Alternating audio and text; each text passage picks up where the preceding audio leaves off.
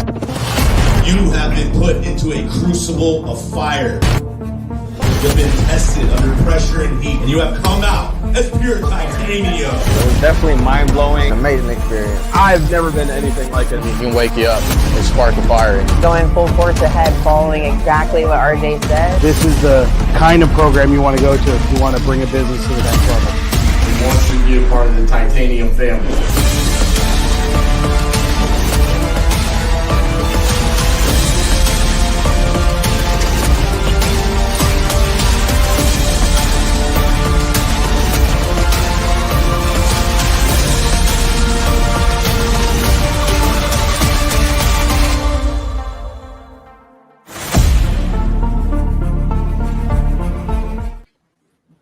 What's up, everybody? Welcome to week number 4, day number 13, Illinois. What's up, Miss Cassandra? Oh, I'm just, I'm excited. Kick off week number 4. Yeah, you're doing Illinois. something over there. Sorry, I'm trying to fix my camera. Illinois, I'm going to be submitting some offers in today for sure. Oh, yeah? So, yeah, I've got the Freeport packet.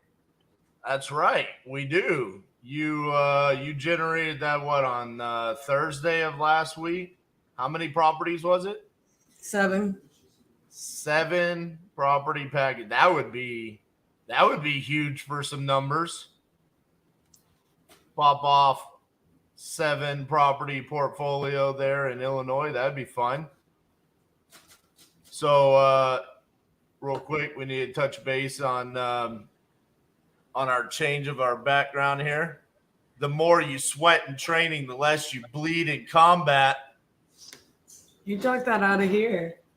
I just realized that. Shall not be infringed. Yeah, it goes with your shirt. We're coming in hard today. Seriously, we're like hardcore. That's every day, though, realistically. You know what else? I feel like I need an energy booster. Yeah, Cassie had a rough night last night, so everybody bear with her today. I'm going to try to take the vast majority of the airtime today so she can rest and recuperate. She had a rough night last night, so I'm gonna drink a gallon of water, and then you're gonna be needing to take care of stuff, I presume. So I'm gonna get it going. I just hasn't quite Monday. I'm normally energy level through the roof. Jonathan says, excited to see this. RJ, you have such a direct approach. It's great to see and learn. I appreciate that. I get that a lot, obviously, from people saying, you're so direct and, with how you handle leads and things like that. Listen, I think some of that comes from the lead sources that we have with the inbound leads, even if it's cold calling. Because of how we've kind of set it up where the VAs are verifying, hey, you do want to sell. What's the condition? What's the occupancy? What's your price? It does allow us to be more aggressive. And as well as with, Lead Zolo and Speed to Lead, which has been huge to our success so far. We'll go over the KPIs here in a second, but appreciate having you here, Jonathan. Jamie, guess what? Port Arthur signed. Yeah, buddy. So the team is going to be reaching out to you, Jamie, this morning. But yeah, Port Arthur signed. Good morning, Randy and Lisa. Let's see. Anna says, there's a chance. You have been saying it all month. Vegas Golden Knights dismissed the Edmonton Oilers last night. And then tonight, huge game 7 for our Dallas Stars against the Seattle Kraken. Would love to be able to see Vegas and Dallas duke it out in the Western Conference Finals. And if so, I think there needs to be another jersey bet. Just saying. Oh man, who would I choose? Let's see. I've got my Jamie Benn jersey. I'm not gonna lie. It would probably be Joe Pavelski for me. Yeah, Pavs is he's had a hell of a playoffs so far. You know, I mean, don't get me wrong. Like, I love so many of our players. Like, love them, but there's always been something about good old Pavs for me. Like, I think it is just he's just something about it. Like, you know, when he got hurt in round 1, they were talking about he's the heart of the team. Like, I feel that. Like, as a fan, I can feel it. You know what's really cool about the Dallas Stars is that Bro, there's a lead in Wasion, Ohio. Sorry.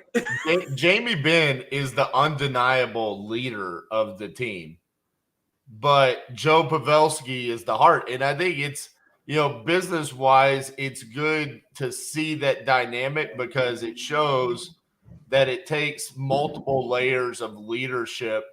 I think you and I have that here at Titanium. You know, I think anyone would say that you and I have a very unique dynamic when it comes to the team. I would say realistically, if we had to break down who's who in our dynamic, I'm Jamie Benn and you're Joe Pavelski. I think I'm undeniably the leader. But you are the heart. You're the person that is there with the team on a moment by moment basis. And yeah, I do have moments. You know, we had a moment the other day where I was talking to the team about the importance of what we're trying to accomplish here with the 50 deals and 50 saves in 50 days. And I've repeatedly said it. This is not. As much as I love you guys watching this and I appreciate the support, this is not for you guys. This is for us. We're doing it for us. We're putting ourselves in a position where you are holding us accountable. We're putting ourselves out there and saying, look what we can do. And that forces us to perform. That's why this was developed from me reading the book Relentless. This is the fourth quarter. This is me saying, give me the damn ball.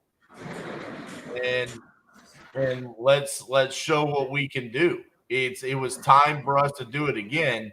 And without Cassie being who she is on our team, I don't know that this performs the way that it does. I mean, going as deep as Cassie making the decision to bring Josh back on the team, essentially right as we started the 50-50-50. I mean, just a great move. And listen, we're literally doing this in real time in front of you guys and showing the good, the bad, the ugly, the everything. So love seeing that.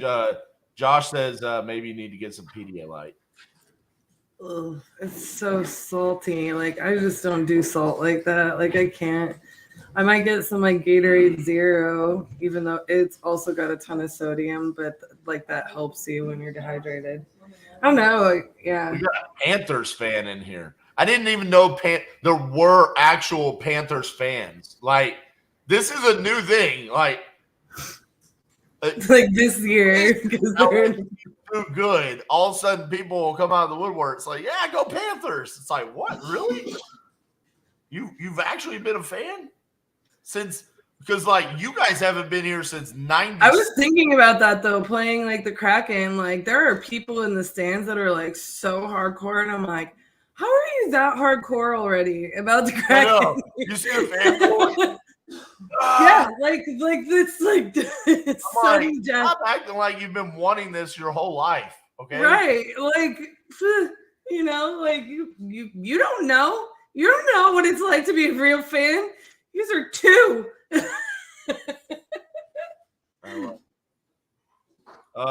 Josh says, how did you guys get into hockey being from Texas? Well, Cassie's from Ohio.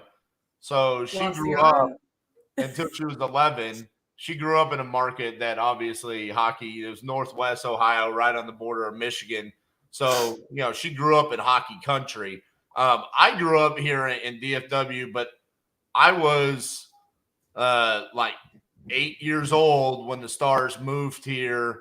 Mighty Ducks came out, Stars moved here. Right? Like you can't be a kid in our generation and not be a hockey fan just from Mighty Ducks. Hi. Yeah, I mean, listen, I started playing hockey. I stopped playing baseball to play hockey. That was a big deal. What's up, Bubba? Good to see you. Hey, Batesy.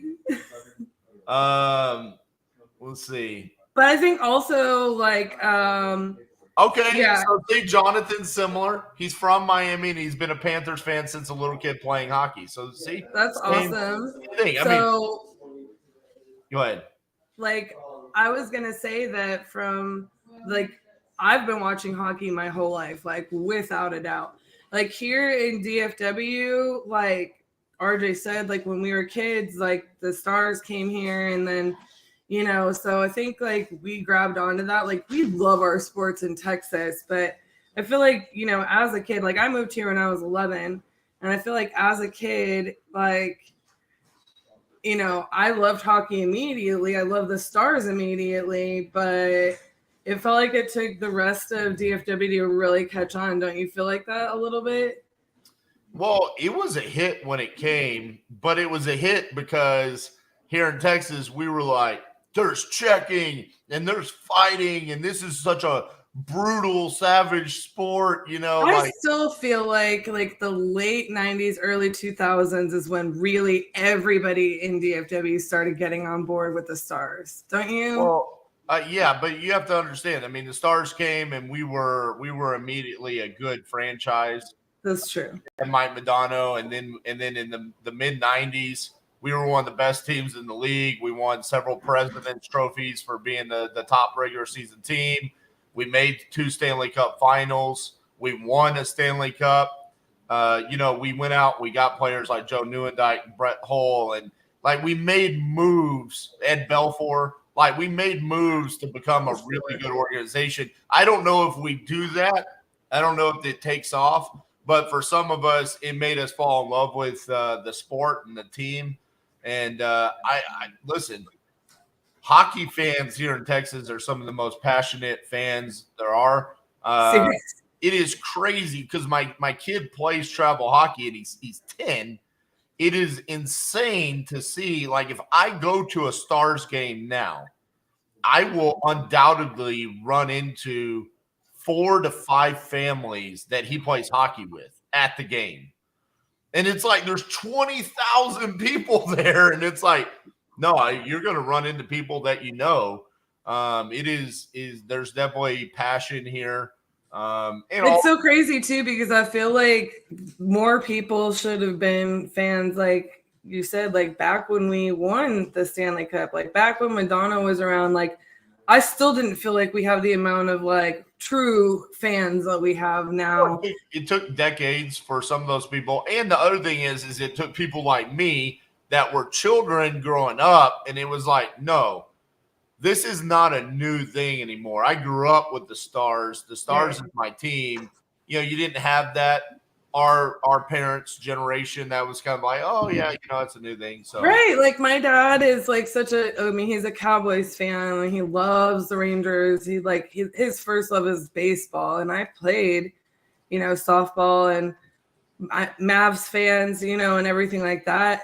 But I think that's part of it for him. But me, I like RJ said, I grew up in hockey country where it's and I'm a Michigan fan, so Michigan hockey is a big deal, and you know what I mean? I don't know. That's where Trinity wants to play college hockey. Go Wolverines. Yeah. So on that note, on a sports note, real quick, I want to touch base on something that happened over the weekend. I just want to proclaim that I called this, okay? Because it is very rare that someone can be so spot on about something where everyone else was adamantly against it. And so I just Hold want on. you to know. I have to say the saying. This is an inside joke. Let it be known.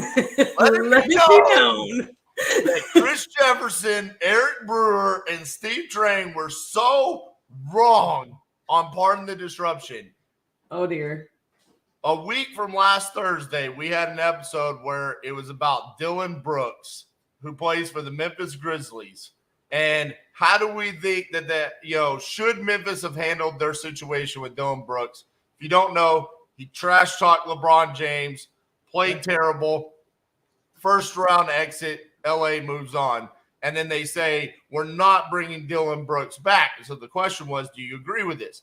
Because of culture and they're trying to change this. I said, if they really wanted to change their culture, they would get rid of the thug John Morant, who went out on IG Live waving a gun around and got suspended for 8 games.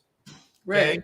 And everyone was like, no, what are you talking about? You can't get rid of John Morant. He's a franchise player. He's a generational talent. No, he's a fucking moron is what he is. And they F-bomb. could have traded him. I said it. The Memphis Grizzlies need to trade him. If they really want to make a statement that they're making a change in their culture, you trade him and you get something. So what does he do? He goes this weekend and he does the exact same thing. He goes on IG Live waving a gun around. Now they've indefinitely suspended him. The league's going to look into it. And he's not going to be able to, they're not going to be able to trade him. Listen, on a business level, you have to understand when you have someone that is a part of your organization that is a cancer, you have to take care of it. Or otherwise, it's going to bring everybody else down. And this is exactly what's happening right now. There are good players on that team. That was a number 2 seed in the Western Conference, and they're being brought down by their leader. The highest paid player on that team is a cancer, and he deserves to be removed from that organization. And unfortunately for that organization, they have nothing. They can't get anything for him now because who would take him? He is a moron. He gets paid $250 million for his contract, and he just can't act like a normal human being. So, anyways, that's my sports rants for today because, it happened over the weekend. Let's talk about our game is at 7:00 tonight, so that's fantastic instead of 8:30. Because let me tell you, I'll doing the 50-day challenge during the playoffs when all our games are at 8:30 at night. Whew. Here's where we stand through 12 days. So you added the 2 that signed this weekend? I did. Through 12 days, 44 contracts sent, 26 signed. I feel good about it because we're closing that gap a little bit. Okay? Yeah. We're closing that gap. Let's go over the numbers here. 13 contracts sent from cold calling, 3 are signed. That's our biggest opportunity right there. 10 of our 18 not signed are from cold calling, okay? We're seeing a trend here. We're seeing a trend that it takes more to get the cold call contract signed. 9 of the 15 from lead solo are signed. I'm really enjoying those numbers because we're going to be able to get a couple of those signed, okay? A very impressive number so far. 6 of 7 from speed to lead. 6 of 7. That is a high number right there. And you guys know I love speed to lead. Been working speed to lead leads for a year and a half at this point, 2 years. Okay, so loves them. 3 for 3 on JV, 2 for 2 on minute pages. Those are to be expected, right? And then 3 for 4 on the brand building stuff. That's for TikTok, Instagram, things like that. States wise, okay, we're just going to go over the contracts that are signed. Okay, we've got 2 in Arizona, 1 in Arkansas, 1 in Delaware. Looks like we've got 1 in Arizona sold, 1 in Delaware sold, 2 in Florida. Okay, both of those still need to be sold. Louisiana, seller finance deal sold. Michigan, seller finance deal, that's going to be sold today. 2 in Nebraska, 1 sold. Okay, 3 in New Mexico. All right, that's a good number for us because New Mexico is a good market. 1 in North Carolina. 1 in Time out on New Mexico. Like during the original 50 deal challenge, we were not a fan of New Mexico. That developed probably last year. And that's why it's important to do marketing. It's why it's important to keep up. Yes. Yes. New Mexico was not good for us in 2020. It Now, wasn't. 3 contracts in 12 days in 2023. 1 in North Carolina, 1 in Oklahoma, 1 in Oregon, 1 in Pennsylvania, 7 in Texas. That's a shocking number because I believe only 1 of those is in DFW. Okay. And then 2 in Virginia. Are you sure only 1? There's the Forney. Yeah. Gosh, yeah, Allen. Forney. So, listen, I am pumped about where we are so far. I feel like it's been just an absolutely great start. To say we're a quarter of the way essentially through the challenge, 25% done. You could say it's not about them, but I will say, like, I love doing this. Even though I'm gonna need a break when it's done, I feel like what we should also do is develop a challenge or like a something that we do after the 50 deal challenge if we don't just extend it. We're not just gonna leave everybody, but do you remember how much fun I made of you after the first one? I was like, you're an addict. I might just stay addicted to it, okay? I mean, who wouldn't be addicted to this? 44 contracts sent and 26 signed. The team's addicted to it. I can tell you that. The morale in here is a lot higher. Everybody's excited. I mean, shit, we got a contract signed on Saturday, and then on Sunday, Justin is texting me at 6 p.m. Hey, are you cool with a $10,000 assignment on this deal? Hell yeah, Bubba, get it done. Boom. Sending out an assignment on that. So I love that. Seeing the energy and the momentum that the team is feeling. It's really been a great start. Now, I will say, I believe we were at 35 contracts sent through 2 weeks. And then we only sent 9 contracts last week. So a little bit of a slower week in the amount of contracts sent. It was a slowdown on that. Mm-hmm. So we were on pace for like 18 contracts a week, and we went down to like 9. So last week was a little bit of a slower week as far as contracts sent. But I still really like the numbers where we're sitting. This week, I'm going to really try to focus on some fresh stuff. I think we're starting to come to a realization on like some of the contracts that were sent out in week 1 that were not signed yet. You know, we've got Ebony in Nebraska, the Chicago deal, Jackson, Mississippi, even like New Jersey. Even though some of them have communicated with, some of them have started to ghost us. Okay. So we got to start writing some of those off. Cassie, I'd love to see like how we can show that on like the KPIs where it's like, yeah, we sent 44, but we know for a fact that like these 10 are not going to sign. Like, for example, Vermont, flat out, we're not doing that deal. So that counts as one of the 44. It feels like we have 18 to go after, but we don't. Right. But then there's like people. So there's a guy who signed and is now trying to like just became completely unresponsive, and I think he ended up getting a higher offer. We already had a buyer in place. But again, we have to do our job on that. Like, we can't just roll over and die because he went and he got a higher offer on it. Especially in that circumstance, on that deal, we gave him exactly what he wanted. It's not okay for someone to do that for us, you know? So Or to us. on our KPI sheet, we have we had calls made and offers made. So yeah, I mean, I feel like we aren't really tracking that on this challenge, so we can definitely track more. Yeah, I think as we go, we just need to evolve the KPIs.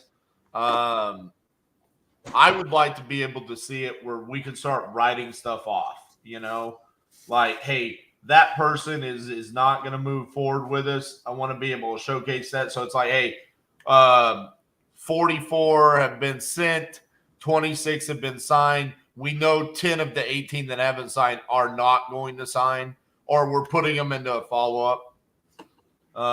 Yeah, Jonathan, you're absolutely right. Memorandum. But one of the things about that is I still just want to have a conversation with the seller to understand, instead of going the route of where it just makes it kind of an awkward process with everybody involved. I kind of just want to hear a conversation with the guy. And so he's like talking to an attorney who he got a higher offer, is what we're assuming, because he's talking to an attorney trying to figure out how he can get out of the contract. Right. And realistically, if he would just have a conversation with us, we might be able to fix that. Yeah.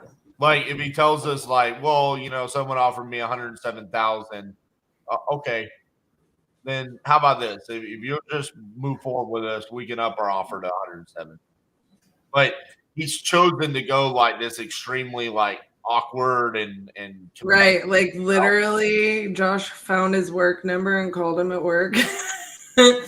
Because he wouldn't answer our calls or texts. And then after he got on the phone with him at work, he was like, I'm not moving forward. I'm talking to an attorney, and hung up on him. Yeah. And then he texts Trent saying, like, I need an earnest money receipt from title. Okay, then ask title. Like, I mean, listen, at the end of the day, we will do what is necessary to not lose that deal.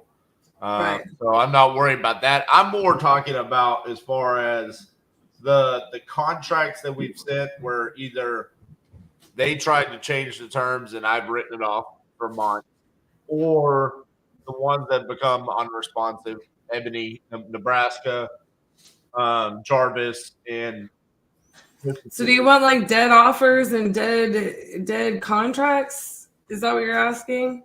I'd say just on offers. Yeah, dead offers. I would like to start putting some there. So we, and also where I would have the ability to put those in like where the team can start following up with them instead of me personally, because I want to change up the phone numbers. We saw that last week where we had you start calling some of them, and then it's like magically they start answering the phone, right?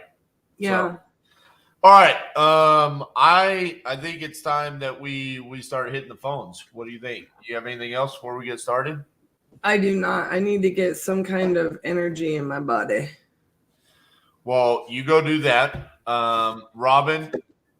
Solid point, Robin. Solid point. Hey, guys, start of a new week. Let's start it off strong. Make sure you like the video. Also, give us a share. You know, put us in a Facebook group or share the video or something to get the word out there. Let's see how many people we get. Let's go give Miss Cassandra some energy. Sorry. All right. Bad, I know. Love you guys. See you in a bit. All right, guys. Let's unveil the Land of Lincoln logo. Bam! That's right. Our Illinois logo is a penny, but It says Titanium Investments of Illinois, Land of Lincoln, and then established 2020. It honestly, it's one of my more favorite logos that we have. I know I say that often. I think this one top 15 logos. I didn't talk about Hawaii as much because I got stuck on the phone early on. That's probably my favorite logo that we have. What's up, Eric? By the way, Eric, we're going to have a serious conversation with Christy today. Sent the contract on Friday. She had some concerns, some questions, and I wanted to save it for the live. So we're going to have to call her today. All righty. Let's get to the phones. Who is someone we need to follow up with? We had offers that we sent out.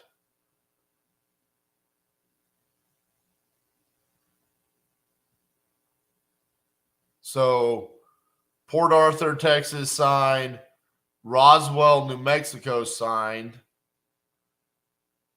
Still don't know anything. I got to follow up with the Highs, Sage, about Columbus, Ohio today. Don't know where we stand on that. But let's call Sharon. This is our sub 2 offer in Maryland. Yes, I'll let you call. I'm Wasion.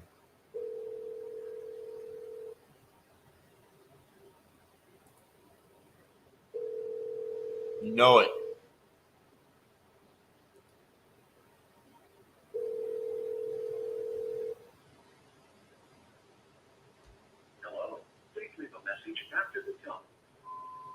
Hey, Sharon, this is RJ Bates calling about the property on Shallow River.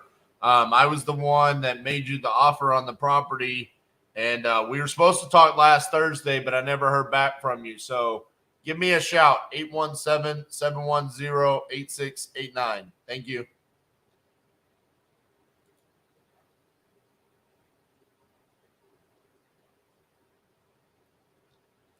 Let's go ahead and call Christy and see if she answers.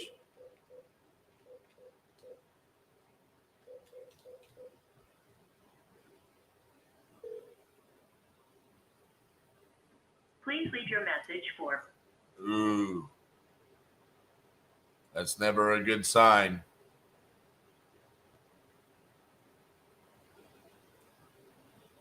Never a good sign when they automatically send you to voicemail.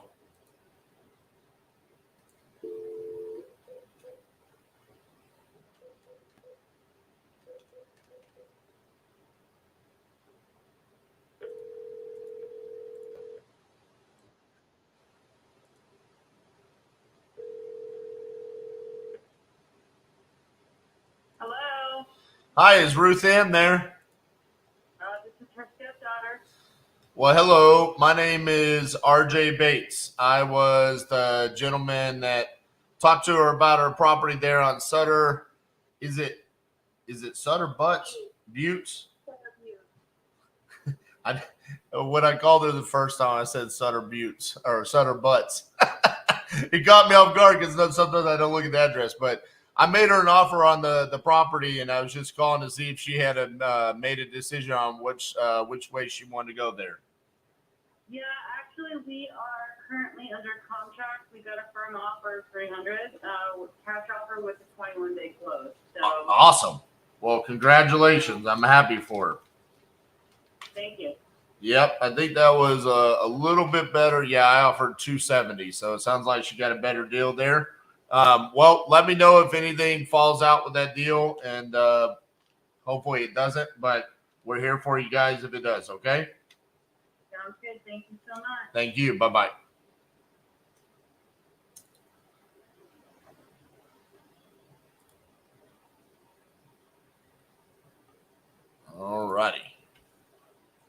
Had a better offer.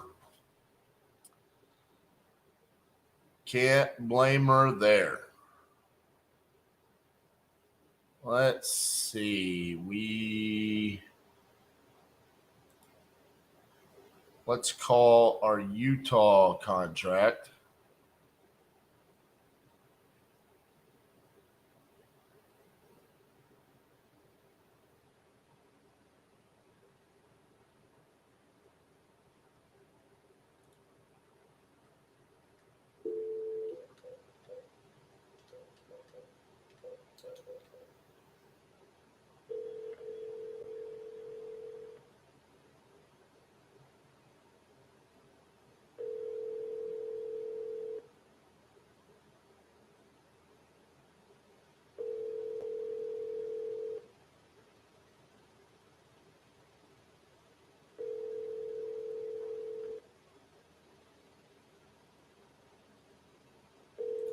Still calling her.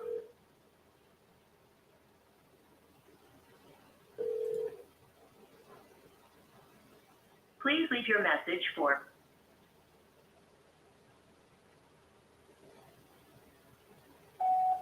Hello, this is RJ Bates from Titanium Investments calling about your property there in Eagle Mountain.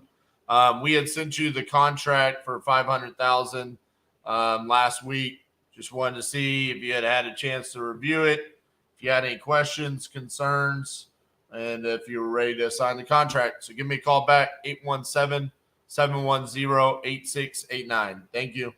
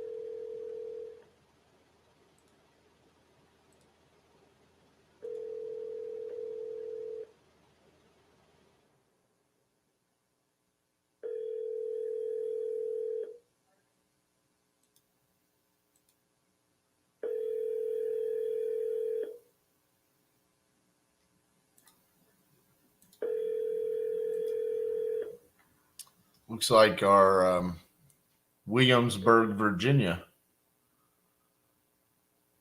is closing. Hi, this is Jerry Harvey. I'm not available to receive your call, but if you can leave a detailed message, I will return your call.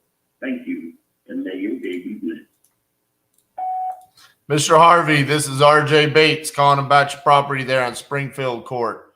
I was the one that had made you the offer for $65,000. Give me a shout back. Let me know where we stand on that. 817-710-8689. Thank you.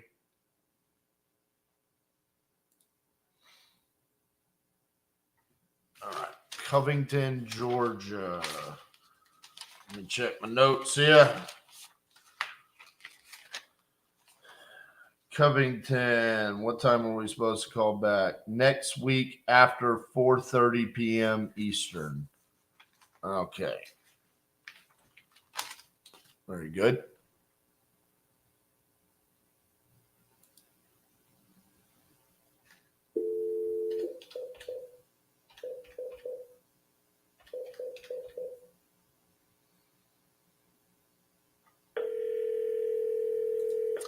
I think sometimes the likes do, but it doesn't show if you're watching. The wireless customer you are calling is not available. Please try again later. Oh, bro. I feel like these people, well, they talked to us on Friday. I don't know. That feels weird that phone did that. What else do we got?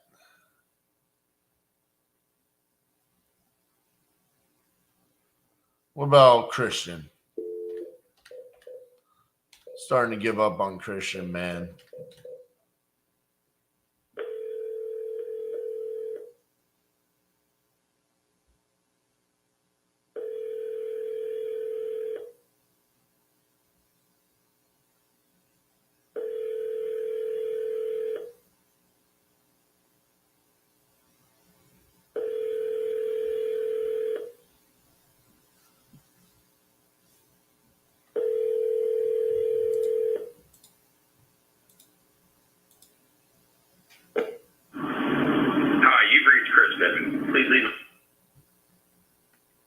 Casper.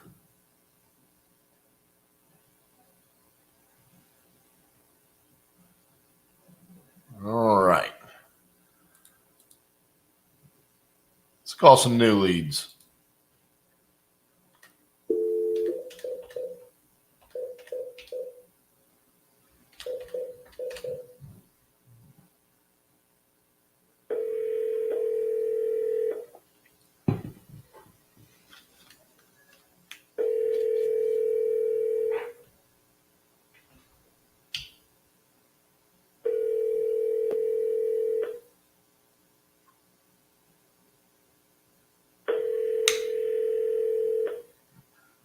Call has been forwarded to an automatic voice message system. 31531 is not available. At the tone, please record your message. When you have finished recording, you may hang up or press 1 for more options. Hi, Emma. This is RJ Bates calling about your property there on Edwards Avenue that you entered on my website. If you could give me a call back at 817-710-8689. Thank you.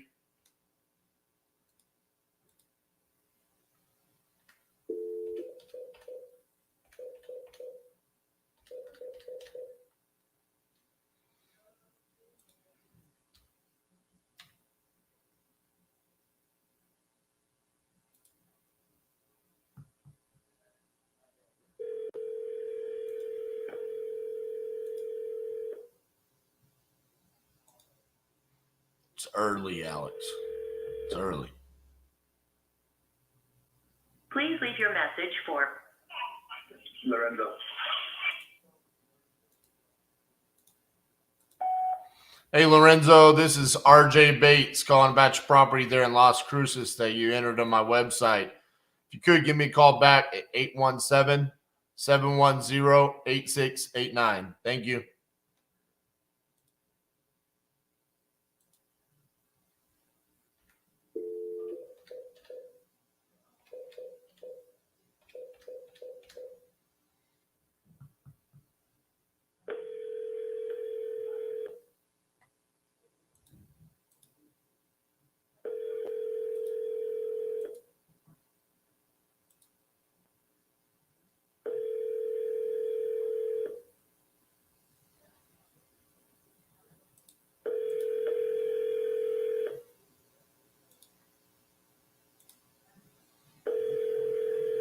Your call has been forwarded to an automated voice messaging system. Aaron is not available. The mailbox is full and cannot accept it.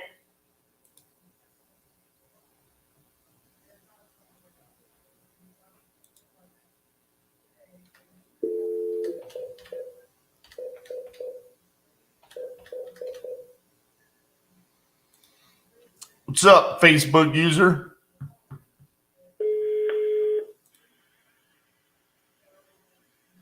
Hello? It's a weird sound.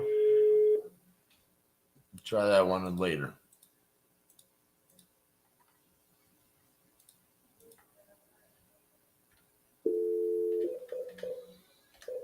Oh, this guy's answering for sure. I can just feel it in my bones.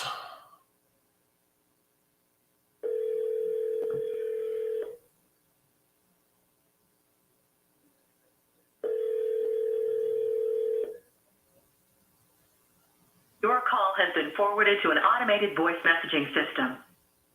33691 is not available. The mailbox is full and cannot accept any messages at this time. Y'all want to know something really weird? I don't ever do this any time in my life except for when I'm live. I don't even know what this is. It's just something weird that I do with my left hand because I got my right on the mouse. You really notice it when you do it for 8 hours a day. Why? What exactly are you doing? It's right on the sternum. Okay. Don't know why.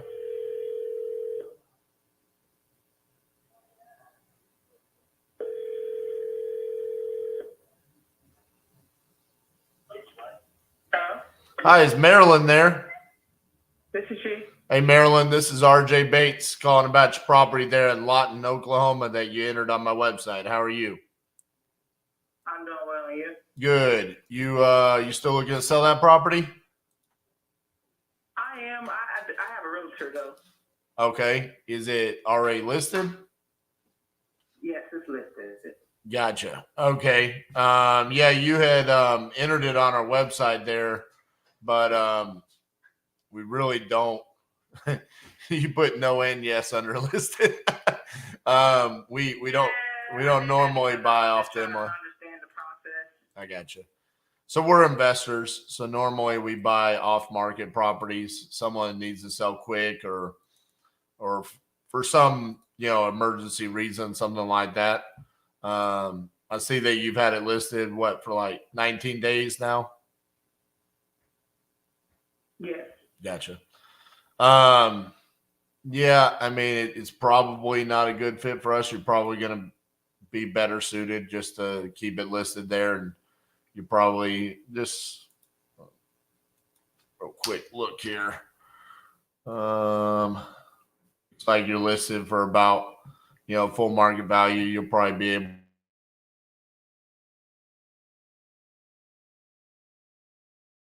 point where you're about to get offers on the property. So yeah, I'll make sure to take you out of our system. But yeah, that's just not what we're looking for. Okay. Okay. All right. Thank you. Bye-bye.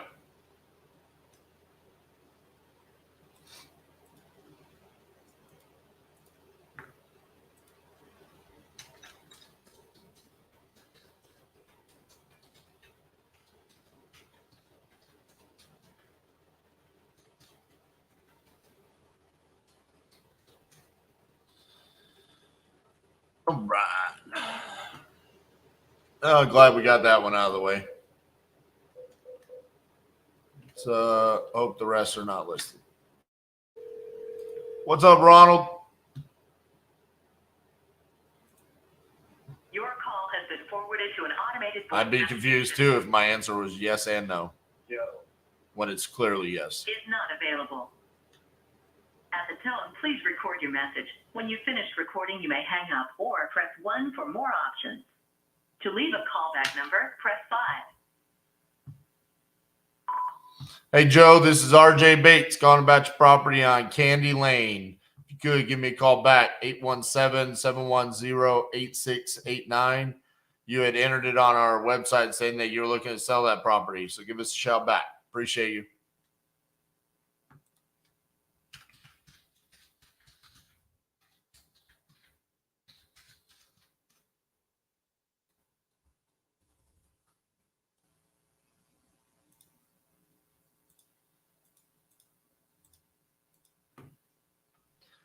Avalanche Drive. This one sounds fun. Come on, Mark. The number you have dialed is not in service. Sweet.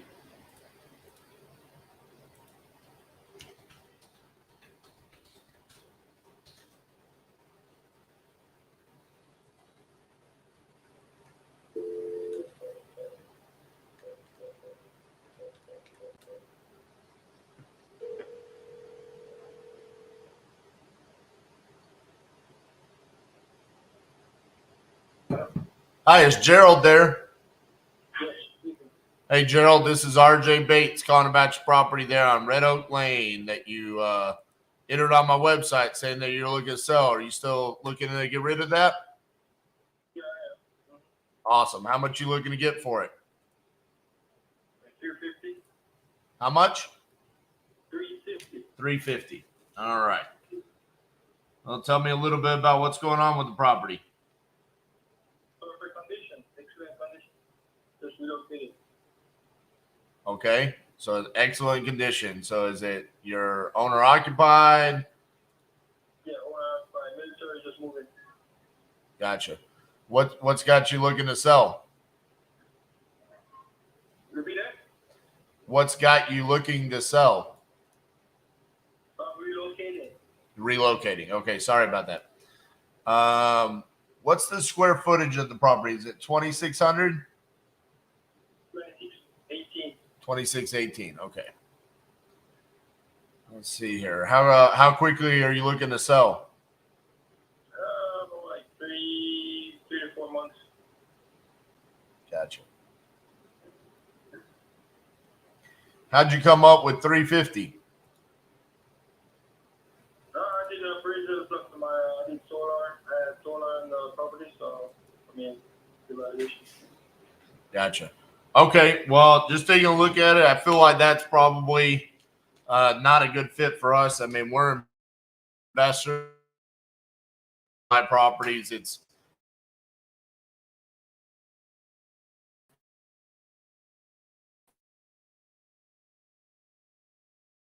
the value is probably a little bit higher than what I would assume, but you said you got an appraisal on it, so I guess that's probably the value. So I realistically, if you were looking to get that much, it'd probably be best suited to go through a realtor or something like that.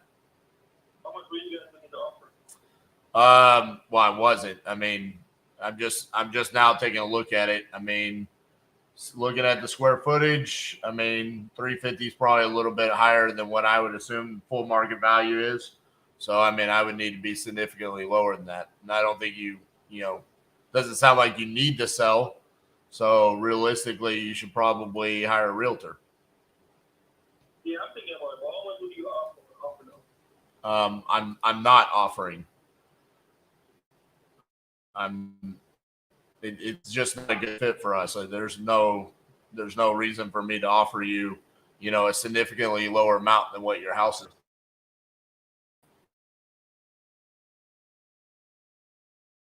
I don't even want to close for several months. So I don't have an offer. I'm military and I'm moving. That's the reason why I'm selling. Understood. But again, like I said, this is not what we do. We don't come in and lowball homeowners when they have a $350,000 house. There's no reason for me to come in and offer significantly lower than what your house is worth. I'm not the right fit for you. Okay, I mean, that's fine with me. That's fine. I mean, just realistically, like off the cuff, it would be like 270. And there's just no reason for you to accept 270. You know what I'm saying? I paid 270 for it, so I mean that's funny. Yeah. Like when I think you could get 350. You know what I'm saying? Like, I think you could get 350 if you hired a realtor. So that's what I'm saying. There's no reason for you to go with me. Who said it. Like, I don't want to be, I don't lowball people. There's just no reason for it. We're just not the right fit for you guys, because we're investors. So realistically, if I were to buy your house, all I would do is turn around and just sell it for 350. And I don't want to do that to you. You know what I'm saying? You're military. You're serving our country. I don't want to take your house and go make money off of it if you don't need me to. It's not a good fit.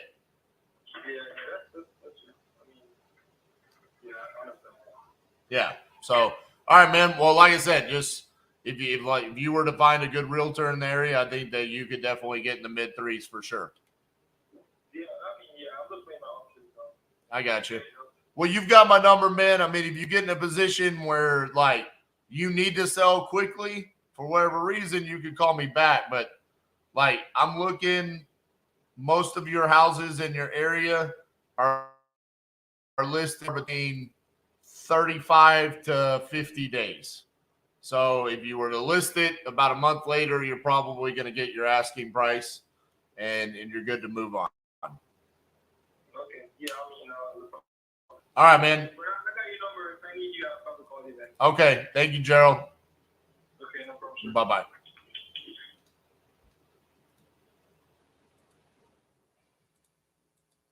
Yeah, man. This house is built. It's like a couple years old. It's in a cookie cutter neighborhood. He doesn't need to sell. Yeah, I mean, he's getting relocated, but he doesn't need clothes for a couple months.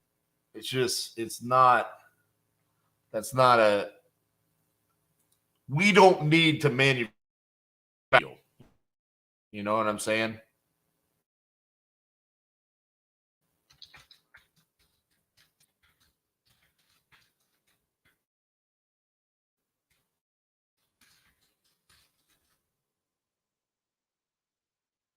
And I don't need to take time on that call when one of these next calls right here is going to be like, hey, I desperately need you guys. You know what I'm saying? Even if I got that deal at 270, I still don't like it.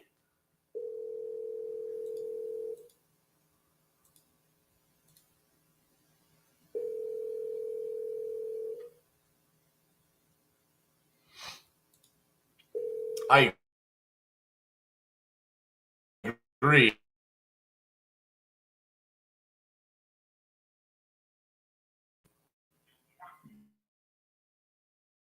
Hello? Hi, is Georgia there?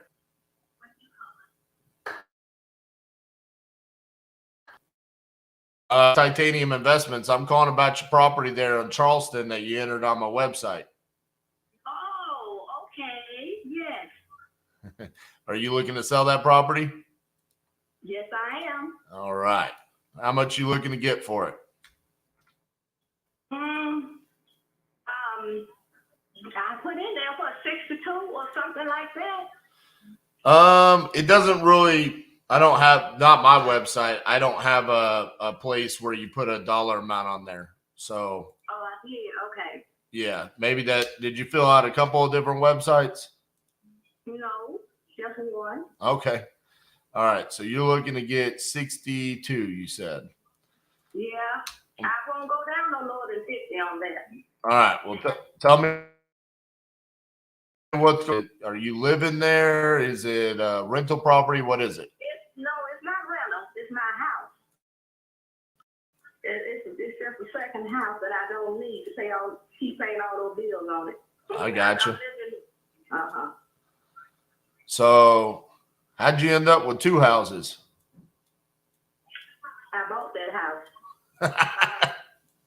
I'm married somewhere else, so that's what it is. I got you. All right.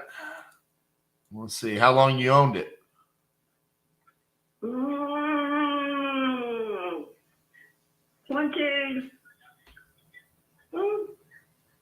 Let me see.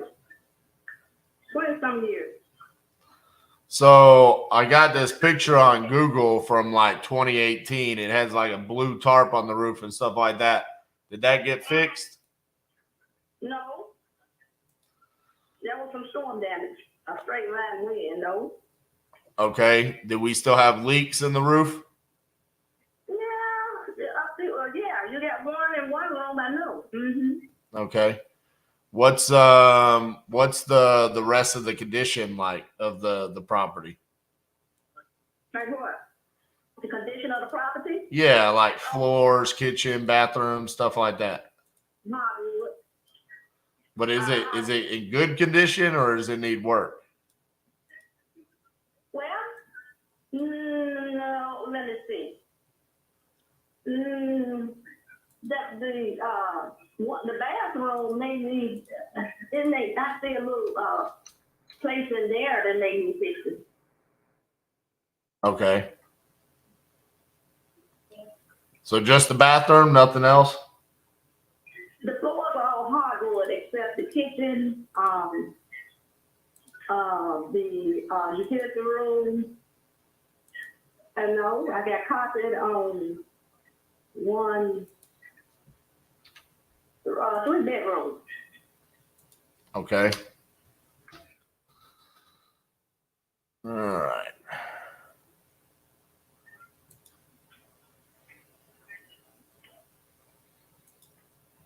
Give me a second here. I'm just looking at some different stuff. Okay, now, by me not living there, I just keep the lights and all that on. You know, I don't want nothing happening to it. So, Right. How long has it been vacant? well, I would go down there from time to time. We live in there, and then my husband. But my husband been dead almost 2 years, and so I haven't really lived in there since then. I don't want to be down there by myself. Okay.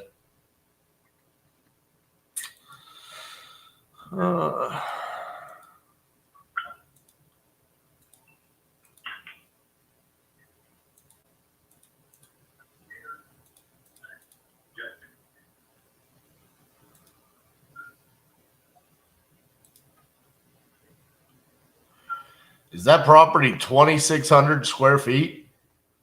Yes, it is. That's the house, but it's sitting on 1.25 acres of land. I know. It's huge. How many bedrooms and bathrooms? It's 2 bathrooms, and I use the room for 5 bedrooms, and the living room and dining room is open. They all combined. Okay.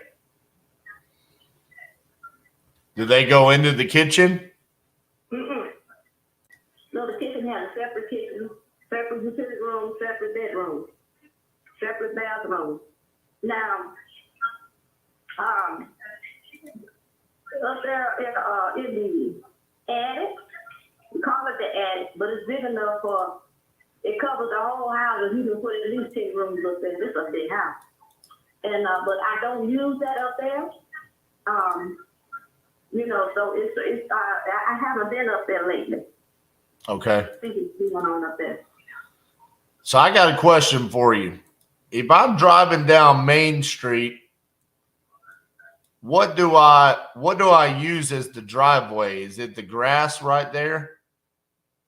No, it's a driveway there. There's a rock driveway in between the houses. Gotcha. Right next to that fence? Yeah. Gotcha. Okay. All right.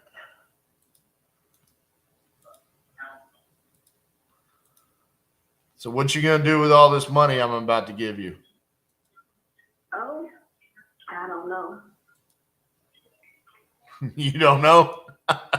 Most of the time people are like, oh, I'm gonna do this, I'm gonna do that. You don't know what you're gonna do with it, huh? Well, I'm playing. Probably pay the bills since my husband passed. But otherwise, I'm sorry to hear about your husband. yeah.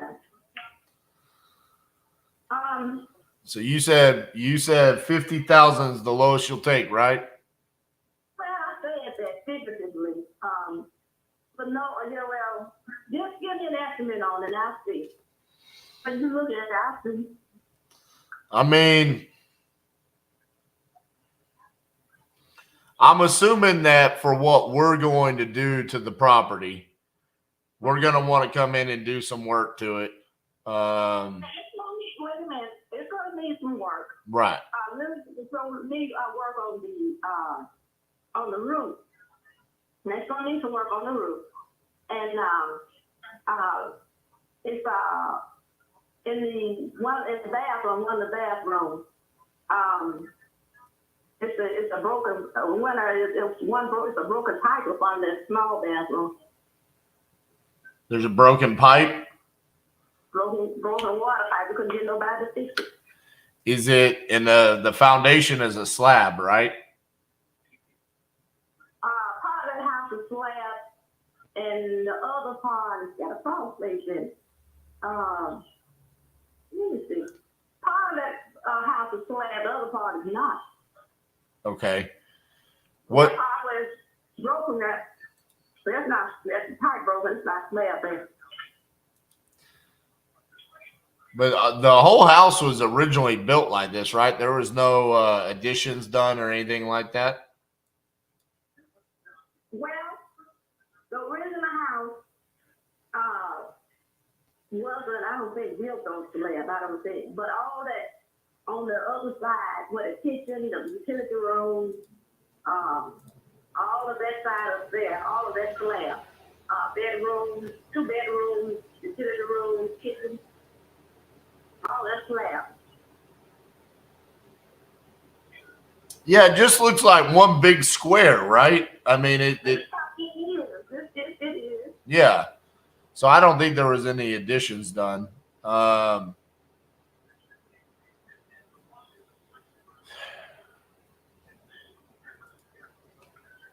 right, let me do some math here. Okay. See what we can do. Okay.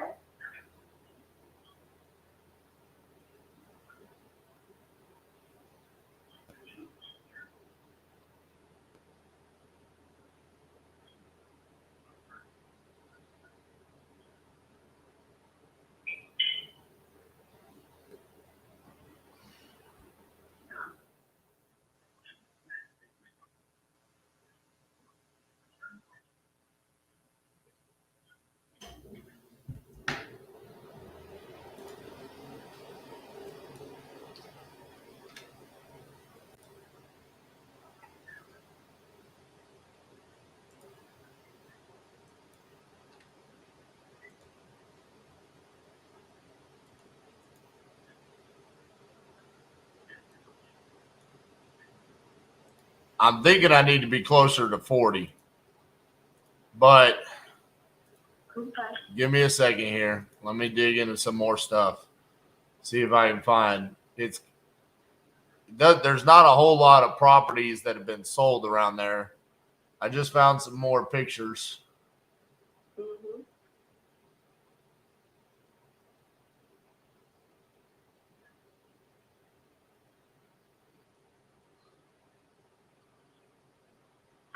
Yeah, I mean, I think what I can do is I think I can do 40,000 cash, no closing costs, no realtor commissions or anything like that. That may be okay. That's okay. I don't care. I just don't need it. All right, so let me see here. I've got .com. Uh-huh. All right. What I'm going to do is I'm going to write you up a contract. I'm going to send it over to you for the 40,000 so you can take a look at it and see if that's something you want to move forward with, okay? Okay. All right, and I'll send that to you right now. Will you have an opportunity to be able to look at that contract? Yeah, I can look at that. I better look at it in probably next 10, 15 minutes. Okay. Give me about 10 minutes to write it up, and then I'll send it over to you, okay? Okay. All right. All right. Thank you, Georgia. Mm-hmm. All right. Bye-bye. Keaton.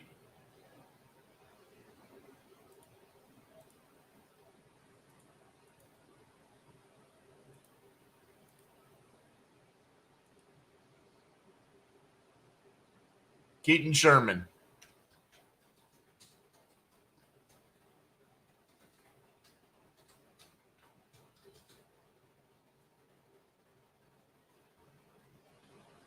That was Lead Zolo in Mississippi.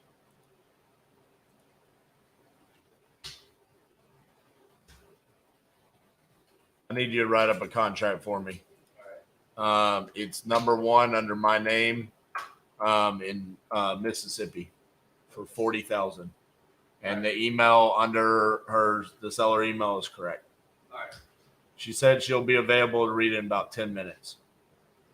All right.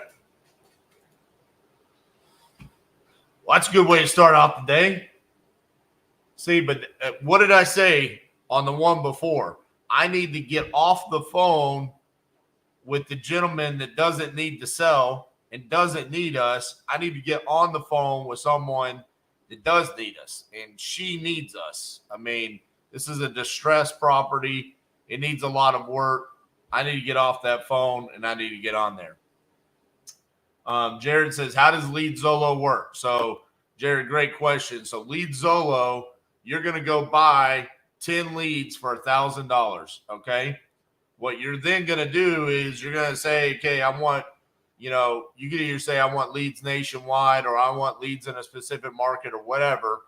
And then they're going to run a campaign on YouTube specifically to generate exclusive leads for you. So I'm the only person that will have that lead. No one else will have it. And so they're going to run that lead on YouTube. She's going to go watch a YouTube video. It's going to pop up. She's going to click on the website, fill it all out. And within 13 seconds of that lead being entered, it comes to you. And now you've got that exclusive lead. And so they're $100 a piece. So, I mean, listen, so far through 12 days and, 1 hour, that's where we've been able to send out 16 contracts. We did the math on Friday. What we've spent so far on Lead Zolo is $13,000. So 130 leads. And we've got 9 contracts. 16 have been sent. On those 9 contracts, if we average, $10,000, $15,000 assignment fees, I mean, we're going to be able to make, $90,000, $100,000 for a $13,000 investment. Facebook user, shoot your question before I get on the phone again.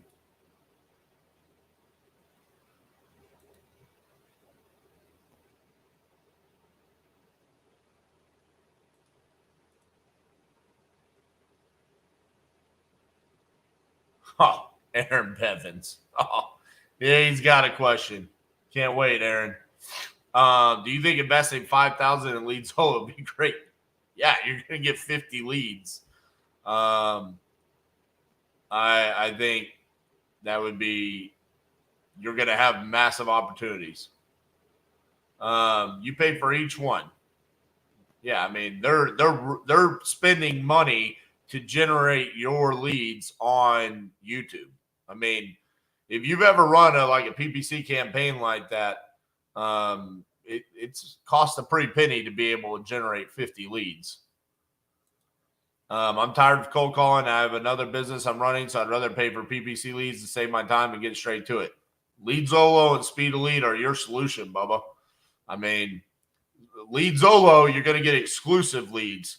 So, for us, over the weekend, we received 34 leads. So, starting my Monday, I get 34 fresh leads that no one else is going to have to be able to go through there and kill it. I want to know how you're generating leads for this challenge. So, it's through cold callers on batch dialer. So, all of our batch leads data, putting it into batch dialer, we're cold calling, right? Do you want to sell? What's your occupancy? What's your price? And what's the condition? And then they come to me.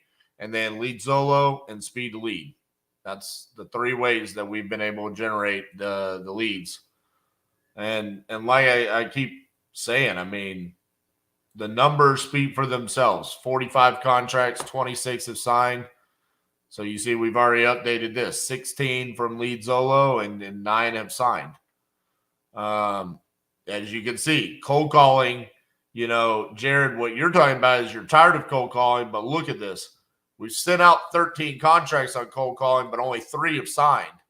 So there's a slower process because you got to nurture those leads a lot more, even when you get the contracts sent. Right? You're coming from nowhere. So it takes more time in that in comparison to these inbound Speed to Lead and Lead Zolo leads. All right, let's get back on the phone.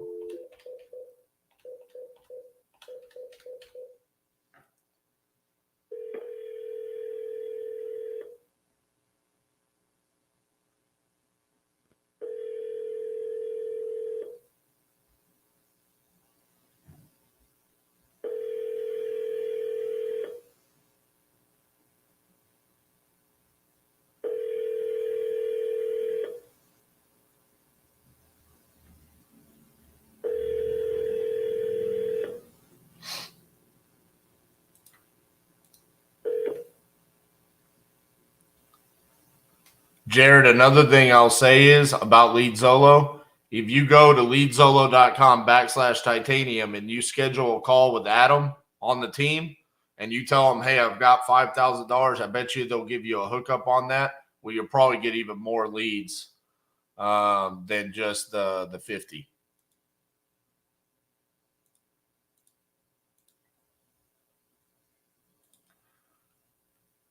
what's your method or process of dispo for the virtual deal? So, well, first and foremost, when we get a property under contract, we're going to go do recon where we're going to get photos. Whether or not the seller can provide those photos for us, or we've got local boots on the ground there, or we need to hire a photographer or whatever, we go through that process. And then we're going to put it on investor lift. If we don't have already a known buyer. So like, for example, Richmond, Virginia, we just called Chris Jefferson and immediately that was sold. The Wichita, Kansas deal called Leon G. Barnes. Hey, we know this is his market. Boom, done. Places like Phoenix, Arizona, where we got a deal over the weekend, we already have known buyers. So we're not having to actively market that on investor lift. But if we don't, there's a deal in New Mexico, Socorro, New Mexico. We have New Mexico buyers, but they're more like Albuquerque, and this is a little bit south. So we're going to put that on investor lift. And then we're going to go in and we're going to find the actual known buyers with high buyer score. So we do an email blast out, but then we're going to sit there and we're going to essentially cold call the buyers. So that's what the dispo team's doing a lot, where it's like, that's how we were able to sell the Delaware deal. Took us about 1 day just to contact the known Delaware buyers with a high buyer score on investor lift and get that deal moved.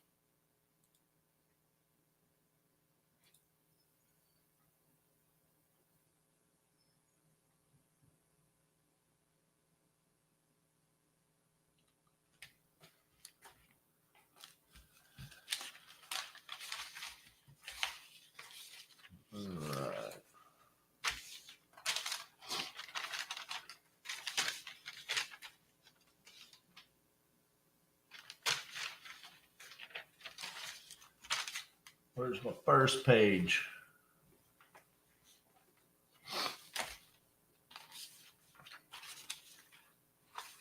Give me a second here.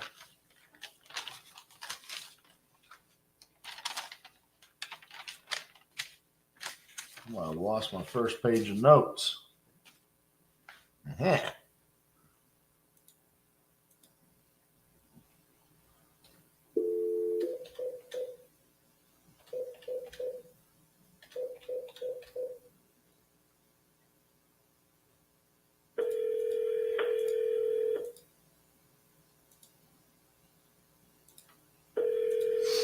Just like that, contract's been sent in Mississippi.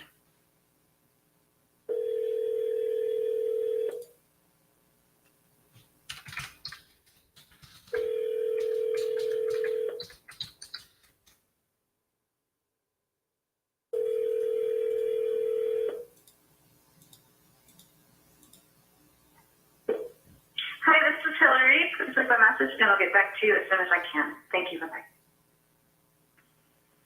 At the tone, please record your message. When you've finished recording, you may hang up or press 1 for more options. Hey, Hillary, this is RJ Bates calling about your property there on Nevada Street.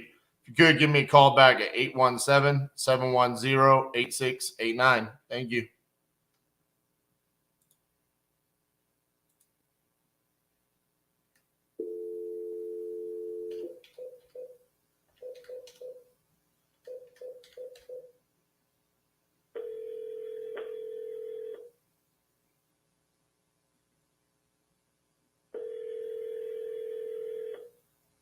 Hello? Hello, is this the owner of 118 Edgewood? Hello? What happened? What did you say? I didn't hear you. Is this the owner of 118 Edgewood? Yes, I do. Hello, this is RJ Bates. You had entered that property on my website saying that you were looking to sell. Are you still looking to sell that property? Yes, I do. Okay. Out of curiosity, how do you pronounce your first name? Oh. Yes. How do you say your first name, sir? First of all, I'm not a sir. Oh. And second, my name is Joe Henry. Okay, I'm sorry about that. It's a little bit hard for me to hear you. I apologize about that. So you're looking to sell this prop. Oh man, I totally fucked that one up. Oh, put it on the bloopers reel. As good as I did on the last one, I done messed that one up completely. Oh, man. I don't know how to say this name. Jogeily. Jogeily?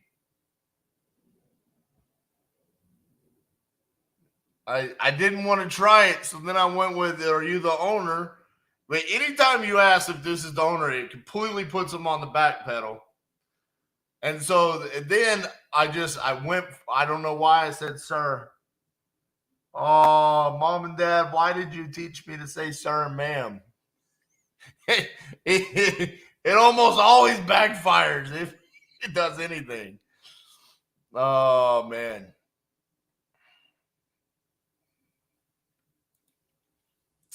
I'm going to need someone else to follow up with that one.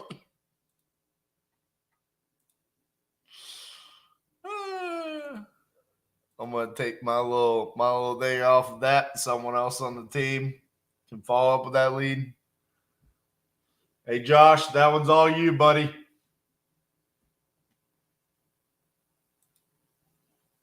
Next lead is Sally. We're good.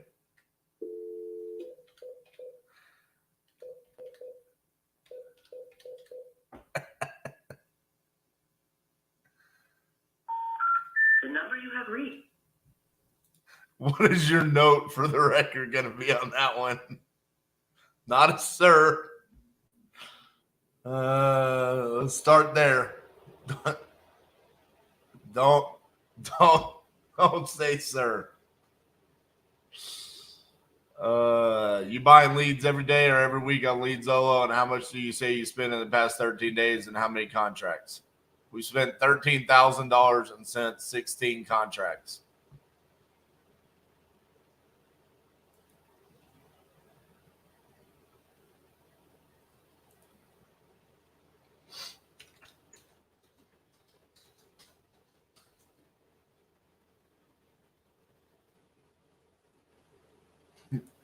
If you guys ever want to know if it's real or not,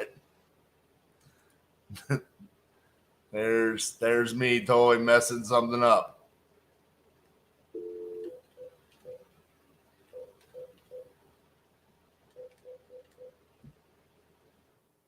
One of the very few moments. I wished I wasn't live.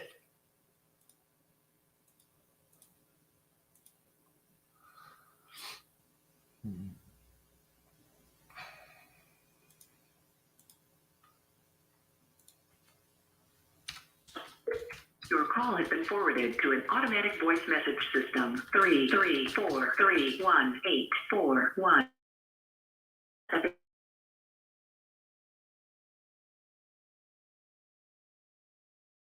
Or press 1 for more options. Hello, this is RJ Bates calling about your property there on Keystone Drive. You had entered it on my website saying that you were looking to sell. If you could give me a shout back, 817-710-8689. Thank you.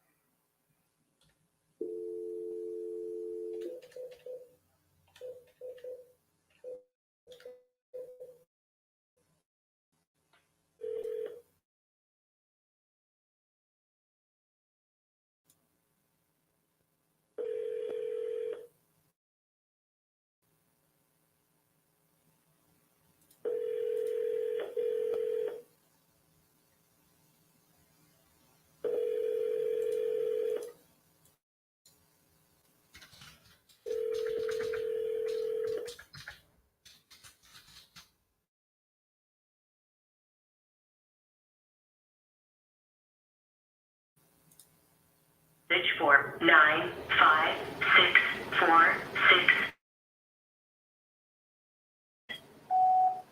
Hi, Melissa. This is RJ Bates calling about your property there in Los Fresnos. If you could give me a call back at 817-710-8689. You had entered it on my website saying that you're looking to sell that property. So give me a holler back. Appreciate you.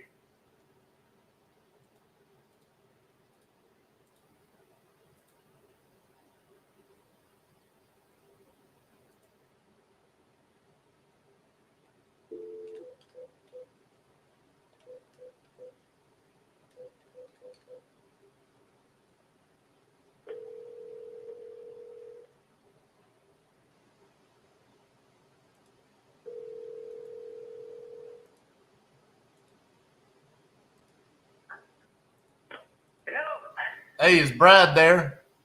Yes, Brad. Hey, Brad, this is RJ Bates calling about your property there on West Shore Drive. How are you? Not too bad of yourself. Pretty good. You still looking to sell that property? I sure am. Awesome. How much you looking to get for it?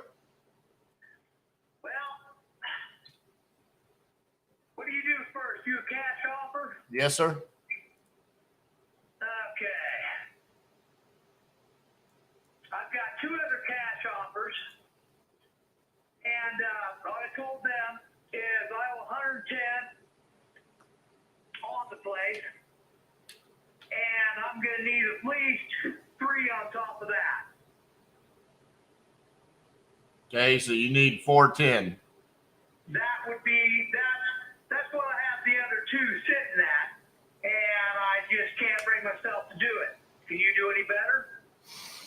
Well, why can't you bring yourself to do it? Because that's just a little bit too much. So I'm a little bit more patient. I can put another $70,000-$80,000 in my pocket. And driving 120 miles just to clean it so they can show it is a hassle, but it's not $80,000 hassle. I agree with that. So if I can get this up to 450 or so, then pretty much I can be talked into it. But at 410, that's just too much profit. Being way too much profit, I'm losing. Right. Especially with the turnkey property. Turnkey, what? Just south of 4,000 square feet. 4-bedroom, 3-bath. Is that correct? Yep.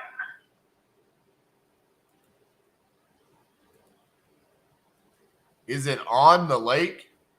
Yeah, oh yeah, it's on the lake. It's on one of the biggest lots on the lake. It's the biggest house on the lake. We have Missouri River access and hunting access down here too. I built it for retirement. I'm a contractor. Right. Then my wife died, and I moved out to the farm, back out to the farm, and I'm living out the farm, and I just need to get rid of it. Paying too many bills at one time. Understood. Let me ask you this. The people that offered you 410, were they investors or were they going to take this down and like use it and live in it and like enjoy it? No, they were investors. One of them's Rocket Mortgage and the other one is, what is it? I can't remember. Rocket Mortgage or Rocket Home Buyers? Rocket Home Buyers. You talking Michael McDonald? Yeah, I think, no, I'm talking Shane. Yeah, they're good guys. I know them. I'll be honest with you. If they're offering you 410, they're the real deal. They perform. I've known them for probably 3-4 years. Looking at the property value, I think if you really took the time, you could probably get closer to 500 like you're talking about. I think the problem is you're not going to get that from an investor. You know what I'm saying? Yeah. Because an investor's looking at it, you got one that's active for 530, you've got one that sold for 515. not quite as big as yours, but the problem is there's nothing as big as yours. So you kind of get to a certain point of, is someone really going to be willing to spend more just because yours is bigger? You know what I'm saying? There's kind of like a cap at what the value is. Realistically, I mean, Rocket Home Buyers at 410, that's a pretty good offer from an investor standpoint. Like that's more than what I'd be willing to pay. And like I said, I know them. They're good guys. They perform. I would seriously consider working with them over whoever the other person is. But I think if you wanted to get closer to 500, you're going to have to do something like list it yourself, for sale by owner on like Zillow or something like that. Well, I've got it listed with Nebraska Realty right now. On the MLS? I've got it listed, yeah. I see. It's not showing that. But I made sure when the realtor come down here, I told him, okay, now I need you to write up a second contract that if I want to sell it, long as it's not pending, that there is no time limit for you. Right. I can sell it anytime I want to anybody I want, as long as you don't have it pending. Gotcha. And they signed that for me. Yeah, I see it now. So you got it listed for $599. Yeah. Gotcha. And I've had quite a few people through. It's just I'm just keeping all my options open. Gotcha. All right, man. Well, like I said, not a good fit for me, but Rocket Home Buyers, good people. I'd seriously consider working with them. All right. All right. Thank you. Appreciate it. Bye-bye.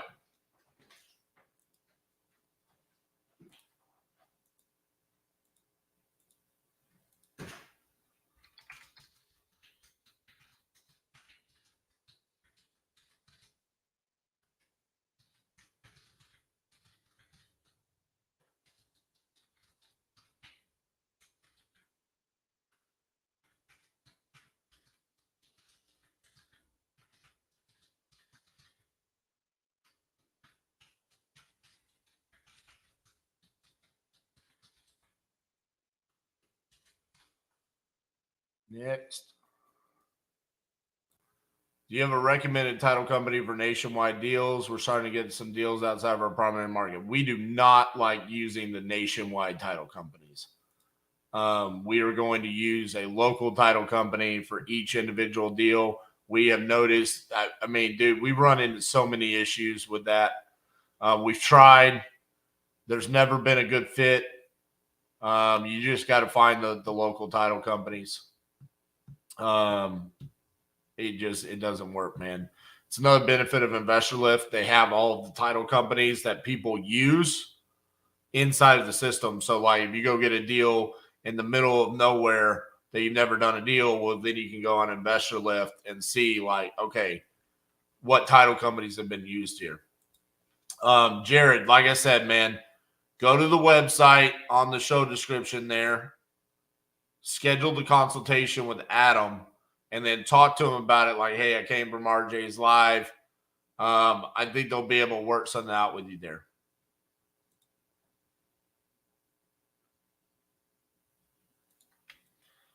Well, this guy's name is Atlas.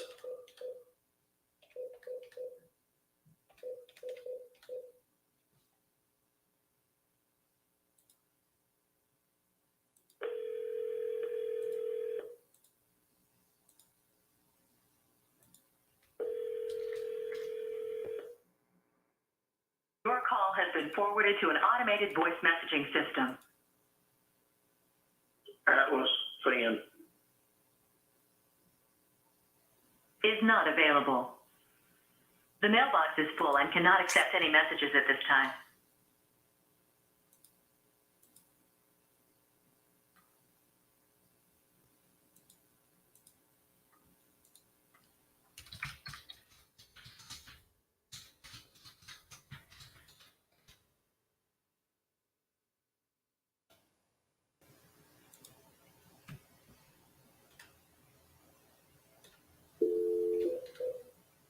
Oh, hold on. Someone call me back. Call back, said she has a tenant in there and wants to sell within 3 months. All right, Hillary.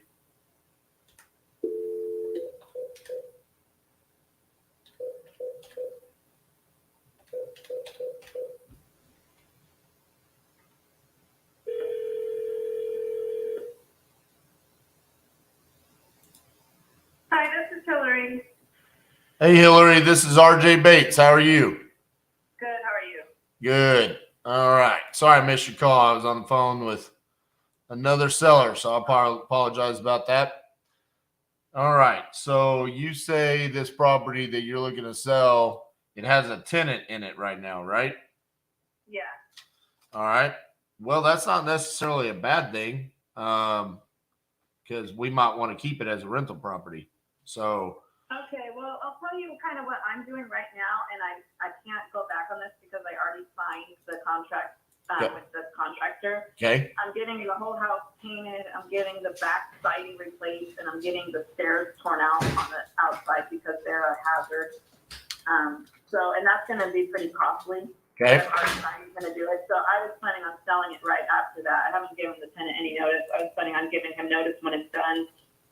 It'll probably be done in July, so I was going to give him a notice of 30 days and then have him out so the house can be shown. But it might be different if what you're saying is that the tenant could stay in there. Yeah. I mean, depends. If he's paying like $400 a month, probably not. But if he's paying a good amount, how much is he paying monthly? He's paying $900. All right. And how much were you going to, well, let's do this. How much would you, well, you said no matter what, you're going to do those repairs because you already signed a contract, right? Yeah. So how much are you going to want for the property after those repairs are done? I'm going to want 170 because I've also done a lot of other things. I put a whole new central heating and air in it before I rented it out. I put all new flooring in it, had the whole inside painted, and all new appliances, stove, refrigerator, washer and dryer. So I put a lot of money into it. Right. Yeah. So what's got you wanting to sell it?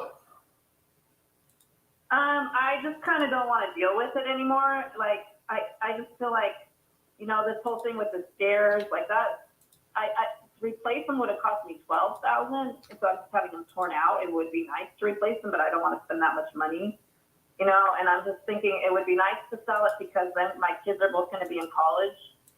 I can use that money. I won't have to, pay off all the debt I have. I've built up some debt from this stuff. And, right. And then I'll actually have the money I make from it to help put them through college and less debt. So I'll have less debt, plus more savings, You ever looked at this property on Google Maps before? I think I have, and it's an older version. That's way before I even had it because it's a totally different color.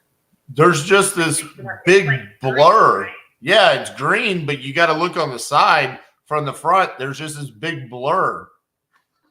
But no matter where you're looking at it, it's like I can't see the property. Wait, let me see. I could send you some pictures, although right now it's not looking great because of the paint coming off, so that's why I'm having it painted. Okay, but I was just trying to figure out what stairs you were talking about. So you're talking about these concrete stairs right here on the side or in the front? On the side, you see, it's hard to kind of see that. If you look on Zillow, can you yeah. see the Zillow one? Yeah, I can do it. If you look on Zillow and you look, there's not really good picture of those stairs, but if you look at like 1, 2, 3, 4, the fifth picture down on the right side, yep. You can kind of see, okay, so you see the stairs coming down from the side door there, the kitchen door, that's the side one. Yep. There's like the leveling off there and there's a door beneath it. There's some cement stairs between those two levels there. So that's what you're getting rid of. Yeah, because the erosion has made the stairs all uneven and they say it's a hazard. So instead of putting new ones there, which they said would cost me $12,000, I'm just tearing them out. And then they're going to replace some of the cement on the stairs that are still there that will remain that patio to just make that really stable. Oh, yeah. You've made this place a lot nicer.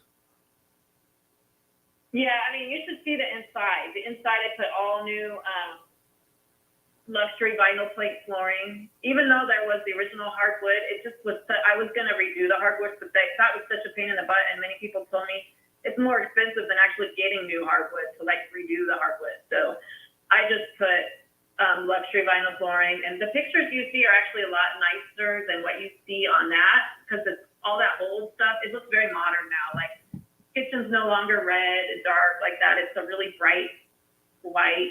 Everything is very bright now. There's not that kind of weirdish older brown color that used to be cool. It's all, you know, the lights are all modern. There's bright white paint everywhere. New appliances. It looks a lot better than even these pictures do, except for the outside. So the outside, like I said, is getting painted because now that paint's starting to come off. Gotcha. All right. Give me a few seconds here. Let me see what I can find. All right.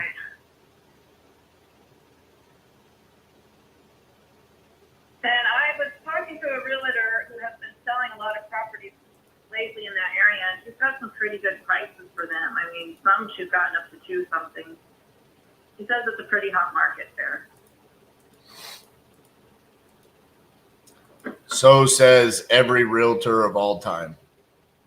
Yeah, well, actually, the reason I called her is because I noticed she's had a lot of sales lately. Right. She's got a lot pending, and I'm surprised by the prices she got. I was like, oh, wow, she's getting some pretty good prices out there. I look on realtor.com and see what's pending, and Right. it just happened to be her that has the expensive pending one. So that's the person I'm talking to in case I do use the realtor. Yeah, I mean, realistically, that's what's going to get you the most amount of money. Like, especially if, like, from this perspective, looking at it, you've already done the work to it. I mean, you're going to do even more work to it. So it doesn't need another investor to come in from that perspective, right? And then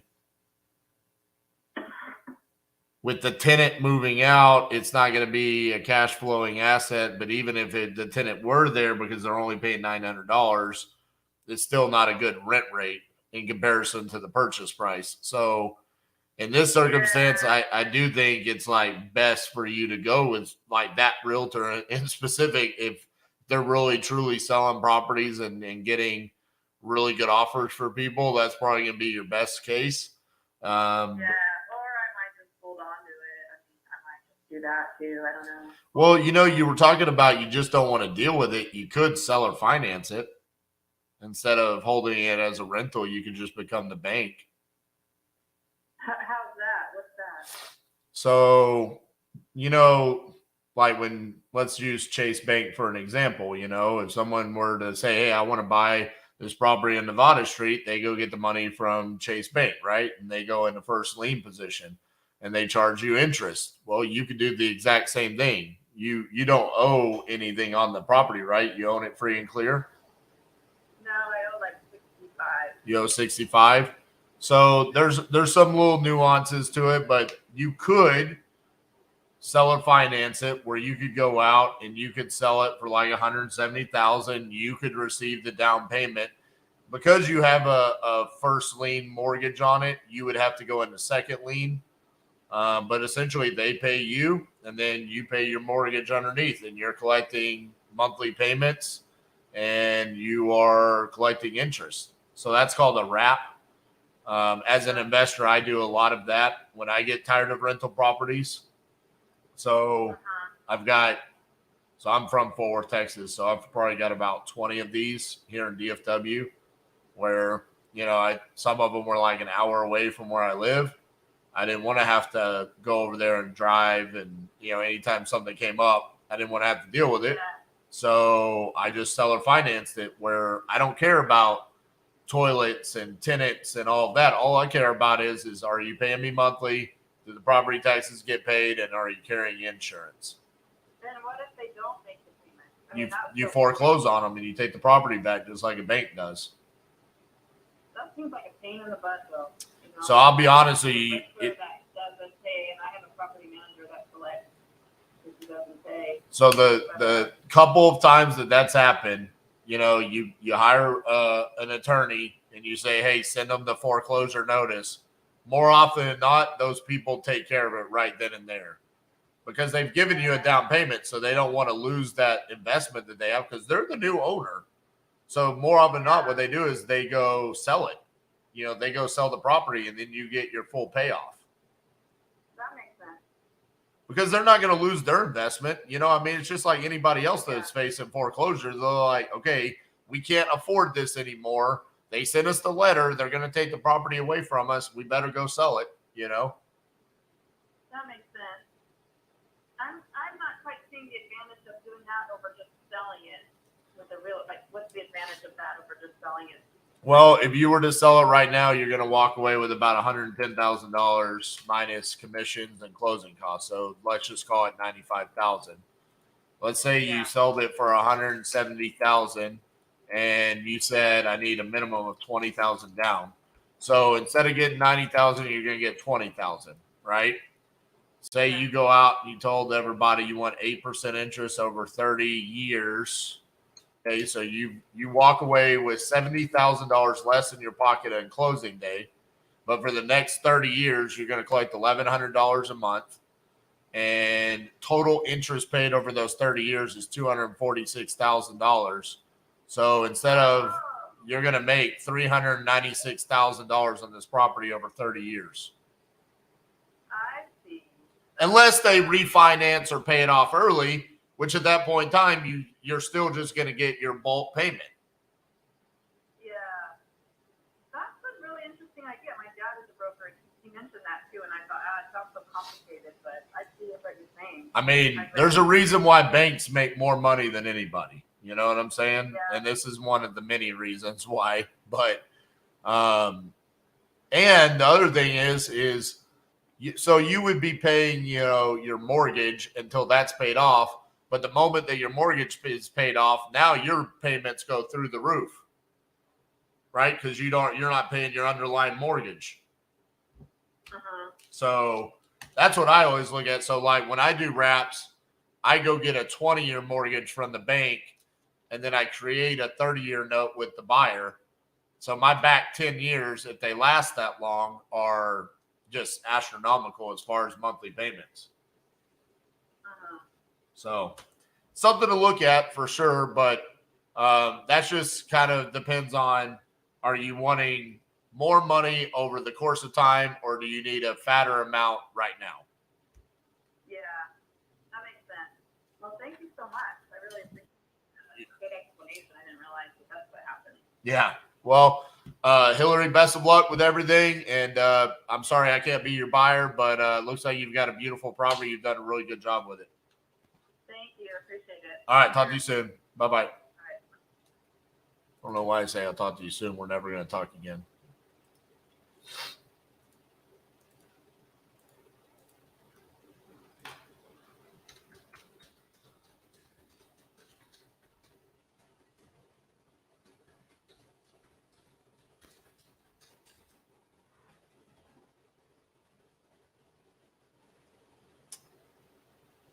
Next.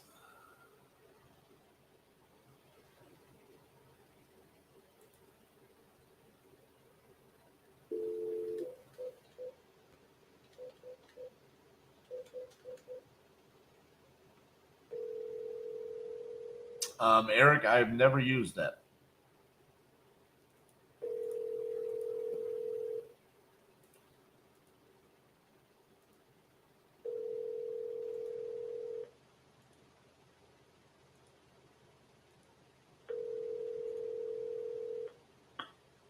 Your call has been forwarded to an automatic voice message system. 5042.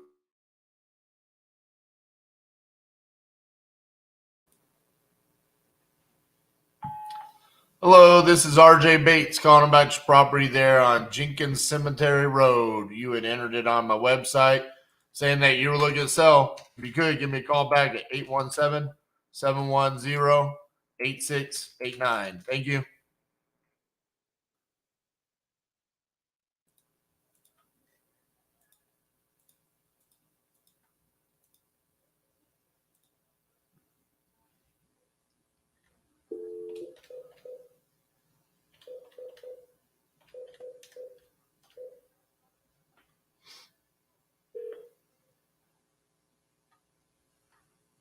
Please leave your message for 7165336.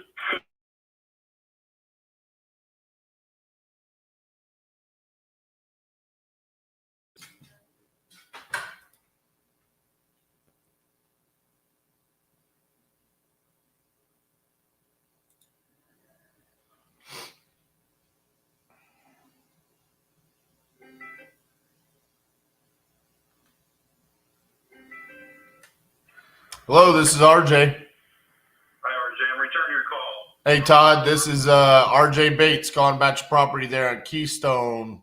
Are you looking to sell that property? I am. Awesome. All right. How much you looking to get for that? Well, we spoke to a realtor friend of ours. We haven't signed any documents yet.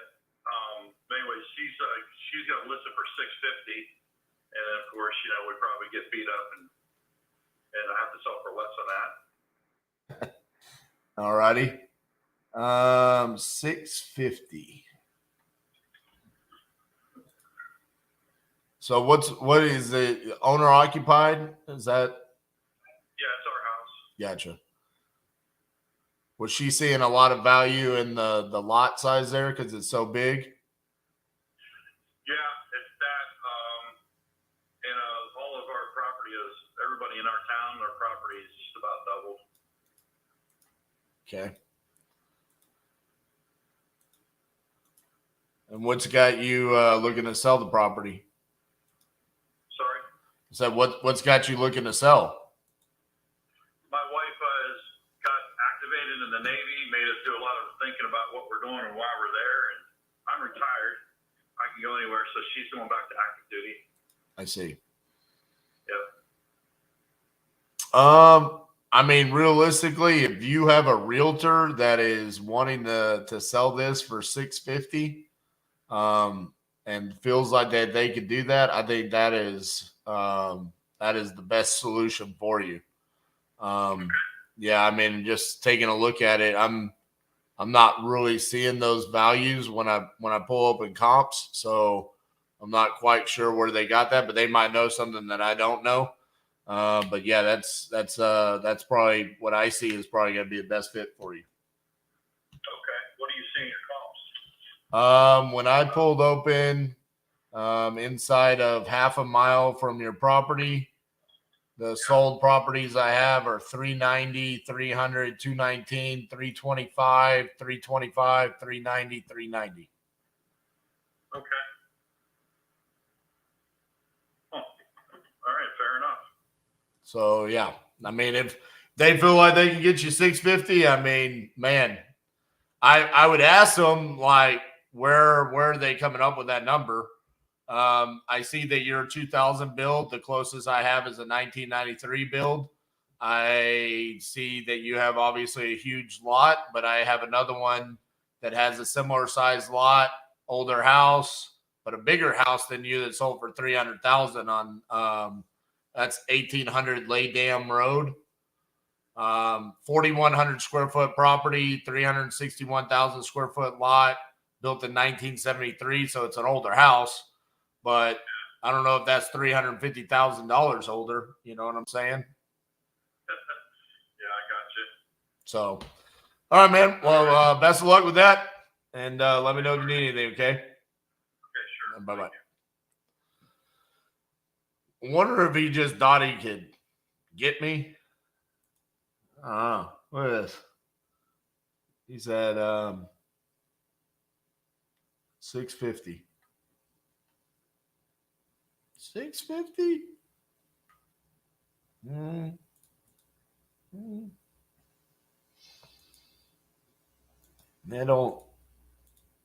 don't pass the smell test. Seller wants $350,000 above retail.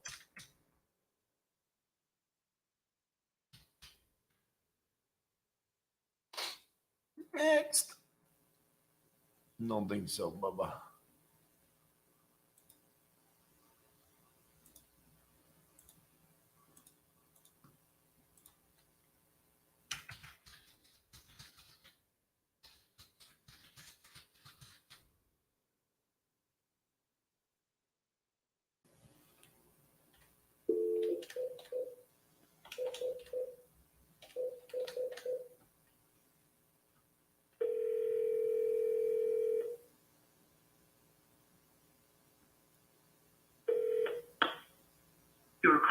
forwarded to an automatic voice message system. 219743.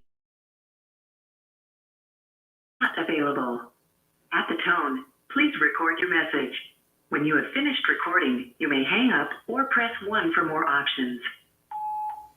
Hey, Tracy, this is RJ Bates calling about your property there on Maple Street. Could give me a call back at 817-710-8689. Thank you.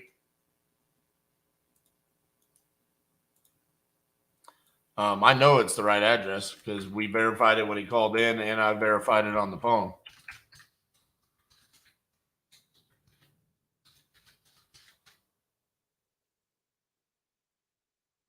What is this hogwash? Come on, Georgia.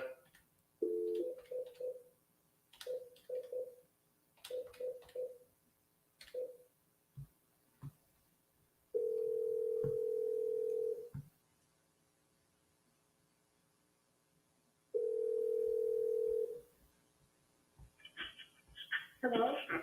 Hey, Georgia, it's RJ. Uh-huh. What happened? I got scared. And I just changed my mind. I don't know what I'm doing. What do you mean? I ain't never sold no house before. I don't know what I'm doing. So I changed my mind. I told you I got scared. Well, I could explain the whole process to you. So what are you scared about? You scared about just losing your property or what? Yeah, that. But I also, the other thing, I got a house full of furniture there. And a lot, and so, you know, I have to have time to move around. Which we can give you time. And clear all of that out. I had to get down in Georgia. And that's in Mississippi. And so, you know, I was looking at the lines, deadlines and stuff.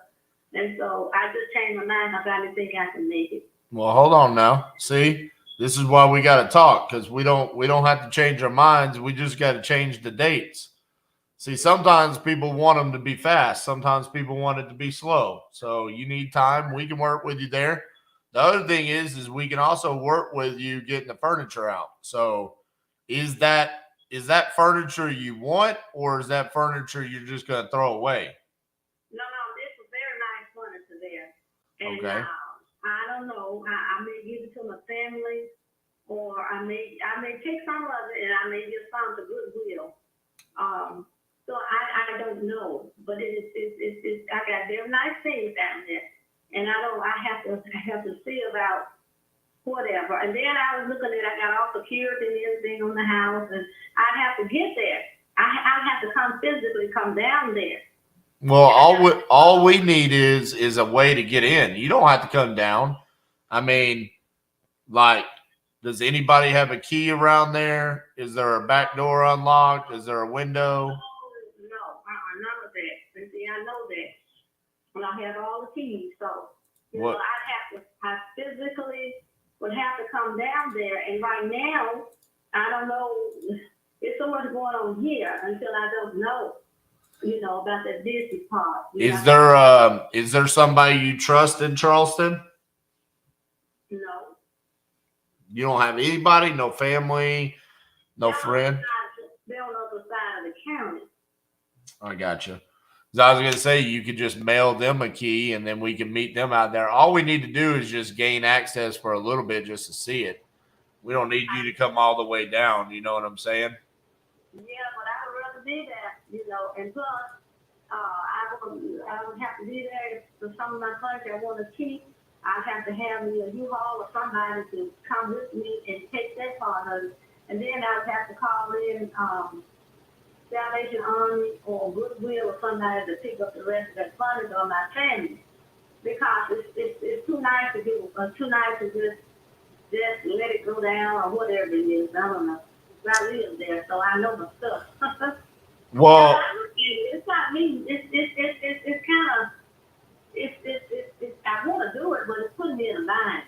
Well, here's the thing. It doesn't have to put you in a bind. We don't want that's not what we do. What we do is we offer solutions. So we want, like, the difference between us and like going through a realtor or somebody like that is is we understand your scenario and we want to be a solution where we can help you. So in that case, like even I'll give you an example, Georgia. We had a young lady that owned a triplex in the Bronx. Okay. She said, I want to sell this to you. We came to an agreement on a price. She had family members that lived in Florida that got hit by a hurricane and it wiped out their house. Yeah. So the family members moved from Florida to her triplex in the Bronx. So she called and she said, I need to cancel the contract. Well, we said, well, hold on. Why? And she explained to us. So we just extended the contract out for a year. And then when her family got their house fixed, they moved out. Guess what? She didn't have to go find whoever it was that was going to buy her house. She still had us. And then we were able to close on the property. Same thing here. It doesn't need to be done in a short time frame. If you need time to get down there, you need time to remove your belongings, you need all of that. We can make this, and also some of the things you're talking about as far as like finding someone to help you move. Maybe that's something we can help you do. Maybe we can help you get the belongings moved out or get some of the belongings that you are just going to give away. You can leave those there and we can take care of those. There's a lot of different things that we can do, but when we talked originally, you were talking about, hey, I need to get rid of this because right now I'm paying on 2 different properties. You got electricity on and things like that, you know? That is true. That is so true. And all of that, what I told you was true. So I don't want you to feel like just because I sent you over a contract and it has dates on it, all of those dates can be changed. Everything that you're talking about, we can help you with. I've got an entire team of people that their entire job is to make sure that this process goes down smoothly. Okay. I tell you what, give me about 2 or 3 weeks. And I got too much going on here. I've got so much. I mean, you know, when you lose a husband, it's so much going on here. And so I'm indecisive. I want to sell it, but I'm just indecisive because of time frame of other things going on here too. And so give me a little time. Give me about 2 or 3 weeks to see if I can make my mind up. Okay. Please contact me. Okay. I'll call you in about 2-3 weeks. Okay. Okay. All right, Georgia. You have a good day. Okay. Okay. Thank you. Bye-bye.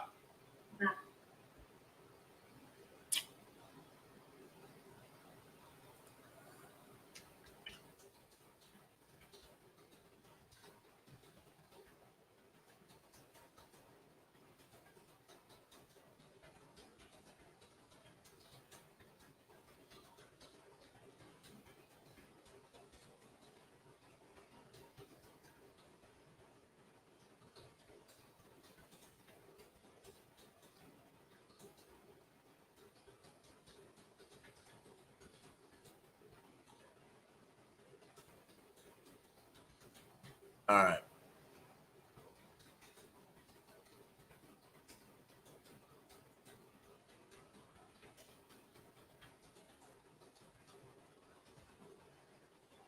Well, not necessarily how I wanted that to go down, but maybe we'll still be able to help her.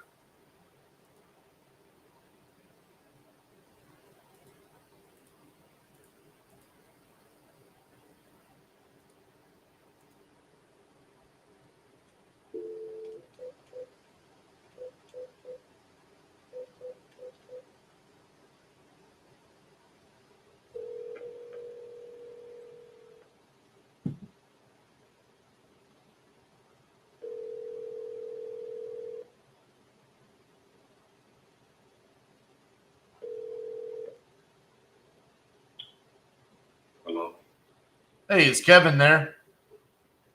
this is Kevin. Hey, Kevin, this is RJ Bates calling about your property there on Singingwood Drive that you had entered on my website.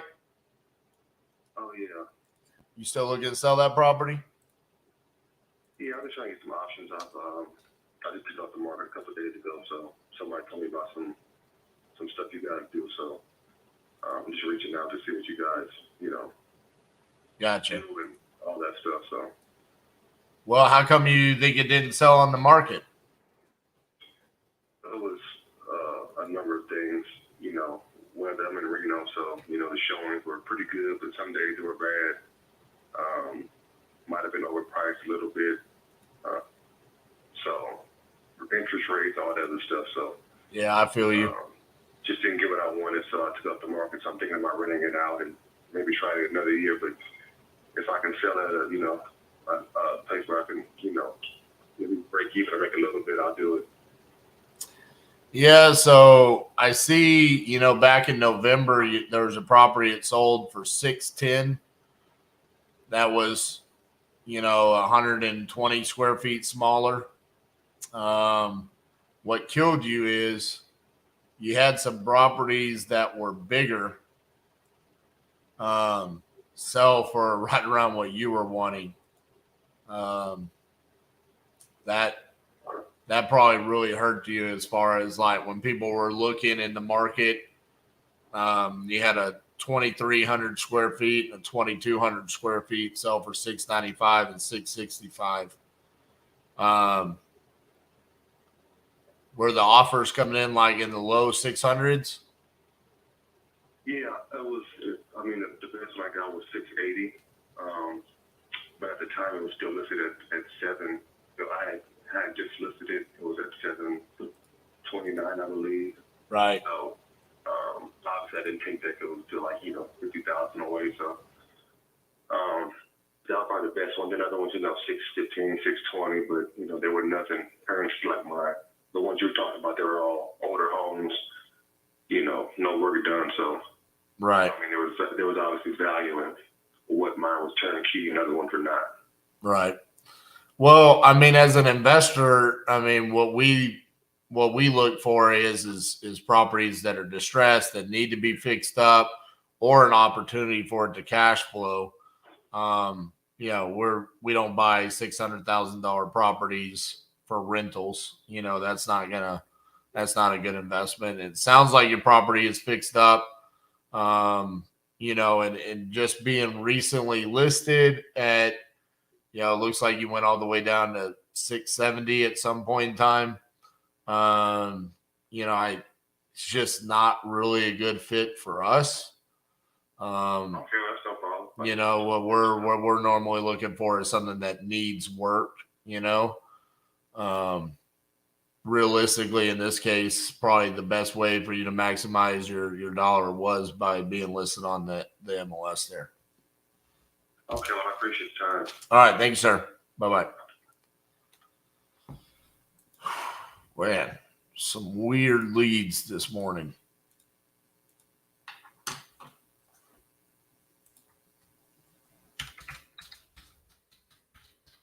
Bro, he should have sold that for $680.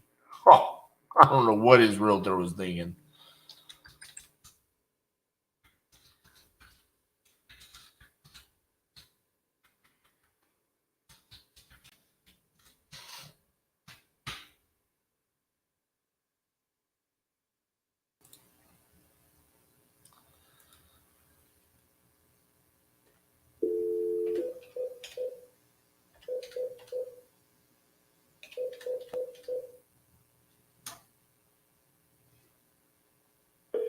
Your call has been forwarded to an automatic voice message system. 9728 available. At the tone, please record your message. When you have finished recording, you may hang up or press 1 for more options. Hello, this is RJ Bates calling about your property there in Albuquerque that you entered on my website saying that you were looking to sell. If you could give me a call back at 817-710-8689. Thank you.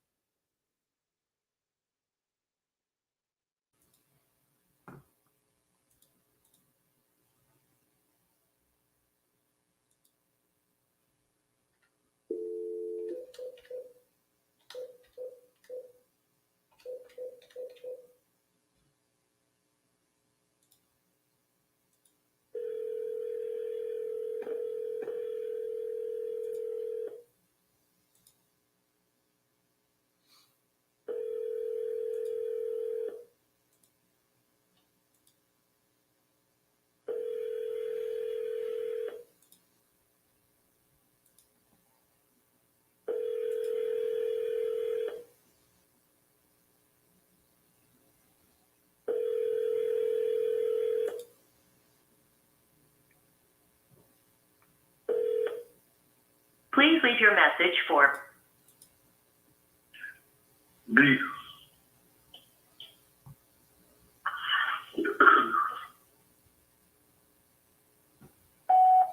Hello, this is RJ Bates calling about your property there on South Blaine Avenue. You had entered it on my website saying that you were looking to sell that property. If you could give me a call back at 817-710-8689. Thank you.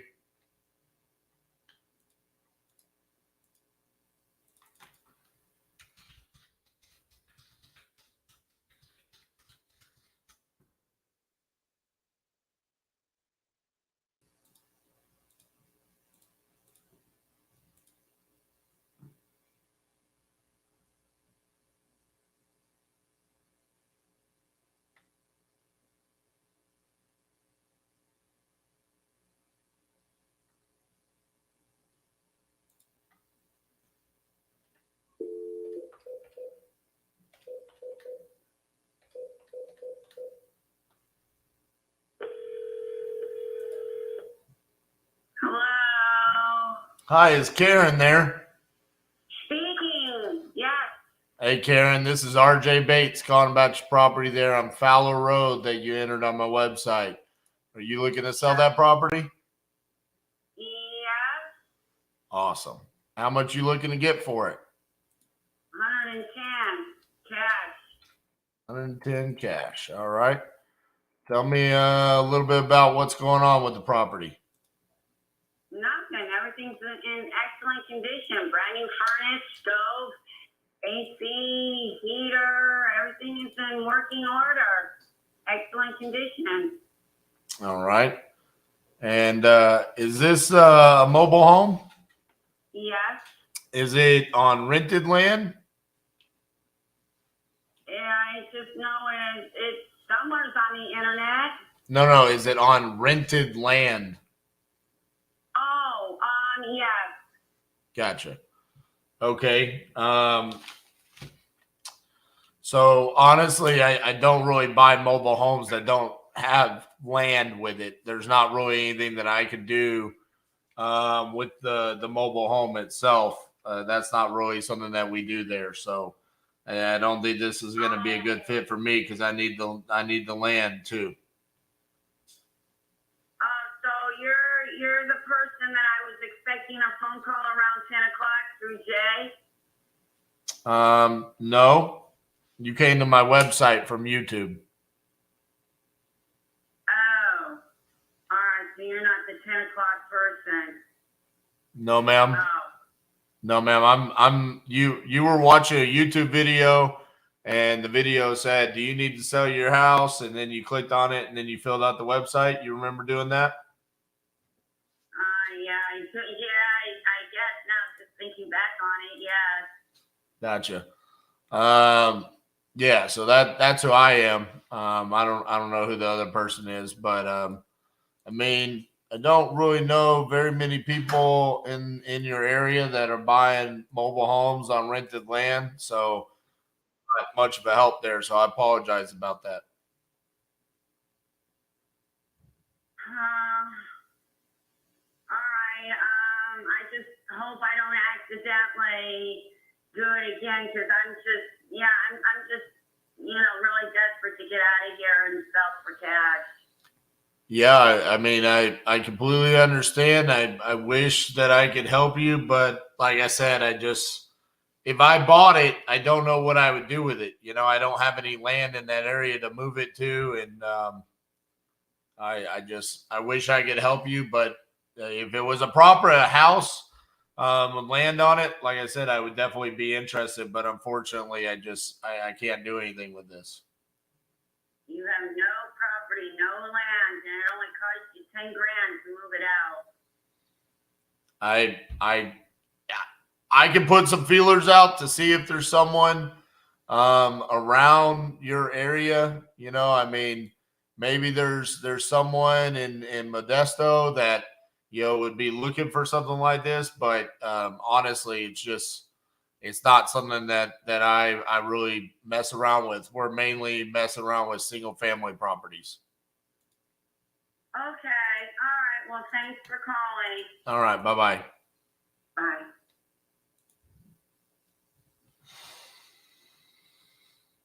Hello, Cassie.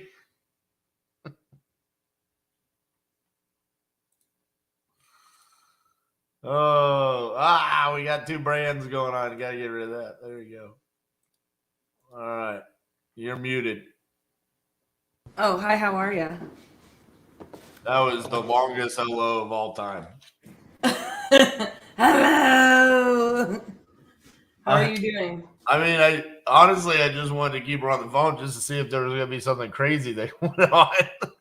I mean, this woman legitimately was like, but you need to buy this because I need you to buy this. And it's like, yeah, no, I sure don't. Like, I don't know how to help you. What did she say? It'll only cost you 10 grand to move it? yep. Oh, Just- yeah. Just 110 to her, 10 grand to move it, and go buy some land, and then you could do something, Yeah. So, anyways, I got you down to your Wasion. I'm excited. So the top one, I am almost positive is a lead that we had already called. So I was going to look that up. So the one in Louisiana don't touch, and the one in Kentucky don't touch. No Louisiana, no Kentucky's. Got it. So you're up on Wasion. Have fun. I'll see you here in a little bit, okay? Have a lovely break, good sir. Hi, friends. How are we doing? I got a little bit of energy drink down. So I'm in much better shape than I was this morning. Just because I got a little caffeine in my system, a little jolt of energy. What cold calling company do we use? We use Integria for our VAs, and we use Batch Dialer. We use Batch Systems for our data. So we use Batch Dialer. Yes, we love it. Our VAs are amazing. And we're very much getting great results from that. Card name. Sorry, I'm just importing a lead really fast into here. Hi, Robin. Can't touch this. Andrea does have the best VAs. Like when I tell you guys, like they're our sweet little family, like they're part of our team. They're wonderful. We love our VAs. Like I'm not exaggerating. Like we've been using them for years and years. Gosh,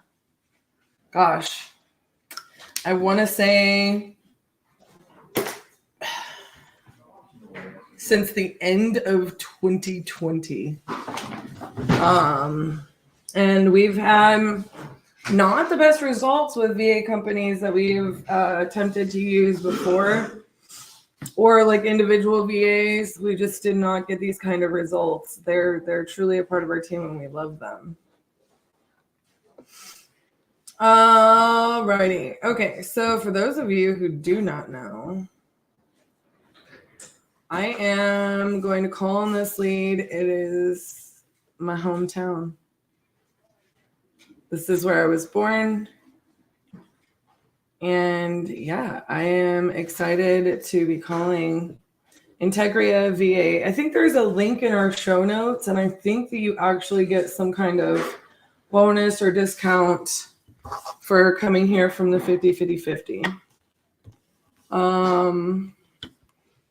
I'd have to look and see what it is. Like I can't hardly keep track, like we've had so many wonderful people who are giving us, specials for doing this because it showcases their product. I'm a little bit worried that this lead is real.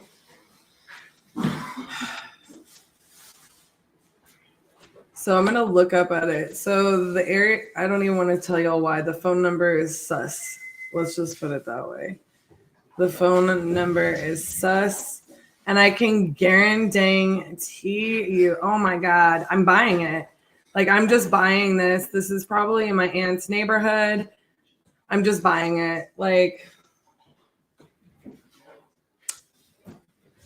I'm buying this house. I'm buying it.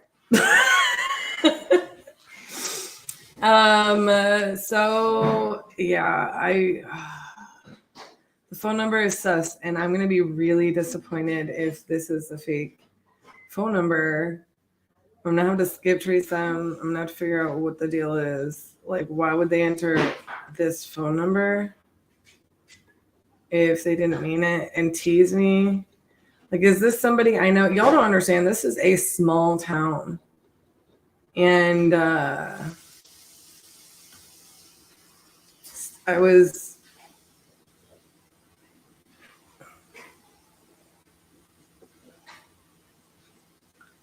I'm doing something that I normally don't do, which is looking at the property. Dagnabbit, they haven't owned it that long. I want it. I've always said I wanted this, but I'm a little concerned because they haven't owned it that long. Gosh, the basement is so perfectly finished out. I mean, it's got a little grandma taste in it, but it's cool. We can live with that. We can update this. Oh my God. It literally has what my grams had in her backyard my whole life growing up. All right, guys. I'm a little nervous, but I'm going to call this one because I would be so thrilled, but I don't feel. It says emergency reasons, but I'm guessing it says 6+ months. So I just don't know that that's going to be a solution. So I'm going to call this guy and we're going to see where it goes. I'm Kirk Fischette in the 419 Storm Alert Weather.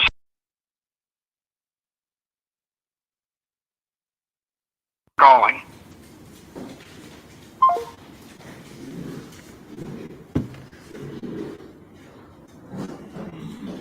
I feel like this is somebody messing with me. Did y'all hear that voicemail?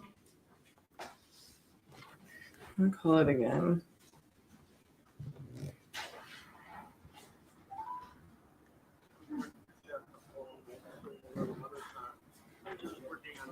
It's a weather line. It's a weather line. It's not a real phone number, and I'm super upset. All right, whoever from my family is messing with me, I don't know how they would do that, though. There's just no way. This is a Zolo lead.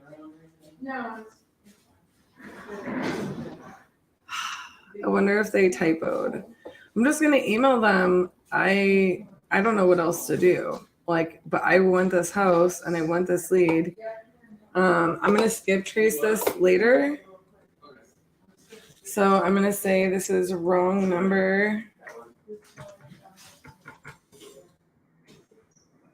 Emailed. And we need to skip it. Skip trace. Yeah. Okay, so can y'all hear my team in the background? They're either whispering or completely ignoring the fact that I'm on a live. I never know what to expect out of that. No, you don't have to be sorry. Like, I am not bothered whatsoever as long as it's not like super loud and distracting for the live. I mean, I don't want you like right there, like, you know. But I don't mind the background noise. I mean, we're in here working. But like, see, I feel like my mic, I don't know how sensitive it is. Is it bad, Robin? How do I like lead Zolo? I mean, obviously we like them a lot. I will just let y'all know, like, we're dead serious. Like, when we use a product, like, we are showing you guys what we use, right? So, like, it would be like me going, Are you ready? I don't think I can get in trouble for this. Okay. This is my favorite energy drink. It tastes delicious. It's Mandarin cream soda or something like this. It's got vitamins and crap in it. Excuse me. It helps boost your metabolism and burn body fat. Oh, excuse me.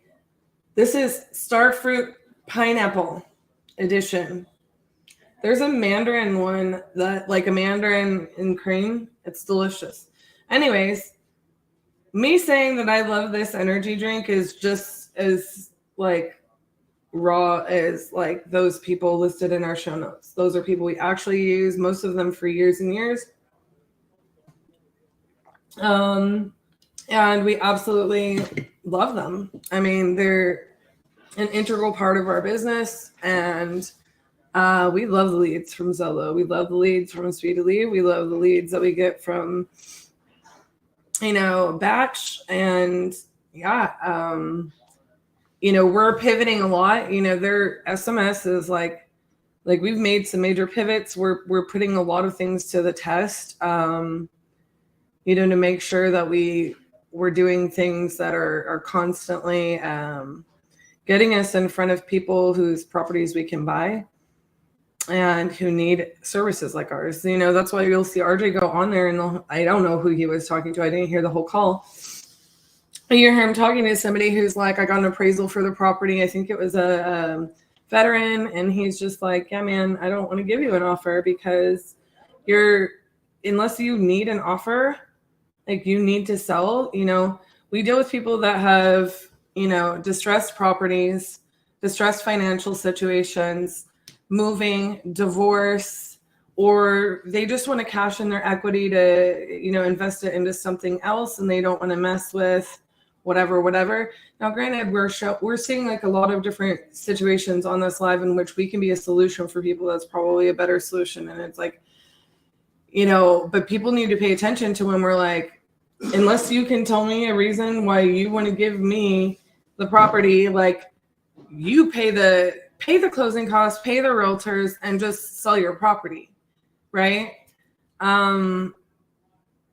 Unless you really want me to, make money on that. We don't do it for nothing, So, a lot of times we're not the best solution for people, or, we try to educate them and we try to be a solution for them, Sometimes people will get mad and then they'll come back at us and they'll be like, yeah, I'm not getting what I wanted for the property. And it's like, so they don't want to take the time to listen to what we have to go through as investors and buyers, landlords, flippers, whatever.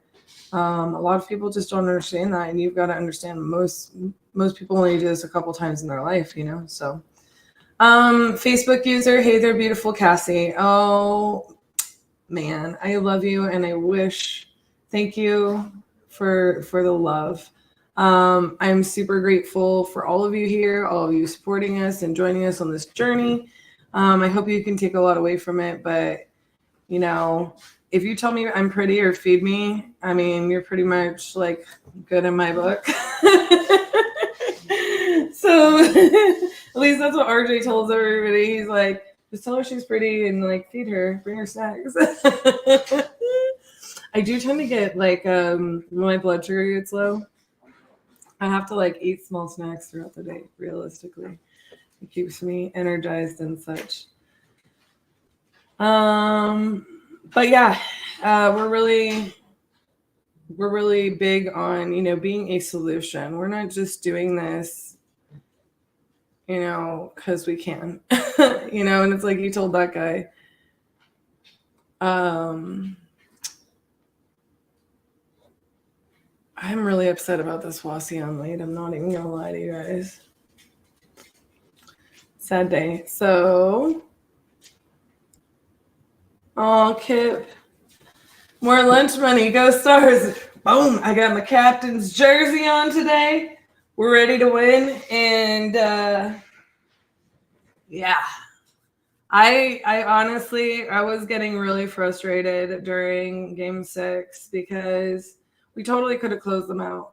But, you know, it's a lot to ask to win 3 games in a row like we did in the first round. And, you know,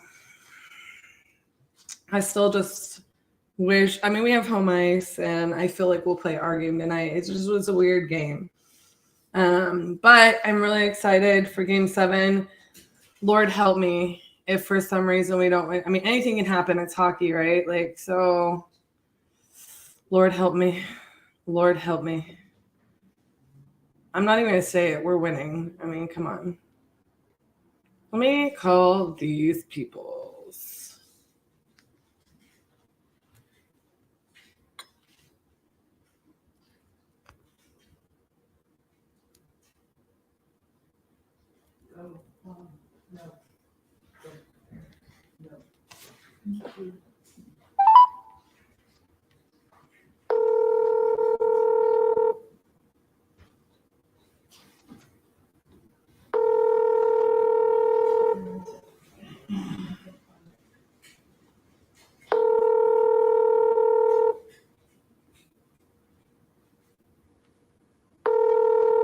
Call has been forwarded to an automatic voice.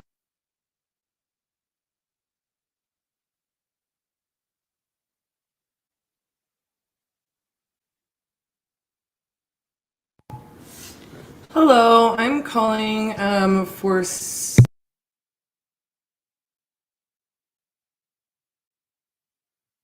Road in Silverton, Oregon.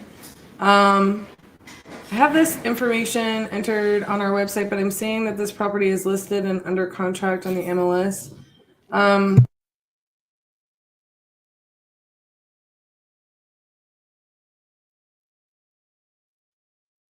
If you're still looking to sell this property. All right, thank you. Well, that one was weird because it's listed and under contract on the MLS.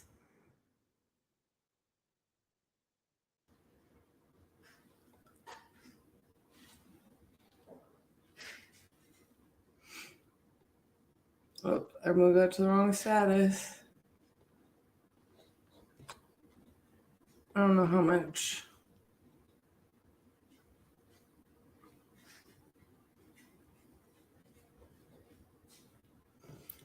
I'm almost rooting for you so that we can play each other, but 2 new expansion teams. Who would have thunk it? No kidding. I'm literally gonna, if we end up playing the Knights, we're gonna have a bet where like winner, like loser. This is what Hannah and I did. Loser bought the other person a jersey, and that's this jersey, my Jamie Benn jersey right here. So we're gonna have to do a jersey purchase. I've already picked it out, Pavelski. So if we play the Knights, me and Anna can rematch. Yeah. So RJ's gonna be really sad because he said for the rematch, but he has more jerseys than I do, so he can just get over it. Because I fully anticipate the Stars are gonna win. So, do I make June's house payment? What day is it due on?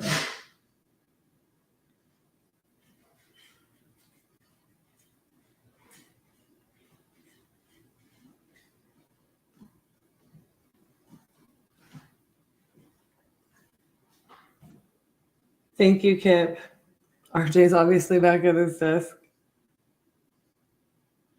It's going to be like Celsius number 2 for the day, money. I feel like so much better. I feel like I just had to, I was still just kind of feeling it this morning.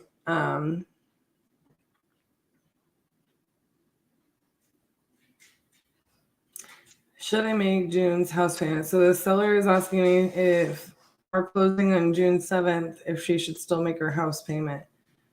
I would say yes, unless we can close it early. but I will.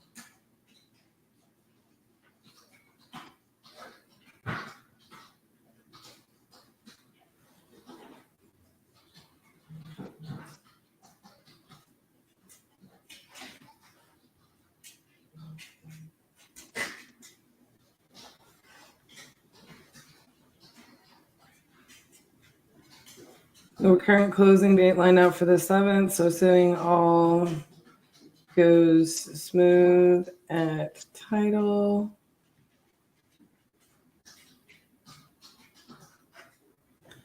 So yeah, I'll wait to answer her. But yeah, like it's interesting when people, if the Red Wings still had a team, I would take the bet with RJ, but they're your backup team since we've lived here for more than half of my life now.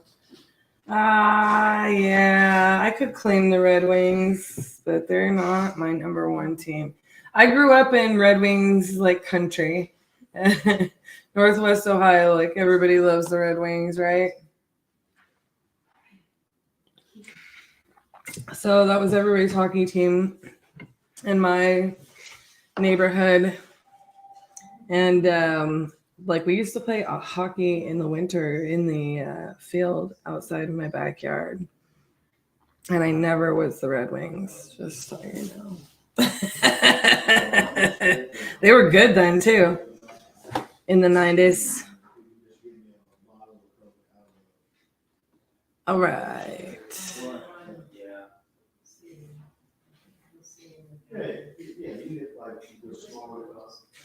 Clear Lake, Wisconsin.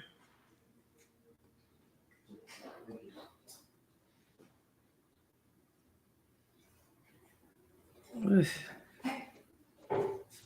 Non-performing tenants. Liverpool, Ohio.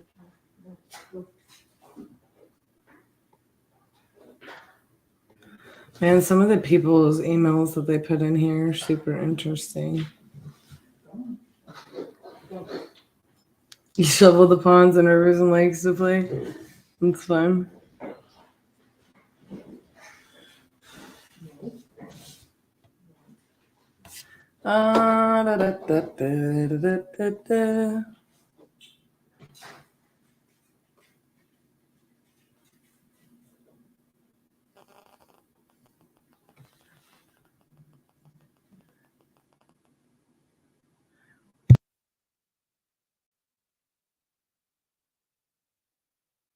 About cool.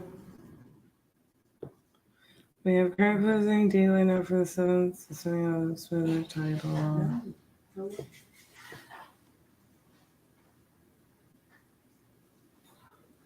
I would say thanks, Robert. My biggest fan. My biggest fan. We're currently closing daily note for the 7th, so assuming all goes with the title, I would say pay June.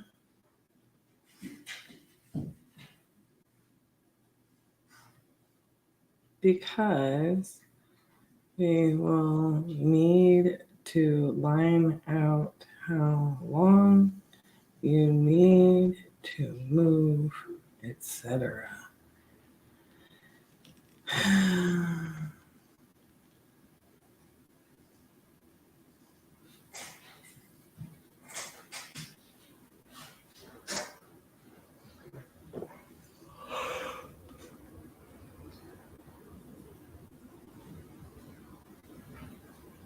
But we'll know more when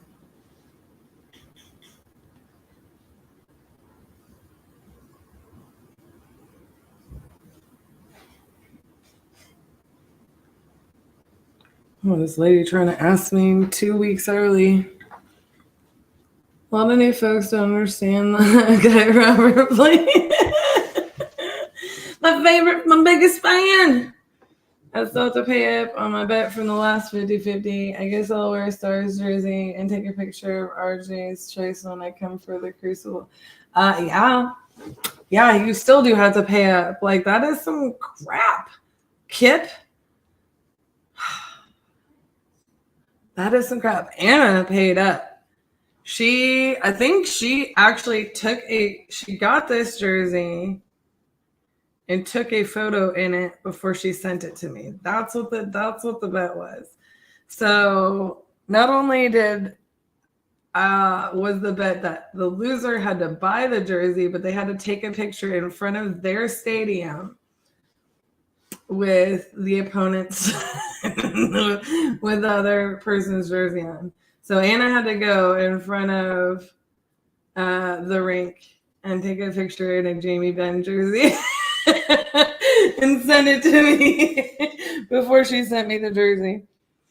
I love this. I love this bet, this friendly competition we have, and I look forward to getting a Pavs jersey. That's all I know.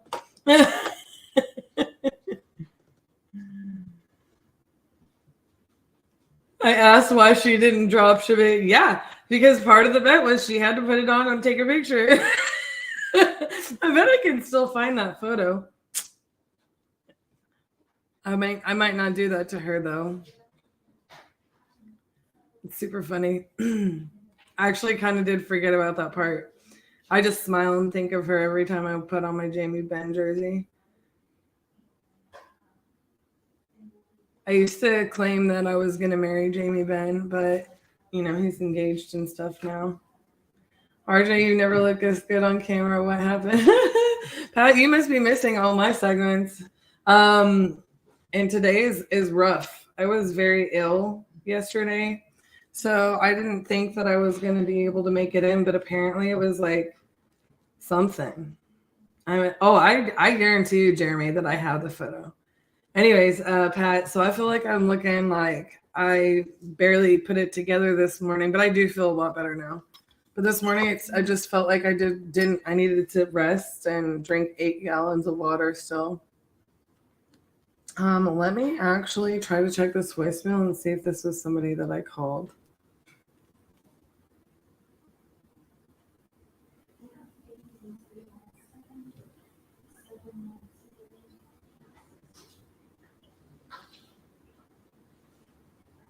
No, bro. Spams. And spams and spams and spams.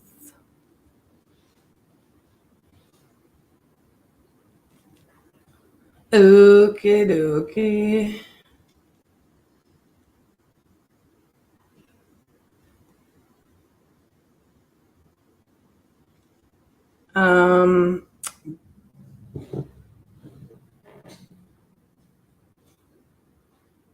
All right, we're just gonna get back to dialing. I'm trying to give RJ as long as he needs, and then I'm gonna go grab our lunch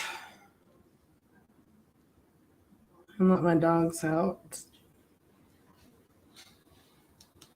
Woof, woof, woof, woof.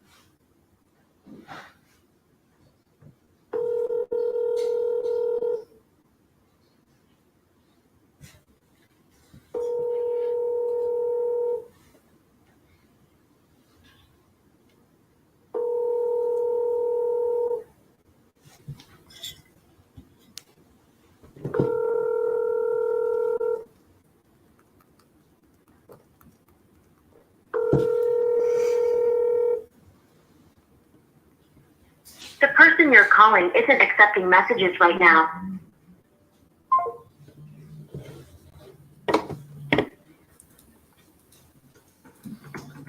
What's up, boss? Hey, how are you doing? Ready to get back to it so you can go take care of some other things. Yeah, I gotta take the team, and I've got to take care of lunch and.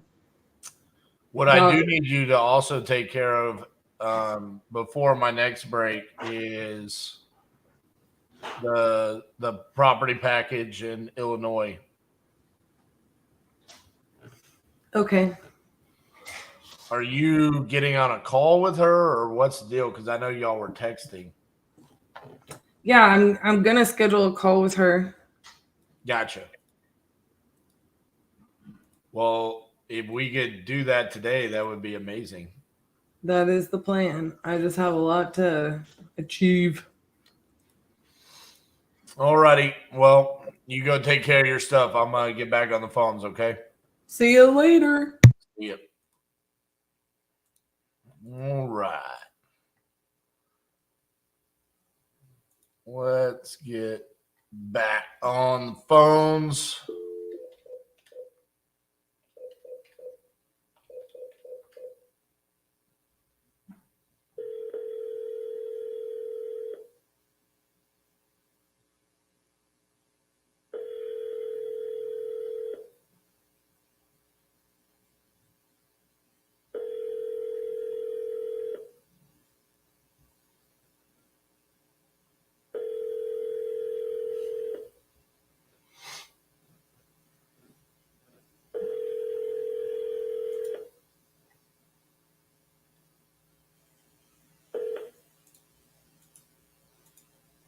Please leave your message for 66158. Sorry, mailbox is full. To send an SMS notification, press 5. Your SMS notification will include your number 1-817-710-8689. You may enter a different number now, or press the pound sign to send your SMS Your SMS has been sent. Thank you for calling. Goodbye.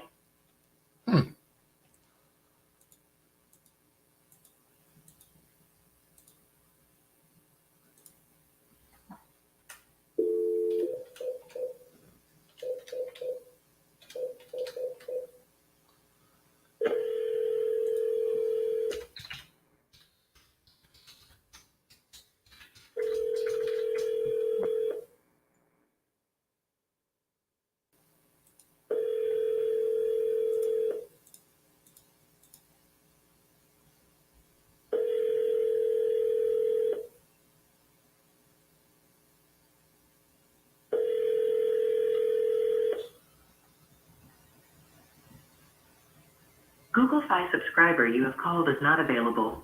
Please leave a message after the tone. Hey, Ann, this is RJ Bates calling about your property on Layton Court. You had entered it on my website saying that you're looking to sell that property. If you could, give me a call back at 817-710-8689. Thank you.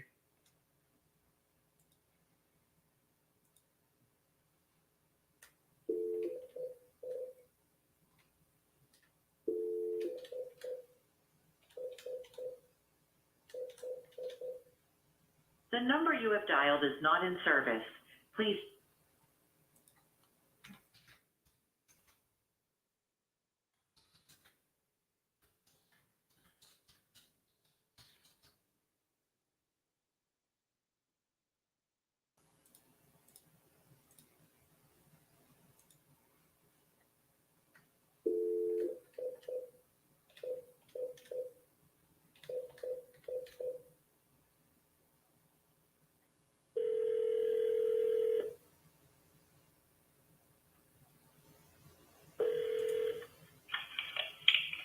Hello. Hi, is Luann there? This is she. Hi, Luann. This is RJ Bates calling about your property there on Strawberry Lane. How are you? I'm fine. How about yourself? Good. Are you looking to sell that property? I'm sorry. I'm having a hard time understanding you. Are you on speakerphone? I am. Can you hear me better now? A little bit better. Okay. Okay. I'm sorry. Repeat what you just said. I didn't understand. You had entered the property on my website. Are you looking to sell that property? 6 Strawberry Lane? Yes, ma'am. Yes, sir. Awesome. How much are you looking to get for that property? Well, I haven't thought about it the house has been foreclosed, and I don't know what they will accept. Somebody came along and offered $500,000, and they would not accept it. Okay, so when you say it's been foreclosed, like the bank has already foreclosed on it? No, actually, let me take that back. It hasn't been. It officially hasn't been. Gotcha. But the bank hasn't done any legal process to make that happen. So when you said they wouldn't accept the $500,000, what does that mean? Because normally it would be. Does that mean you owe more than $500,000? Yes. Well, not me. My husband. Gotcha. He took loans out on the house. Gotcha. And how much is owed on the property? That's $750,000. Gotcha. Okay. Let's see here. What was your name again? RJ. RJ Bates. Where are you from, RJ? I'm from Fort Worth, Texas. I'm sorry, repeat that? Fort Worth, Texas. Fort Worth Bankers? Fort Worth, Texas. Texas. Oh, Texas. I'm sorry. I have a really bad connection here. I know. Do you want me to try and call you back? Because I hear like a little mumble. You want me to try and call you back? If you don't mind, I would appreciate that. Yeah, let me do it real quick.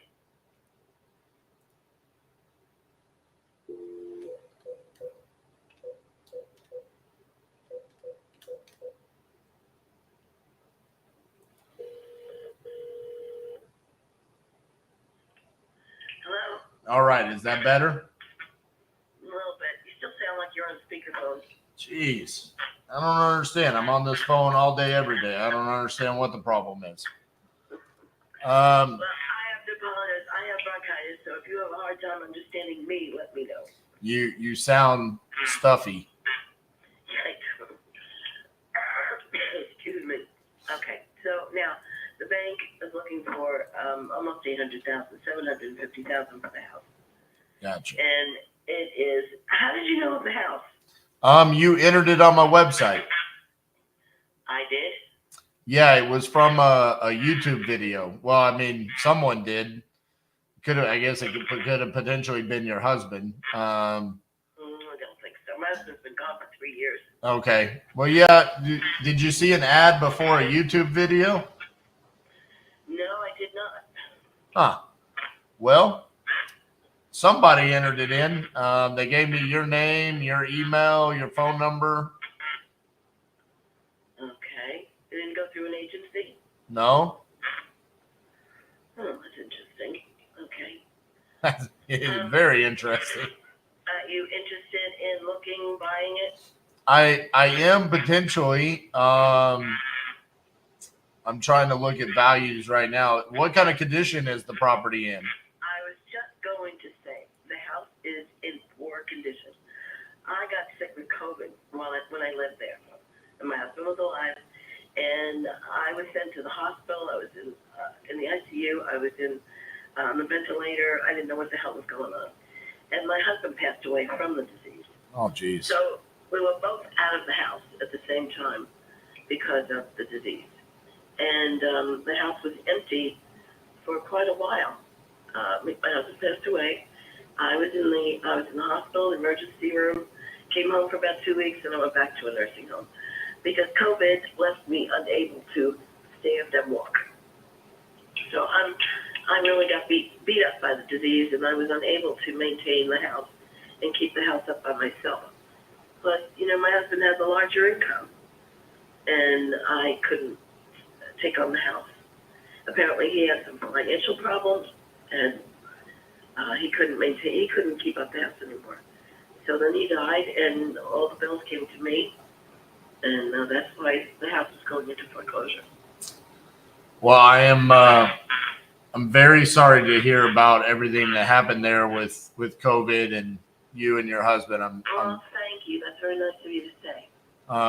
That's terrible what happened there. I'm assuming you've spoken to quite a few people about the property, right?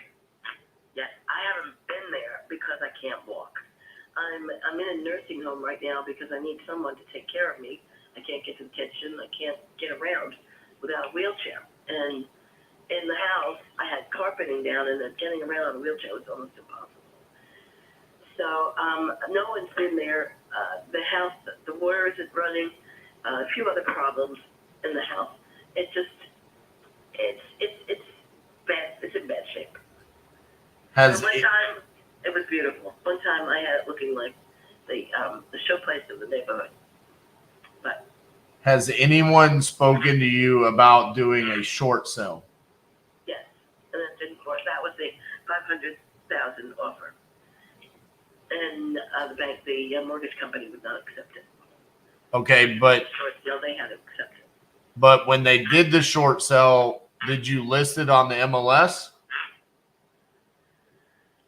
Yes, it was still listed. It was listed through a realtor. Okay. And did the property get appraised? I believe it did. I've been going back a couple of months now. It's hard for me to remember. I think it was appraised at $650. So you did a short sale. The lender approved the short sale due to the hardship, and then you listed it, but then they denied the $500,000 offer because it got appraised for $650. Right. Mm-hmm. Yeah, they wanted something closer to what was owed on the house. I mean, I lived there for 17 years, and I had no idea this was going on. My husband had an IT company. He was very successful, and then I guess it took a downturn, and he never told me about it. And after he died and I was in the house, a friend of mine came and looked up the house on Zillow, and I found out it was in foreclosure. But the foreclosure was canceled. I think because I had COVID, they gave me certain certain treatment. Right. And but I don't hear from them from one end of the month to the next. I just keep getting bills in the mail, adding up more interest and other payment. And of course, I'm on Medicaid right now because I can't afford to pay any of the bills in the house. And I've taken a big downturn in my life. Between not being able to walk, I'm in a wheelchair, on Medicaid, I'm in a nursing home, and it's been tough. I'd like to get the house sold. It's a shame the grass hasn't been mowed, the bushes haven't been cut back. There's an in-ground pool in the backyard, and the trees and the bushes are all overgrown down there, and my yard looks like God knows what. I used to keep it like a state park. It was beautiful. I had the landscaper there every week, and I planted flowers, and it was beautiful. All my neighbors told me it was the most beautiful house on the block. But then I got sick, and everything went downhill. Okay, Luann, give me just 2 seconds here. Let me see if we can help you out here. Okay, hold on 1 second for me. Okay. Mm-hmm.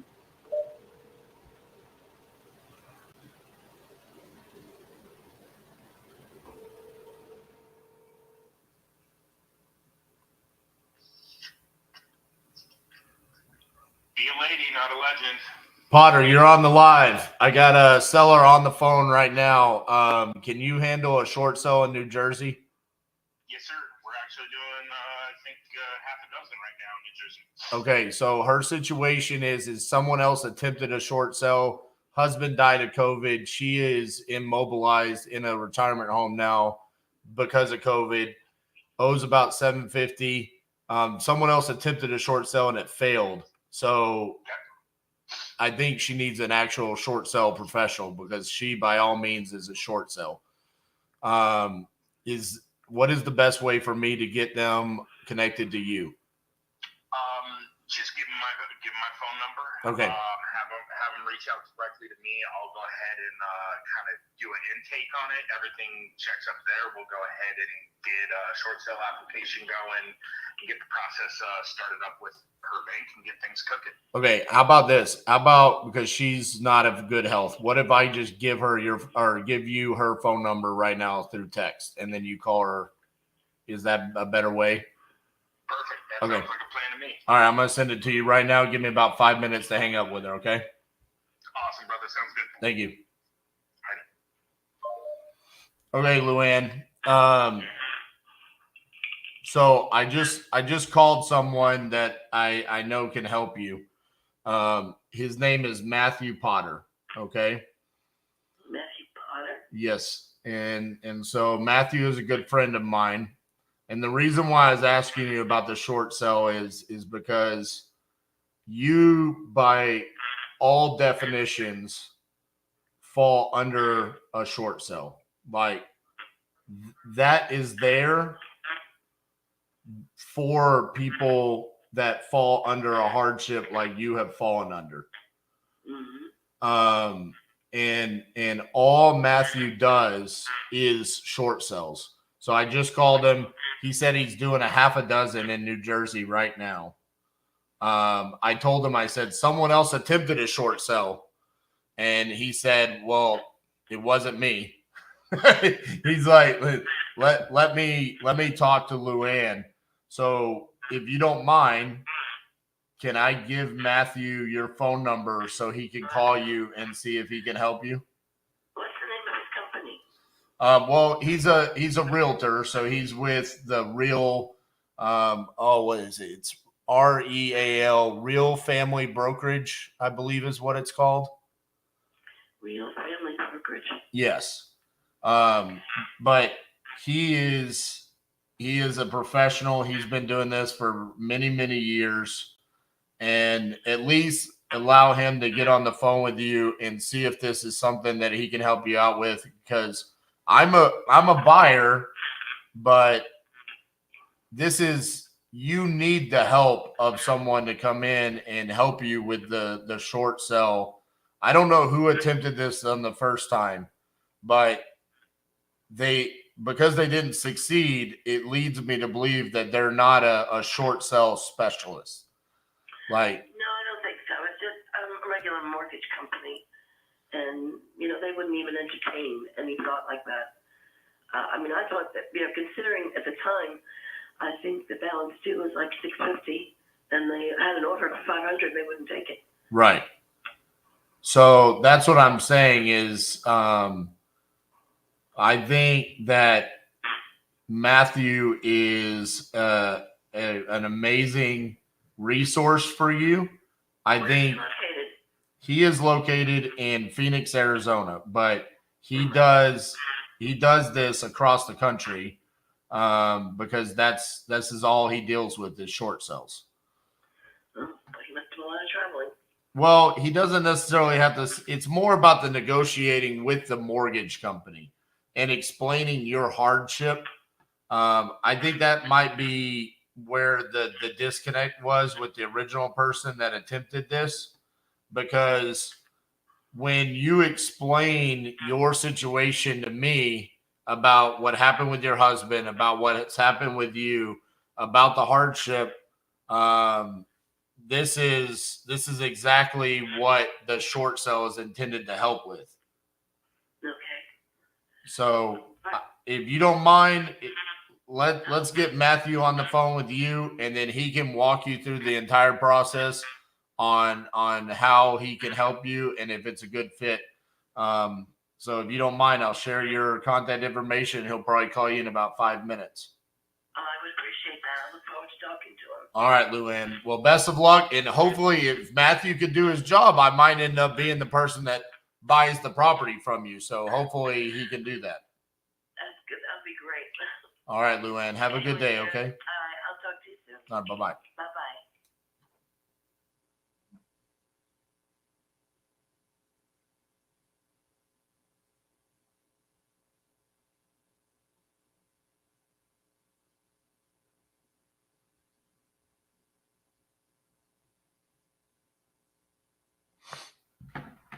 Okay, so this is the importance of like having those triggers of when you are supposed to do something. And I see Munif's here. Love Munif. He's a part of the Sub2 family. I talk about this I put short sell in the family of like sub 2, seller finance, novation.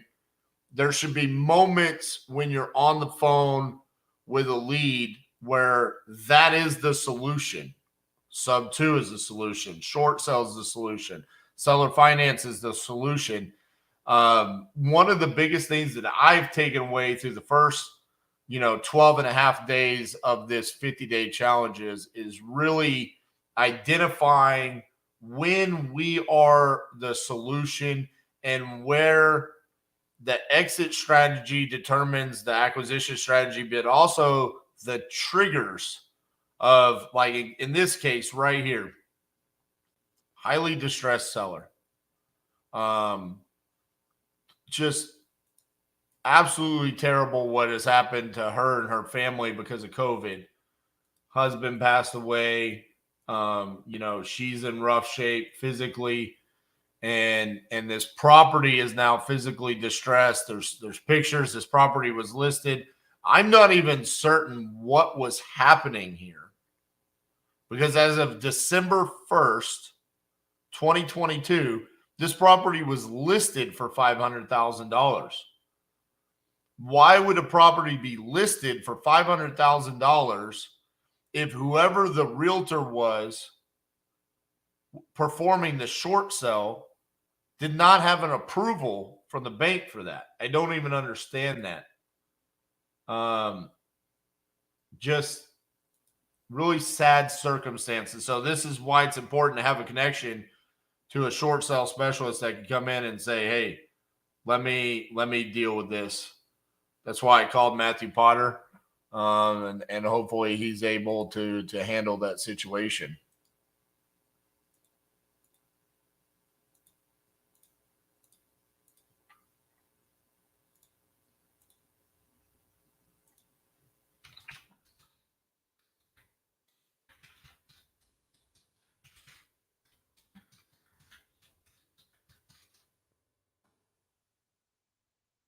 Okay. On to the next.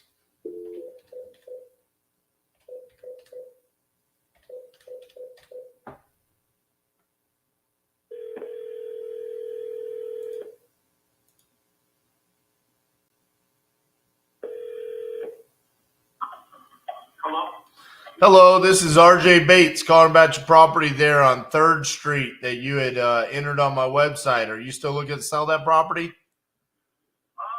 I'm interested in trying to get it closer for sale in the next few months. Gotcha. How much were you looking to get for the property? I haven't really done too much looking into it. I just filled it out to get a rough estimate of what we'd be looking at, but somewhere around the 200,000 marker probably. Okay. Tell me a little bit about what's going on with the property. It's overall really good shape. I've had no issues with it. 4 bedrooms, 1 bath, with the ability to add another bathroom in the basement. So yeah, we rent it out right now just because I have to go out of town for work. So I rent it out to a single family that, any issues that have popped up with. There was one leak that I got fixed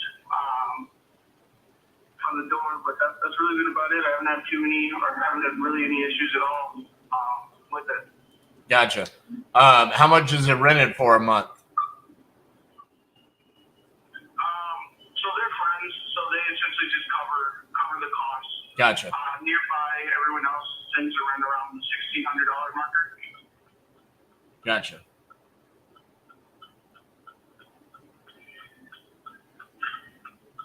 All right. Let's see here. And it's 1,500 square feet, correct?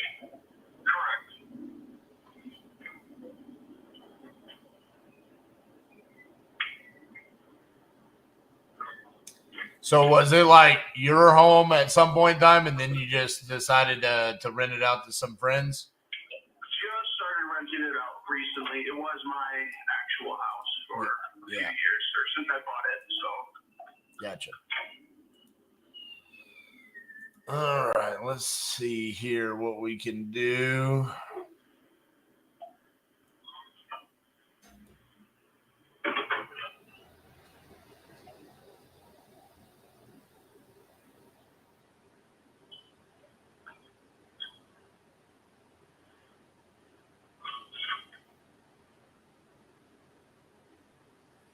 bear with me. I'm just looking at some different values around the area. Sure.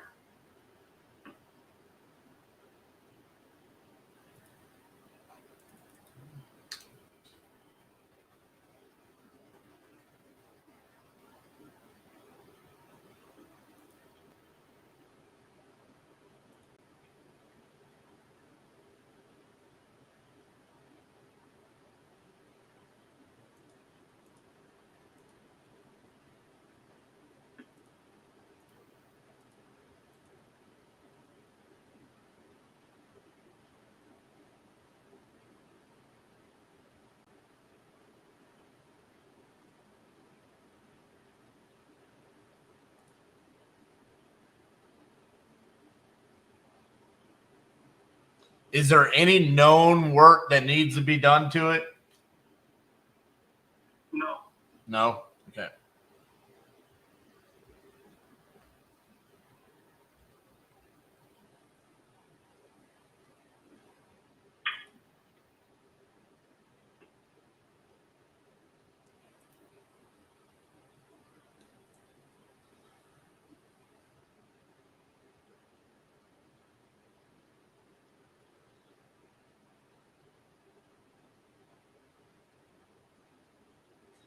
Cash offer wise, no realtor commissions, covered closing costs. I'd probably be closer to 170. 170? Yeah. Okay. And that would be contingent upon like a walkthrough just to verify that there's nothing that we would need to do to fix it up. But, you know, like I said, I think you could probably get that 200 if you went on the open market, but then you're going to have the realtor commissions and closing costs and stuff like that. But, you know, for us, that would probably be what we would need to be at for the cash offer. No worries. All right, that works for me. So I appreciate the call and the time. And if I do end up putting it on the market, I'll give you a call. Okay. Yep. Sounds good, man. Appreciate your time. Bye-bye.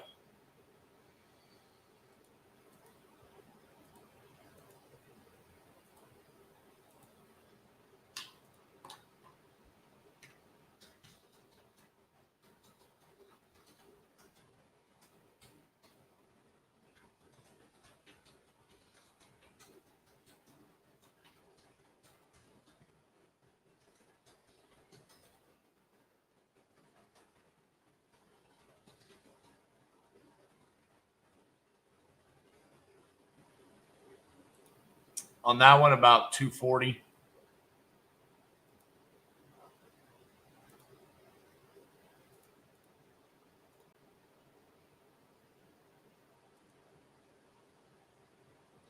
And it's like I told him, well, I mean, if this really doesn't need any work, I don't really love the deal.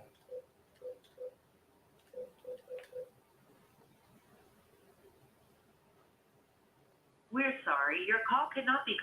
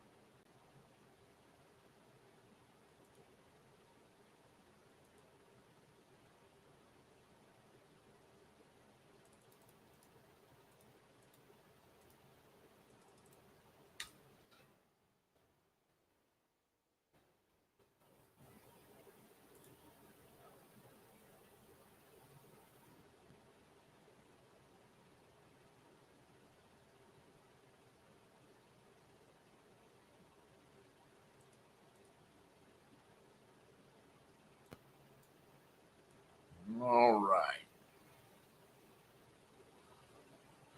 Let's see. Who are we going to call next?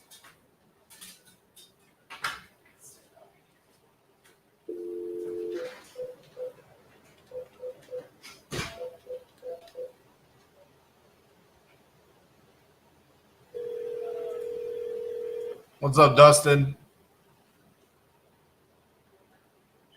Hello. Hey, is Giovanni there?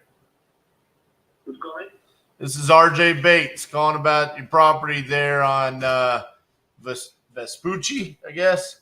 You had entered it on my website saying that you're looking to sell that property. They sold it already. Oh, well, congratulations. How much did you sell it for? Thank you, man. Thank you. What's that? Thank you. Oh, how much did you sell it for?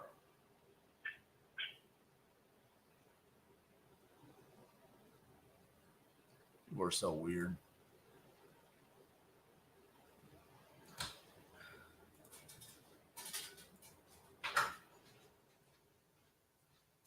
I miss the days where you could hear people hang up.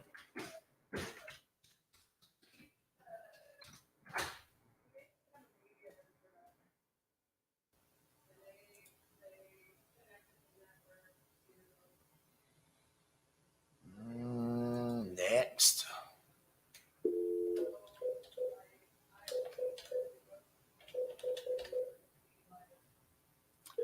We don't stick to the 70% rule. We have a quick calculator that we use. Tells us how much potential profit can be made.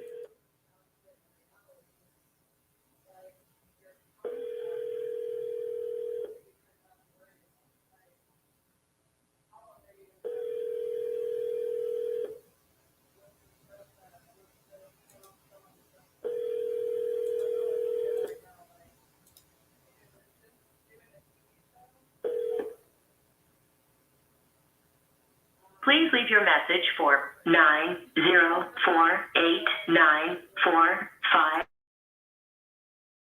Sorry, mailbox is full. To set.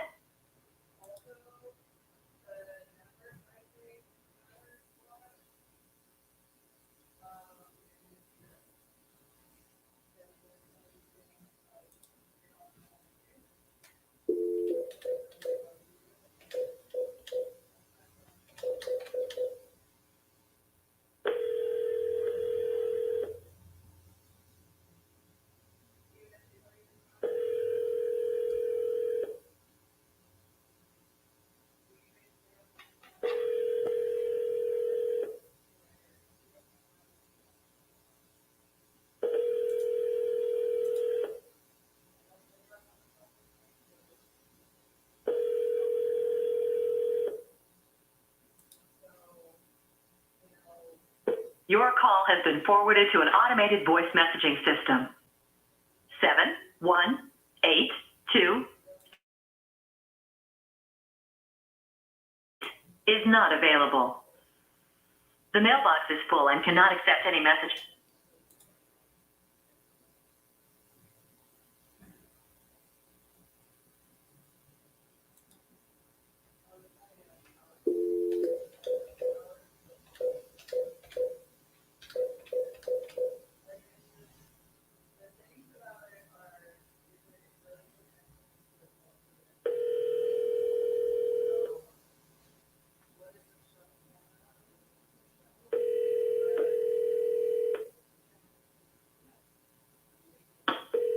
The mailbox belonging to 94.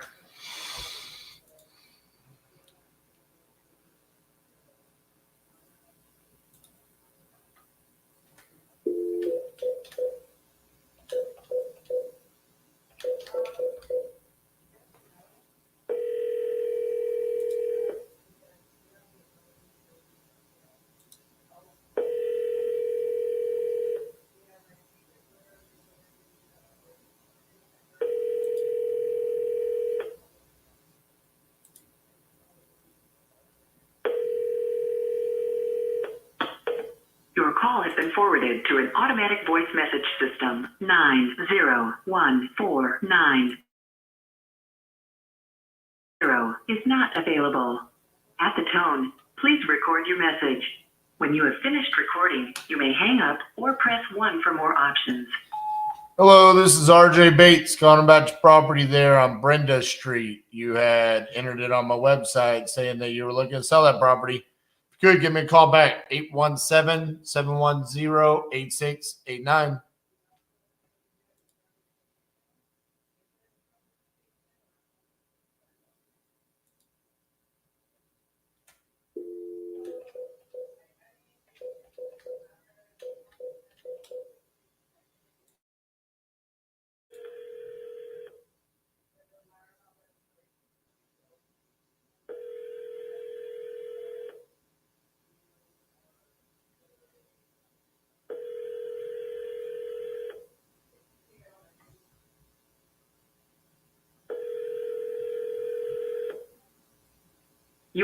has been forwarded to an automated voice messaging system.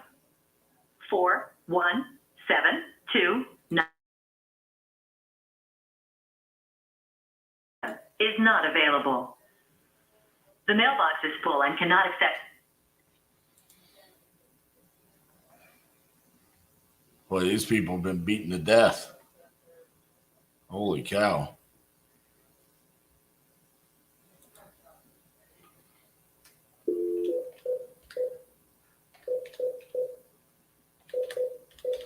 Every single one of them's got a full mailbox.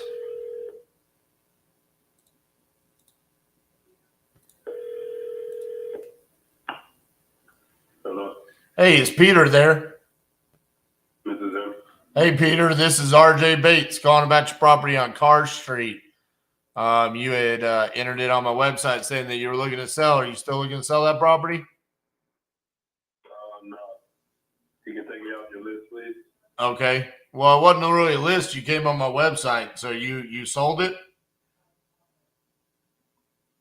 Sorry, what was that? I said it wasn't really a list. You came on my website saying that you were looking to sell. Did you already sell the property? No, I was looking to put it under contract. Exactly. Well, that's what I'm calling you about. Are you still looking to sell it? No, not at the moment. He decided he wants to fix it himself. Oh, you were wanting to wholesale it. Yeah. I got you. You got any other properties you need to dispo? Not at the moment, but I have stuff in the pipeline. Are you? Was it in Colorado the one night? Yeah, Lakewood. So are you trying to stay in Lakewood or just? No, anywhere, bro. You ever heard of RJ Bates? I'm in this market. Yeah. I've watched your YouTube before. You're on YouTube. Say hello to YouTube. Oh, what's good, YouTube? I'm doing 50 deals in 50 states in 50 days. So, yeah, I bought this lead from Speed to Lead. You're doing that right now? Yeah, I'm live. Yeah. Oh, I feel a little special, bro. Yeah, so if you got any deals, man, let me know, and we can help you sell them. Hell yeah, I'll lock your number in. It will definitely work, man. All right, man. Well, let me know. All right, good luck. Appreciate you. Bye-bye.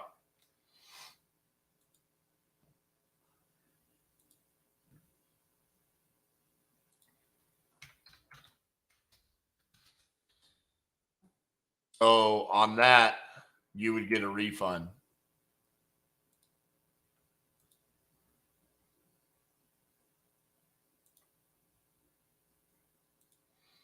We sent out a contract this morning. She said she needs like 3 weeks because she's worried about time, stuff like that. This is where we're sitting. 45 cent, 26 sign. Those are our KPIs right now.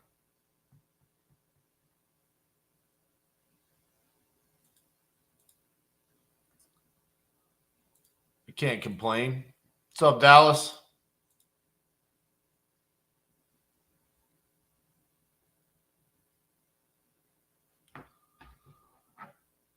Let's call Sage.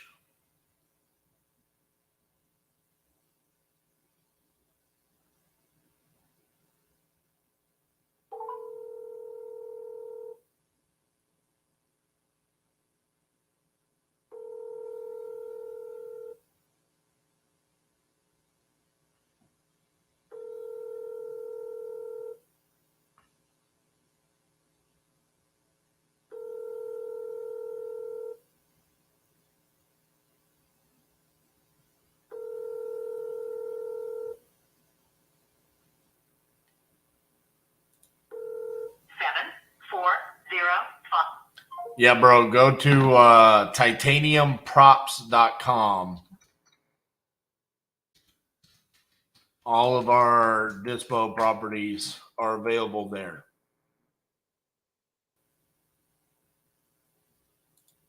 So if you ever want to sign up for our buyers list, see the inventory that we have, that's where you go.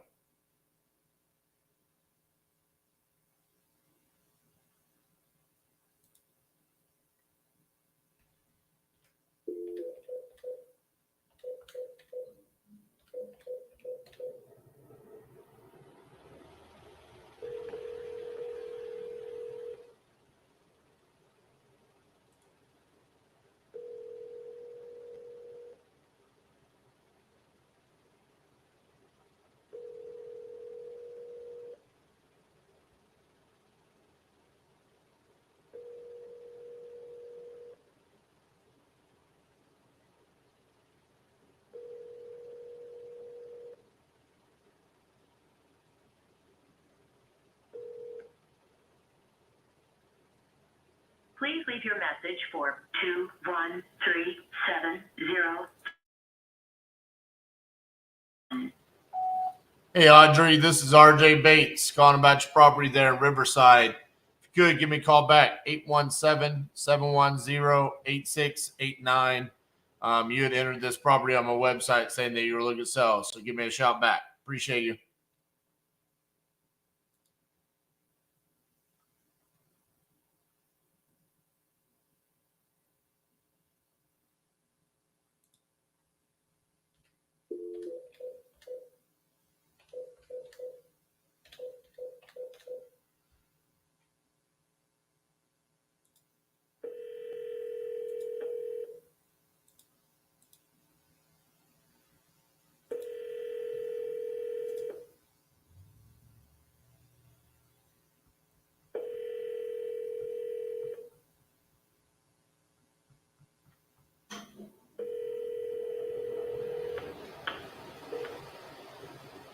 To an automatic voice message system, 9284 is not available. At the tone, please record your message. When you have finished recording, you may hang up or press 1 for more options. Hey, Debbie, this is RJ Bates calling about your property there on Madison Avenue. If you could, give me a call back at 817-710-8689. You had entered the property on my website saying that you were looking to sell that property. So give me a shout back. Appreciate you.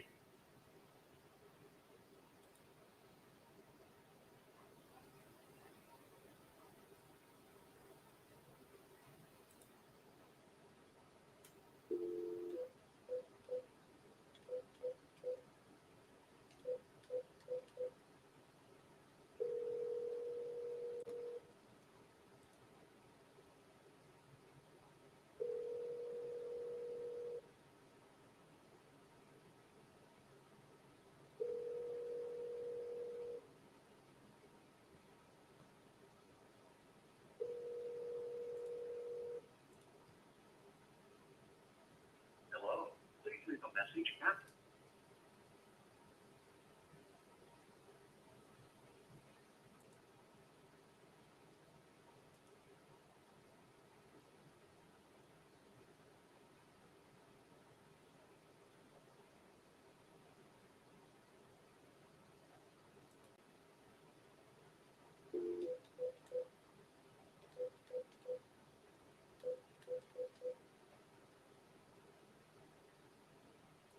The mailbox belonging to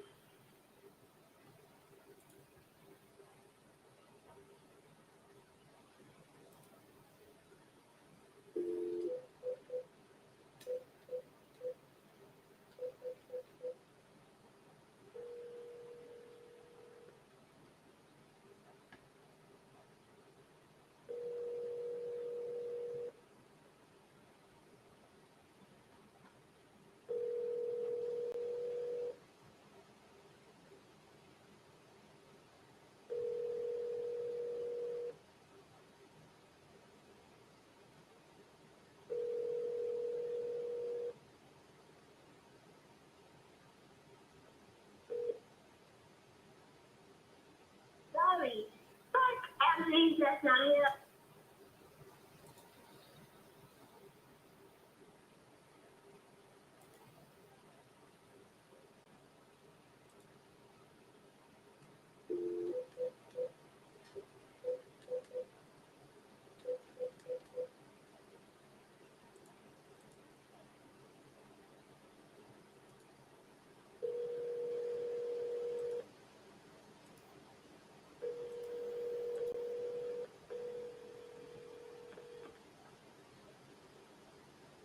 Please leave your message for 361-688.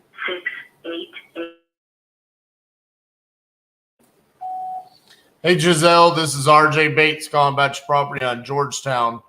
Been trying to reach out to you. You entered this on my website saying that you were looking to sell. Give me a call back, 817-710-8689.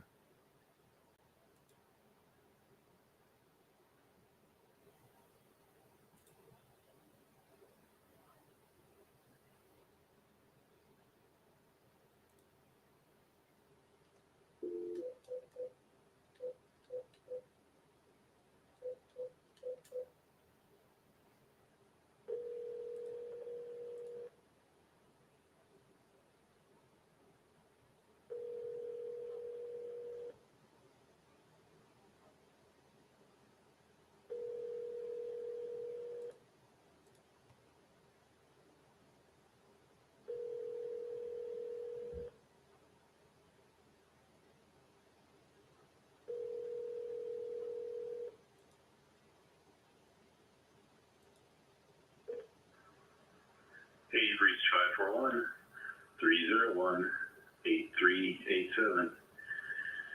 Leave me a message and I'll call you back. Don't and I won't. At the tone, please record your message. When you've finished recording, you may hang up or press 1 for more options. Hey, Michael, this is RJ Bates calling about your property there on Page Street. You had entered in on my website saying that you're looking to sell that property. Give me a holler back, 817-710-8689. Thank you.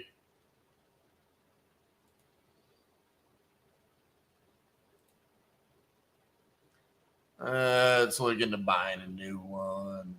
Eagle Lake, Texas. I don't think I've heard of that.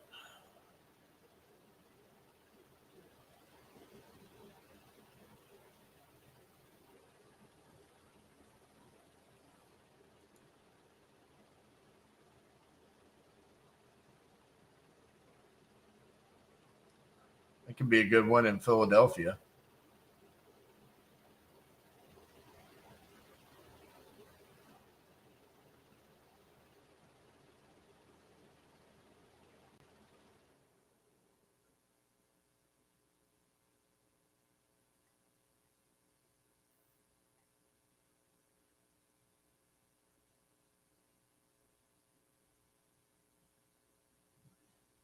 Rancho Cucamonga. Never done a deal there before.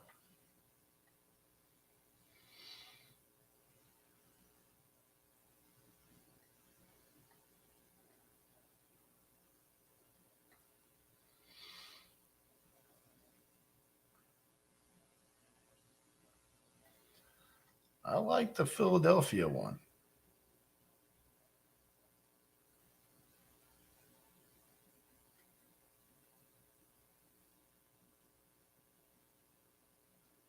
Financial reasons, vacant, ASAP, no mortgage, not listed. Kind of vibing with it.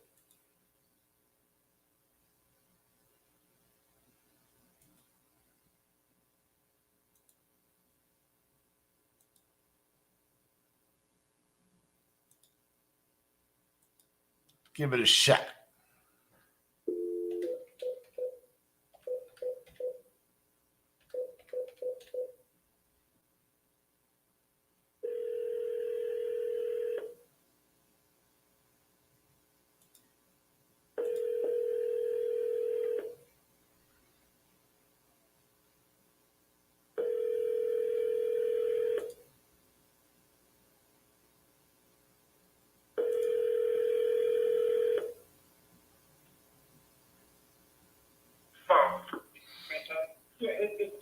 Hi, is Alonzo there? Speaking. Hey, Alonzo, this is RJ Bates calling about your property there on North Park Avenue. You had entered it on my website saying that you're looking to sell that property? Yes. Awesome. How much you looking to get for it? About 120, negotiable. All right. Tell me a little bit about what's going on with it. My mother's 83. No, she's 86. And it's time for it to get out. Get out of it now. Gotcha. How long she owned it? Oh, 40 years. Oh, geez. All right. And you said 120, right? Yes. Gotcha. All right. And what's the condition like? It's fair condition. It needs some upgrades done to it. Kind of like a house that's been owned for 40 years? Yeah. Yeah. All right. They just put a new roof, a rubber roof on it last year. Okay. And how quickly would she be okay moving out?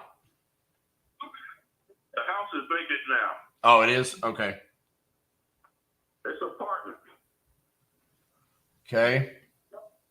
So what am I buying? Is it like a row home or is it you said it's an apartment, right? Right. So it's just that one little portion of the building, right? Is it both upstairs and downstairs? It's one upstairs and one downstairs. Like two separate units? Or yes, two separate units. Okay. But am I buying the one unit or am I buying two units? 2 units. You're buying the whole property. Gotcha. Okay. I'm just making sure because I don't know anything about this other than what you're telling me right now, what I got pulled up in front of me. All right. Do you know the square footage? I wouldn't know that offhand now with the square footage. Okay.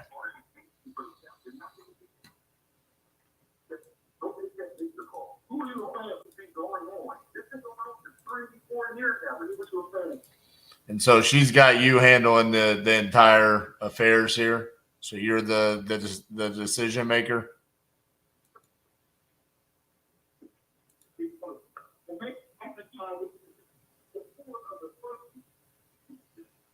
You there?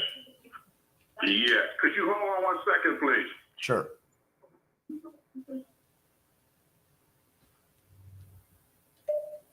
People like this crack me up. Yeah, we want to sell it. I'm going to act like you're not important. Sure.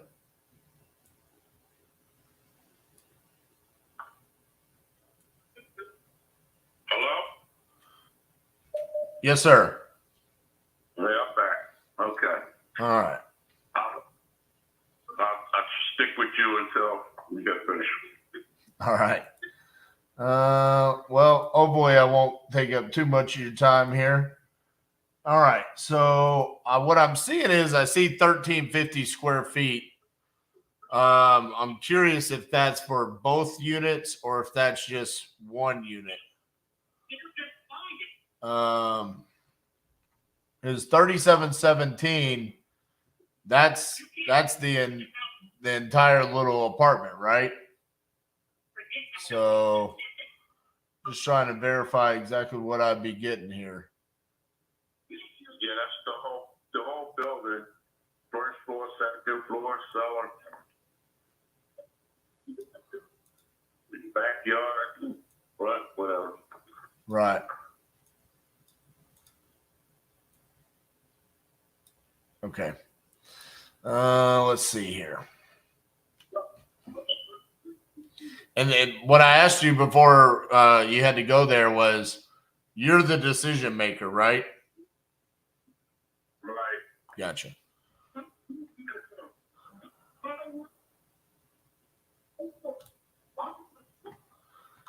How did you come up with the number of 120 for it?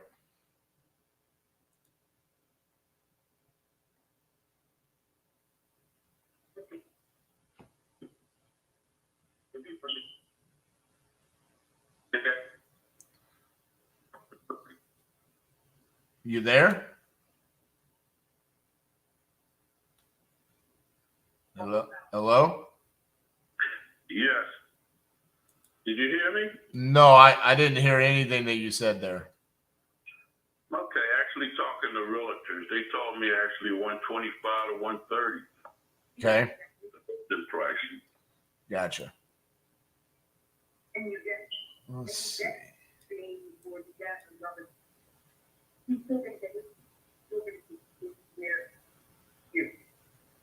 I don't think that's why I just wanted to say that wasn't the goal of the Because I got values ranging all over the place. I've got one directly across the street that sold for 75.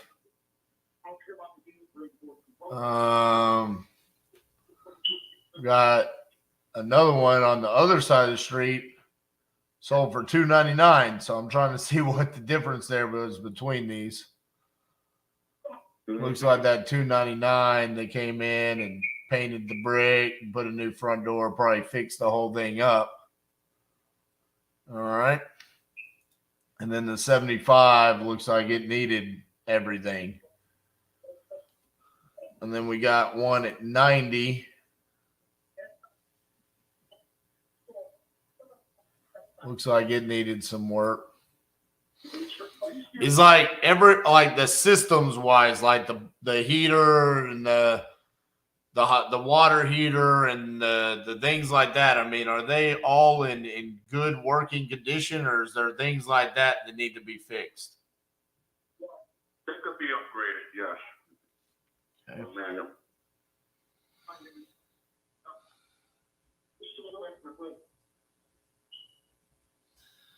When you talked to those realtors, did they actually come out and see the property, or were they just basing it off of the location and stuff like that?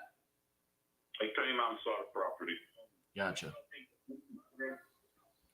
Well, that's good. That makes me feel a little bit better.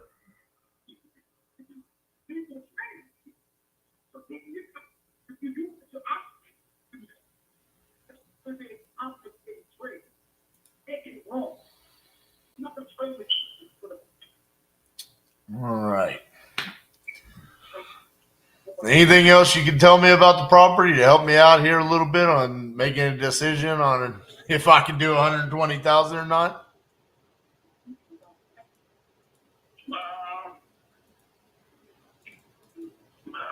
They kind of told you every day that it needs some work done to it. But they say it's a good location with the property and structure on it is sound. So I see, did you have it listed back in January? Yes.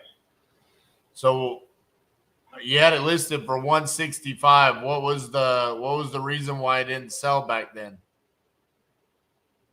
I don't know. I really don't know. Okay.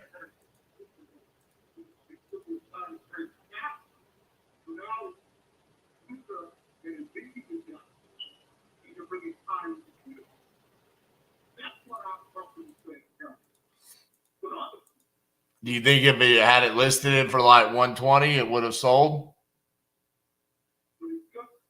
From what I understand, yeah. Okay.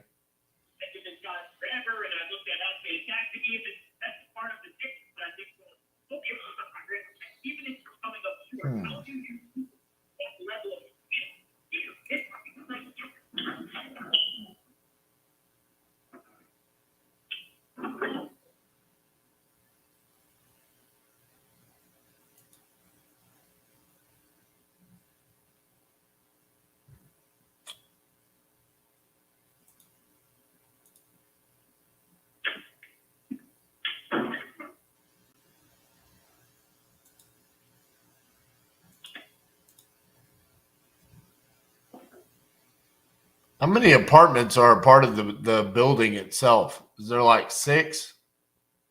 Beg your pardon? How many apartments are a part of that building? Is there 6?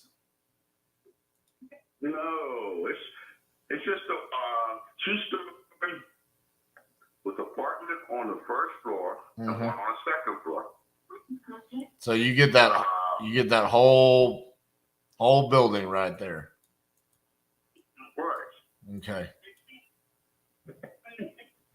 Now, I don't know how people can switch up and make rooms and stuff the way they want, Right.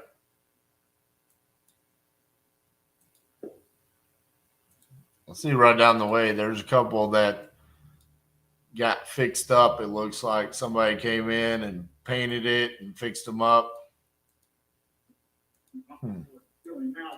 That's what I'm hearing, People Yeah. are going to buy it. Some people buy them, gut them out, and do whatever they want to do with it. Right.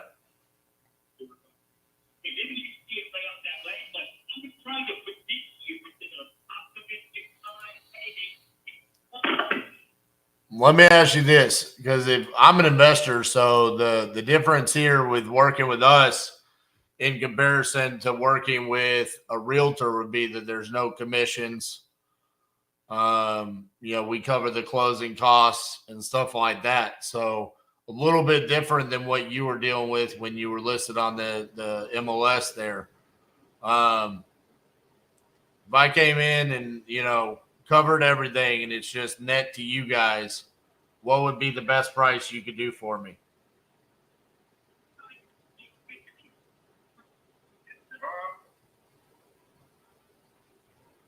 Like I said, we start at 120. So you have to make me an offer. What would you want to do now? I'd prefer to be closer to 100, to be honest with you.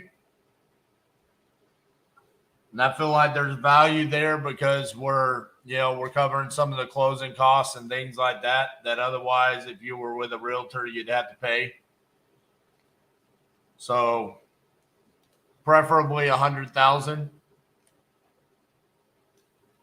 Can't do no better than that. I'm sure I can. I'm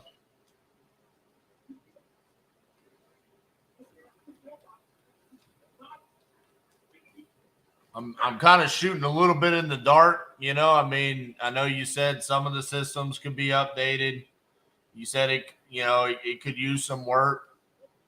If I had a little bit more specifics on it, maybe I could improve a little bit, but I'm thinking, it's a house, that's had an owner living in it for 40 years. So it's going to have the wear and tear everywhere. So it's going to need to be, like you said, probably stripped down. Going to need, floors upgraded and painting in the kitchens and the bathrooms. If I did more, we're probably talking about 5,000 or 6,000. I'm probably not going to be able to get up to the 120, but it's vacant.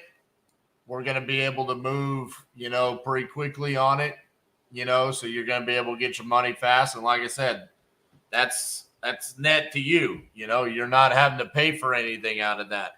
Whereas in comparison in other scenarios, you're going to have commissions and stuff like that.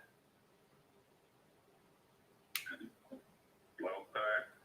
So what is that price they're speaking on now? Say that again. What is that price you're talking about? The best price I can do for you would be 105. 105? Yes, sir. 105. If you got 120 from a realtor,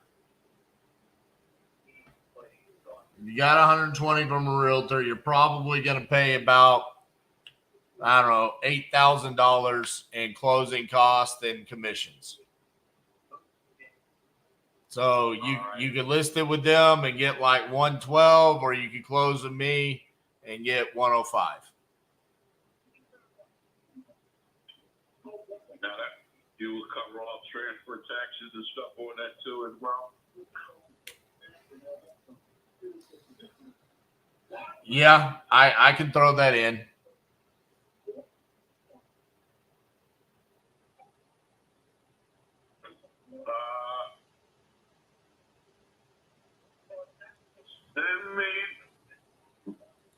Send me what you're talking about or my email or text message. Can you do that? I can. I've got an email of DAHNTE.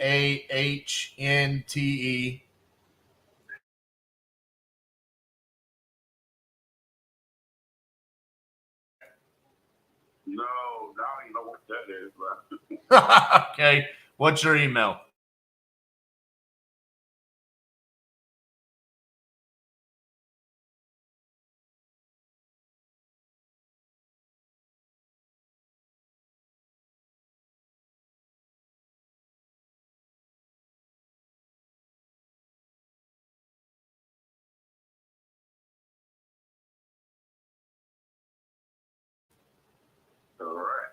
All right. Well, what I will do is I will write up a contract for the 105. I'll send it over to that email so you can take a look at it, see if it's a good fit for you. Like I said, we'll try to make it as simple as possible, close quickly for you guys, and then hopefully get this taken care of for you. All right, this contract would have a closing date. Yes, sir. Now, the contract, when it set up and all that, would it have a cash offer? Yes, it's a cash as is offer for 105.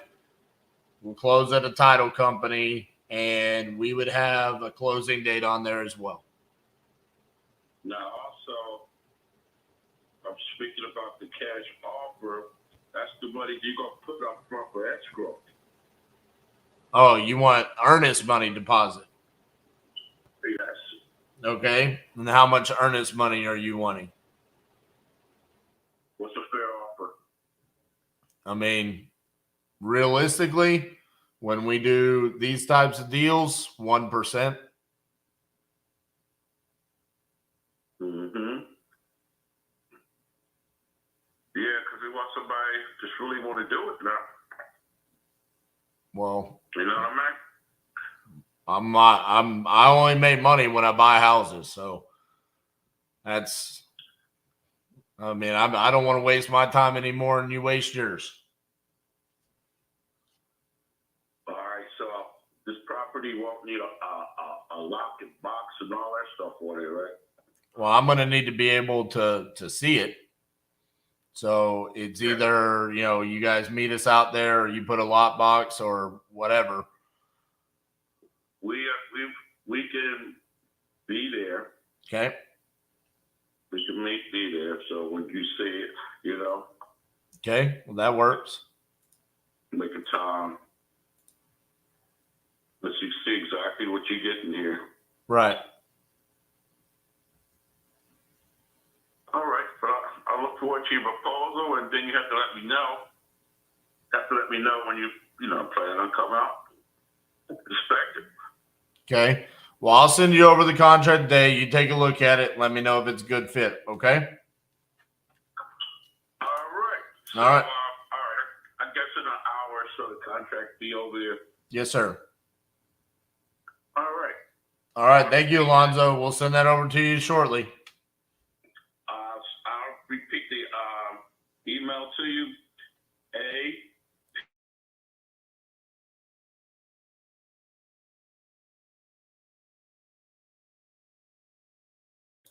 Yes, sir. I got it. And what's your name again? My name is RJ Bates.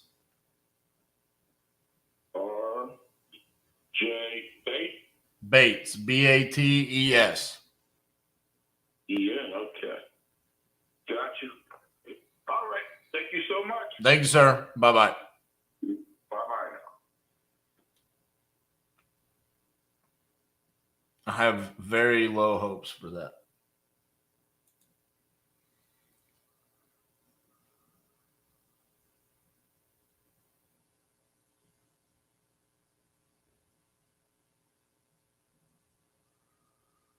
Okay. All right. I'm going to have to jump in on something here. Justin, Patrick, please come here.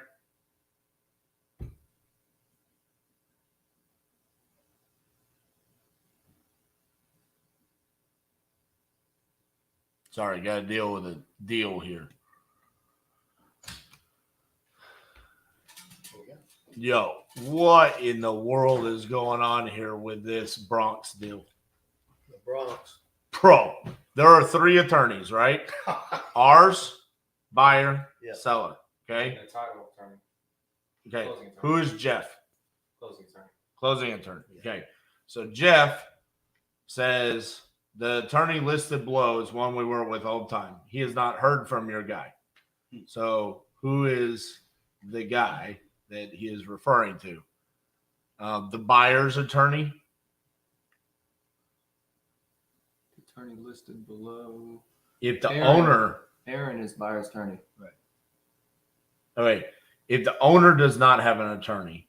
Okay. The so owner does have the owner does. Well, we've spoken to right, them. Radley Okay. or whatever. Okay. So Why is he saying he has not heard from your guy? If the owner does not have an attorney, I don't think Aaron is the buyer's attorney, will let his client do the deal, and we certainly wouldn't touch it either. Okay. Right. So I just got off the phone with the buyer. Okay. He's wanting to do a whole new contract and everything between him and the seller directly, and then us, and then write up a whole new document that has our commission in it. Or include our commission in the contract. Basically, he's wanting everything to be rewritten. Right. Okay, so I don't care how this plays out. We're supposed to be closing like at this point. Like we need to figure out if that's what the buyer wants, then let's do it.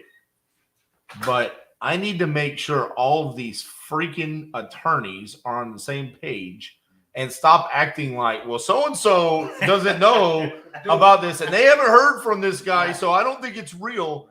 Like, we need to call Jeff. Like, we brought Jeff to the table, right? And I just reached out to Jeff just a minute ago telling him to contact Aaron because Aaron just told the realtor that he hasn't heard shit from Jeff and he doesn't think Jeff knows what's going on with this deal. And Jeff's pretty good. I mean, he's pretty on point. All right. He always answers the phone. So Yes. I don't So think buyer's attorney here's what needs to happen, okay? We need to get on the phone with Jeff and we need to explain to Jeff. Jeff, we've spoken to every attorney, okay? This is for, we are the only ones that know what's happening here, clearly. Because y'all keep trying to reach out and then it's like, whoa, panic. This attorney doesn't exist. No retainer. Okay, shut up. All right. They all exist. They all have been retained. They all have been hired. They all are trying to find a way to kill the deal. Right. I want that to be said. Okay. Absolutely. So, Jeff, you don't kill the deal. All right. So, next, buyer's attorney. Next most important person. Okay. What do you want? You want a new contract written up? You want this? You want that? Okay, cool. Sounds good. Seller's attorney. Are you on board with this? Our guy is fucking worthless. I mean, I don't even know what he's getting his $1,000 for. Right. I guess let's call him and say, hey, this is what they want. Is this how y'all do things? Because in other parts of New York, this is not how they do things. Like in when they sell shit boxes for 20 grand, no one gives a shit. Right. But apparently now it's everyone has to have a fucking attorney. So let's get on the phone with our guy and say, hey, this is what the buyers want. Are you cool with this? Okay. If he's cool, let's have the buyer attorney do what he said he will do, which is rewrite all the stuff. He needs to write that and send it to us. Send it to us and our attorney. Yes. We need to approve it. We need to do all that. Make sure that we are protected. And so our attorney then needs to tell us that we're protected. Yes. Okay. And then we have to then send that to the seller's attorney and make sure they're good. Right. Even though we have a signed contract, and the only thing that needs to be done is there needs to be an assignment signed, and we can be good to close. See my note in there that very clearly laid that out to the buyer's attorney and buyer. Okay. Well, let him earn his paycheck. Yes. Clearly, what he wants to do more than anything is to go do work so he feels like he's done something. So let him go do it. That's fine. Let's call our guy and explain it to him. Does he answer the phone? What's his name? John. Cool. So we've got John, Jeff, Aaron, and who? Bradley. Bradley. Wow. Bradley. 4 attorneys. Blood-sucking attorneys. That was unnecessary, you know, Not from our the perspective. only one that is necessary is this guy, Jeff. Yes. Everybody else can be done. Everybody else can be done. All right. Call our guy first. Cool. Then call the buyer's attorney. Well, actually, go ahead and tell the buyer's attorney he needs to draft his shit. I just called the buyer and tell him that. We just got off the phone a minute ago. Okay. Make it happen. Let's whip that together. Let's do it. I want it signed. Signed, sealed, and delivered. Time kills all deals. Yes, sir.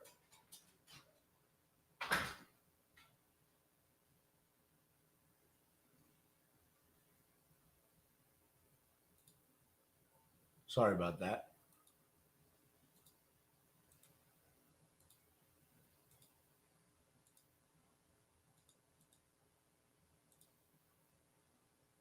Okay. Keaton.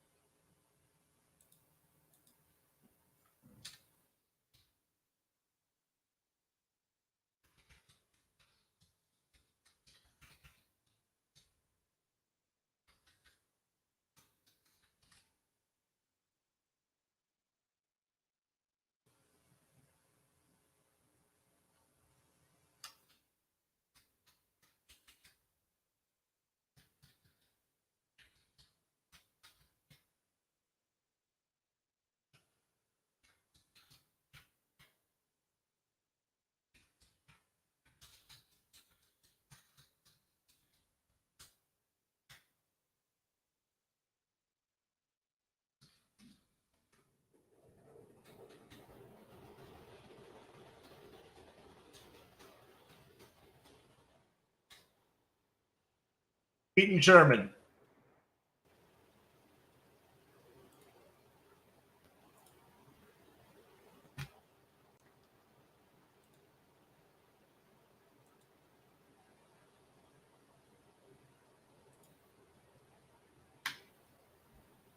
All right.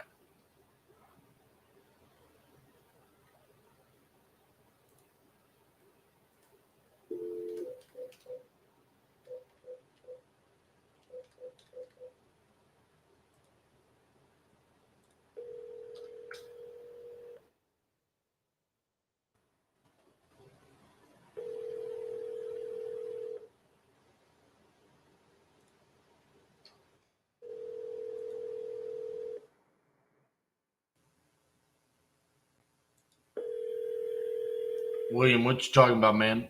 Your call has been forwarded to an automatic voice message system. 90726. No, bro. That's Eagle Mountain Lake. That's the lake that we sit on. That's where our office is, literally on that lake. But no, Eagle Lake, Texas is somewhere else. Renee, email us at jv@titanium.investments. Ask for the JV link, and then you can upload everything into our CRM. So just email jv@titanium.investments, no.com, and the team will send over the link for you.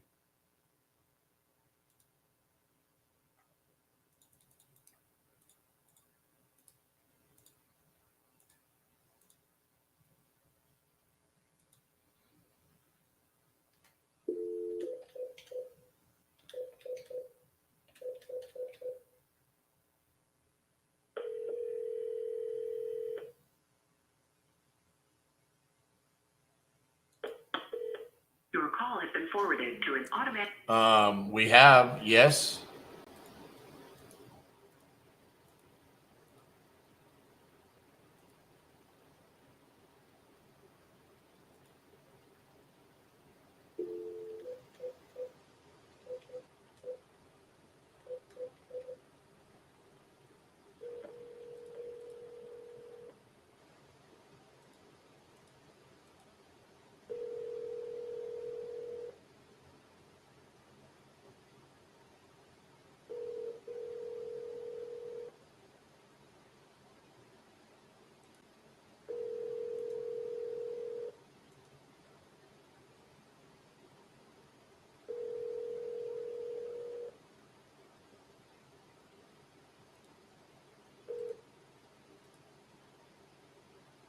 Please leave your message for.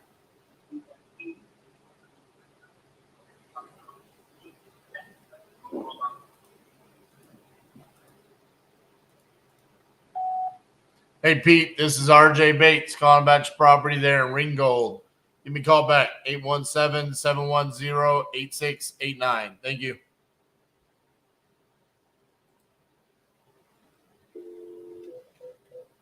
Y'all ready for the happiest voicemail of all time? Here goes. I am very aware, Michael. Hey, this is Jesse. Leave me your name and number, and I will call you as soon as I finish the task at hand. Thanks. At the tone, please record your message. When you've finished recording, you may hang up or press 1 for more options. Hey, Jesse, this is RJ Bates calling about your property there in Cloverdale. Give me a call back, 817-710-8689. Thank you.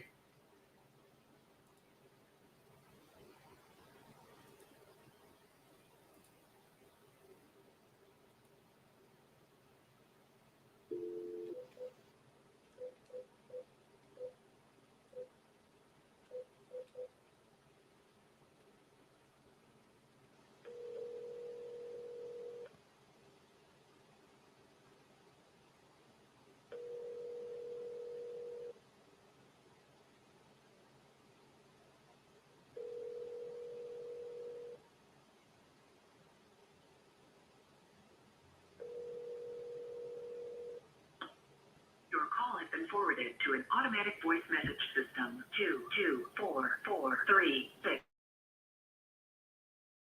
Not available. At the tone, please record your message. When you have finished recording, you may hang up or press 1 for more options. Hey, Dennis, this is RJ Bates calling about your property there on the Southern Dunes. You had entered it on my website. Give me a call back, 817-710-8689. Thank you.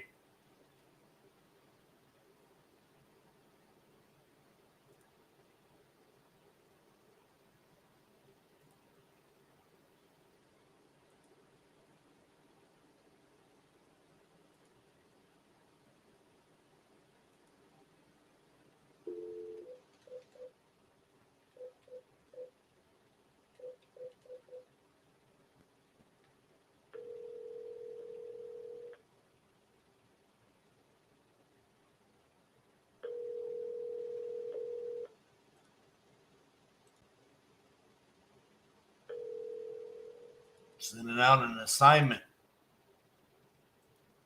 Yeah, buddy. Your call has been forwarded to an automatic voice message.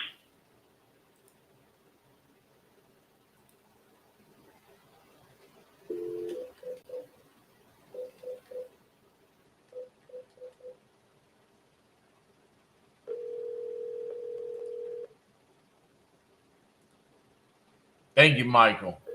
Appreciate that. Hello, this is Eric Birkenes, my personal cell phone number.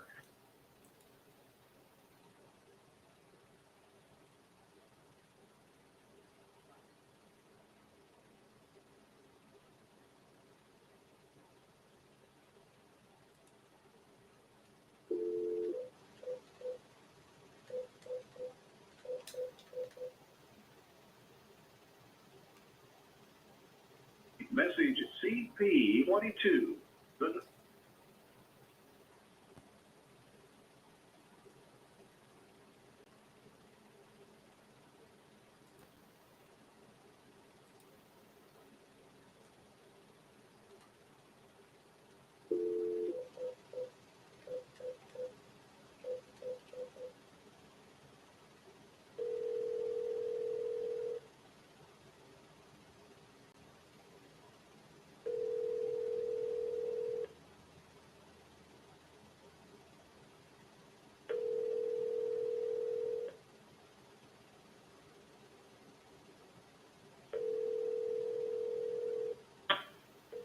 You have reached the personal voicemail for Kim Malone. Please.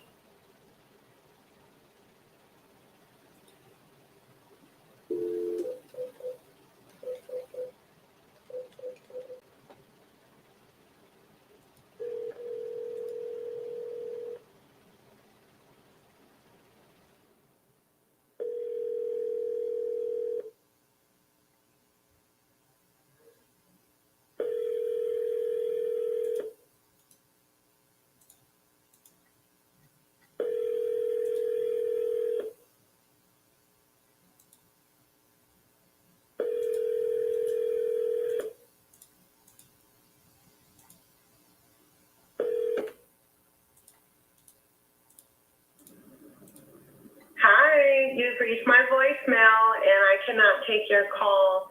If you leave your phone number and the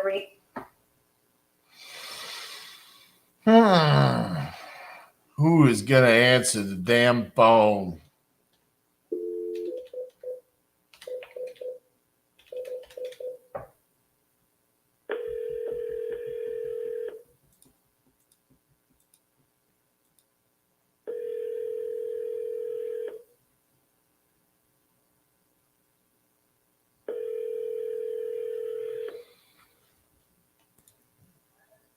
That is correct.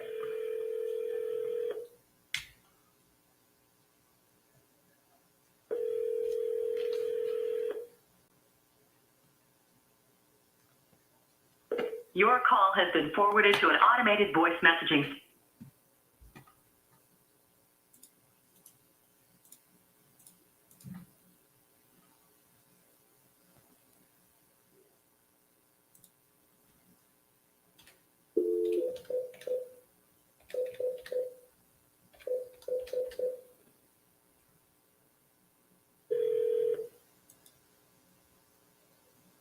Please leave your message for 401.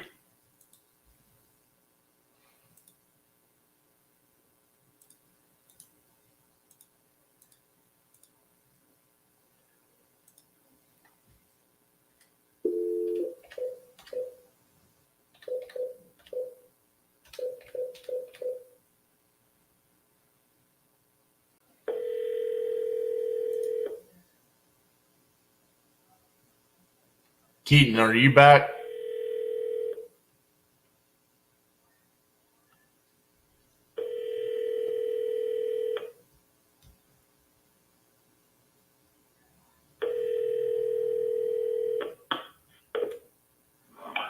Hey.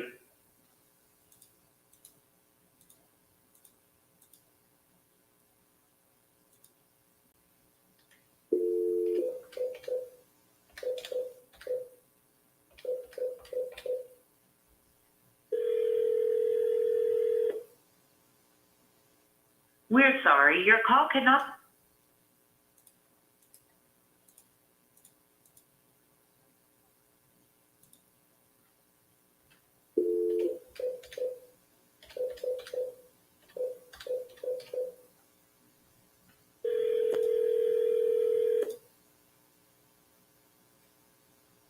Your call has been forwarded to an automated voice messaging system.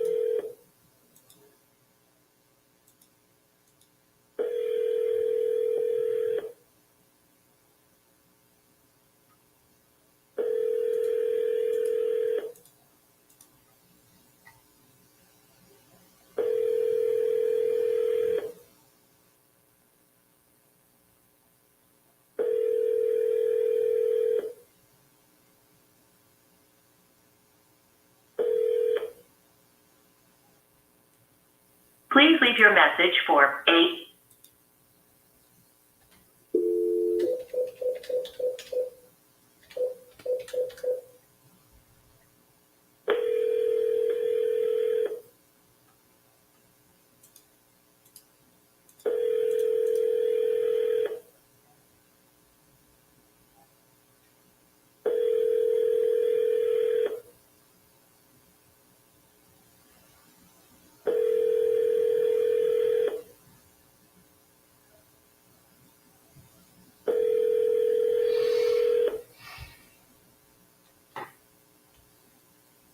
Eight, 1, 5, 2, 0, 2.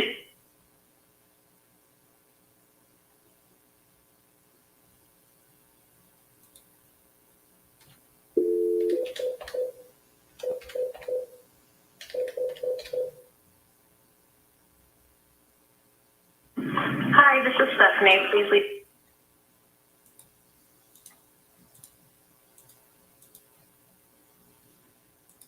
Same people. Every day. It's like half of them don't even have their phone The turned number on. you have dialed is not in service. Perfect timing.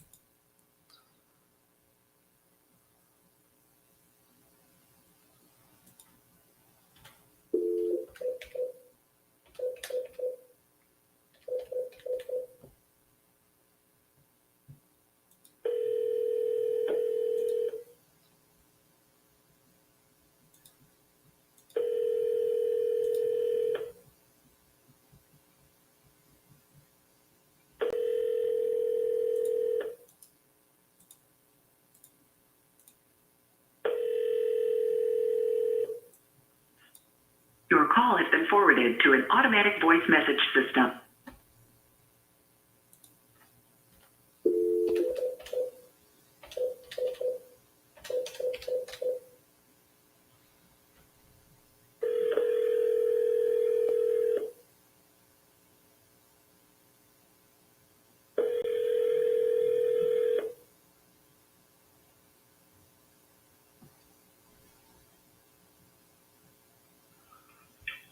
Hi, you've reached Ty at 775-433-5.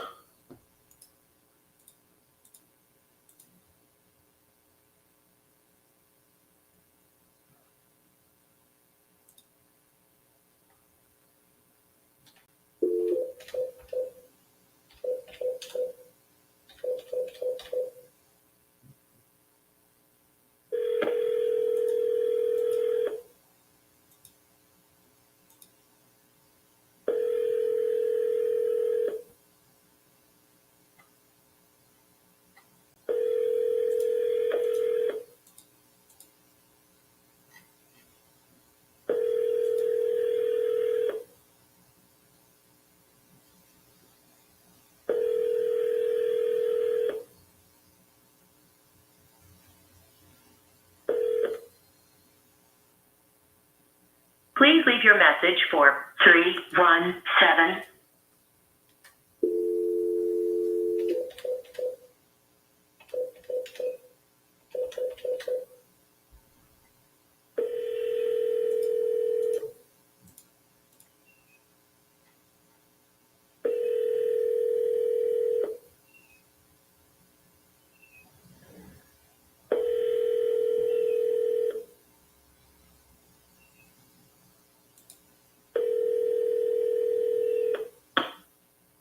Your call has been forwarded to an automatic voice message system. 531.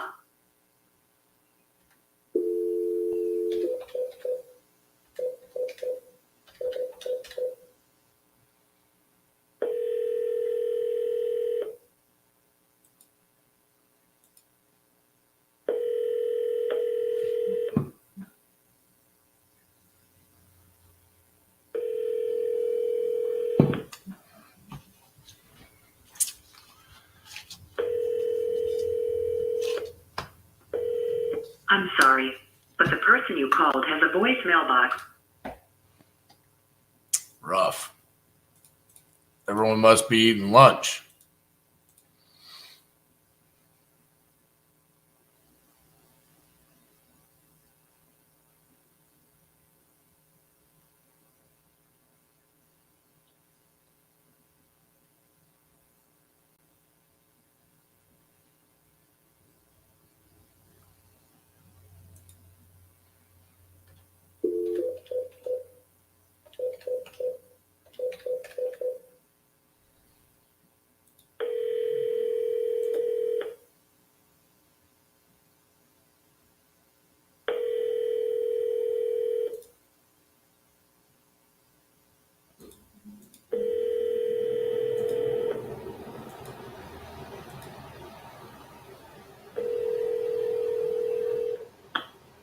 Your call has been forwarded to an automatic voice message system. 95.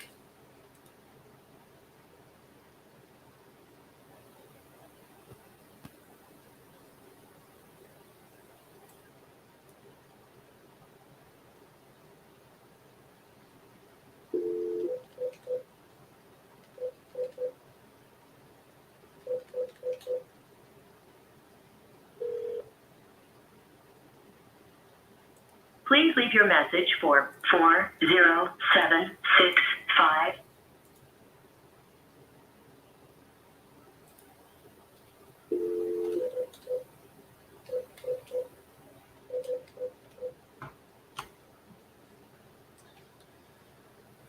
Need some action. Hi, you've reached the office of Dr. Marta Oakley.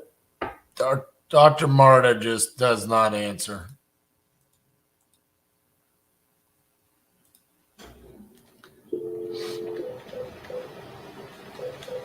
Or return calls.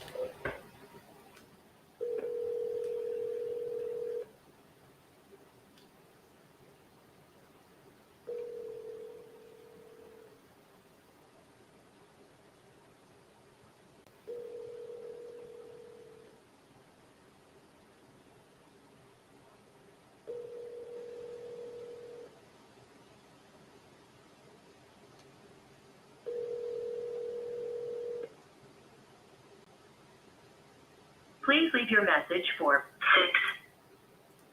6165.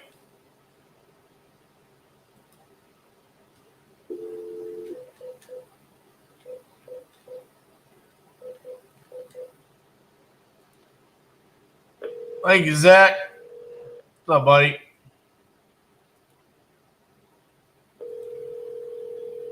Keaton Sherman. Can you hear me?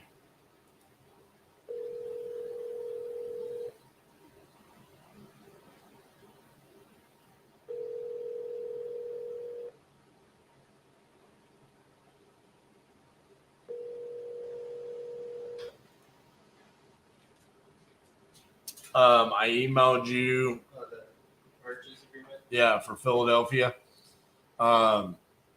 Ignore the email that's on the lead. He said he doesn't know where that came from, so it's the email that I gave you. All right. Just make sure that you get all the stuff that I put in there. All right. All right, thank you.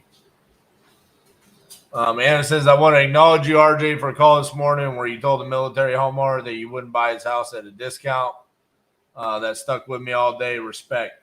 Well, I mean, it was kind of an awkward call because he was like, give me an offer. And I'm like, no, your house is worth more than what I'm willing to give you. I mean, I think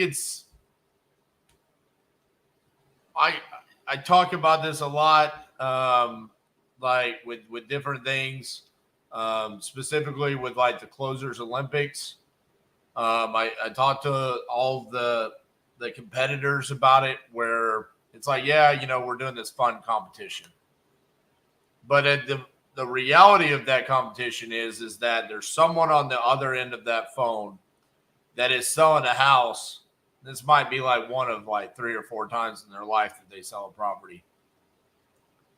Regardless of that scenario, it's always the scenario where we are on the phone. It's our obligation to see if we are the correct solution for them or not. And a lot of times there's not. I mean, we've seen that today. I've had quite a few conversations with sellers where it's like, hey, we're not the right fit for you. There's a better solution. There's a couple of different reasons why you do that. A, you want to just lead the seller in the right direction. And 2, you want to respect your time, your effort, your energy. And then also in this circumstance, if that goes to the wrong person and he says, listen, I'll give you $270,000. And this is a person that's, a part of our military, might not know any better. If you use your sales skills, maybe you end up getting that house for $270,000. And that person could have sold that house for $350,000. I want to feel good about what we're doing. I think that's more important than anything. So,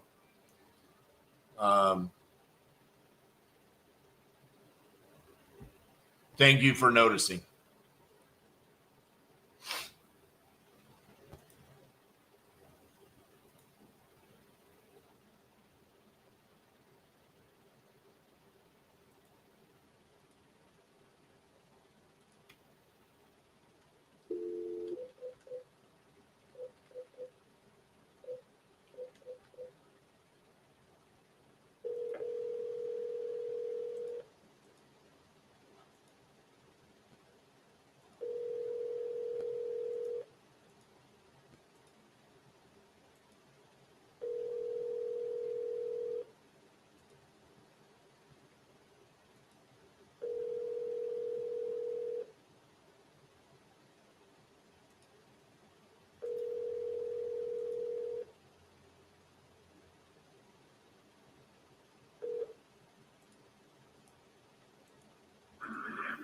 Reach Walt Miller.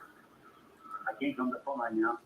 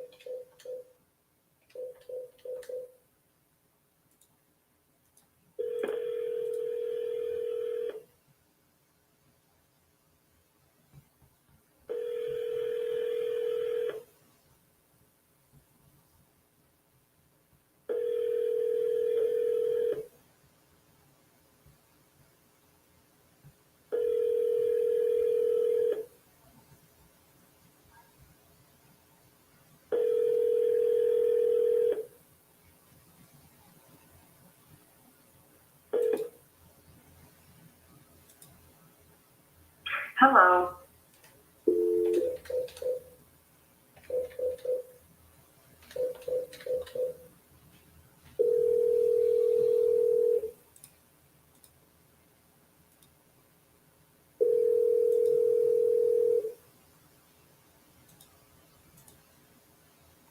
Absolutely, Robin. I think if you do that, you end up in some really good situations. Bro, what's up? I can sell you some data. Why would I buy you? Why would I buy your data?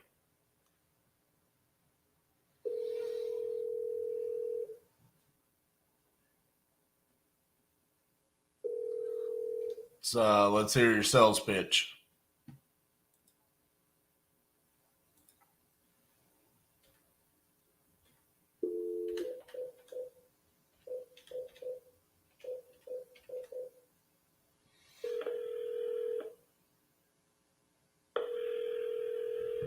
Tread carefully, Blake.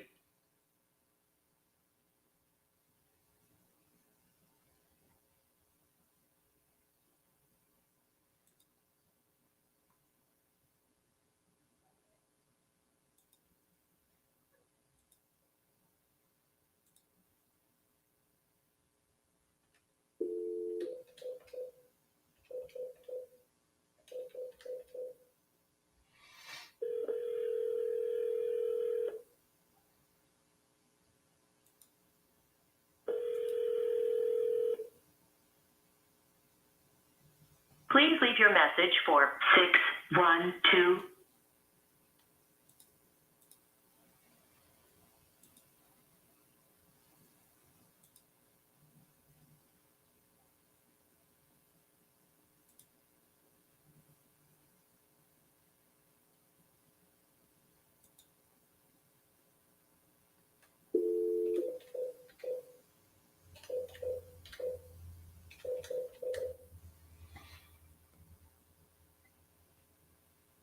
Is that the whole sales pitch? Forwarded to an automatic voice. I'll sell you some data.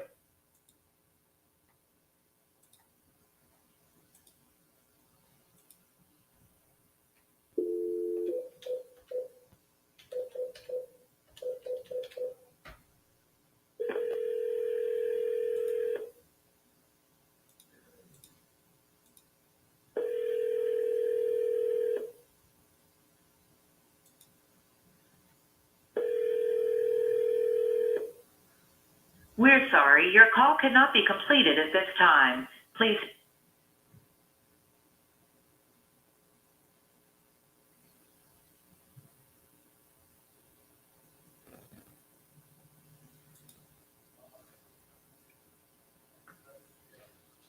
Man, I was really hoping that there would be more to that than just I'll sell you some data.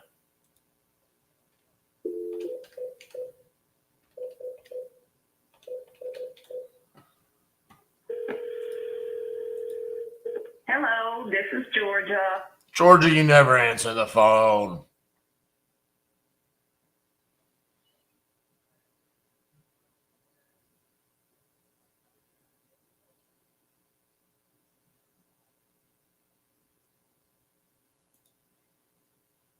Yes.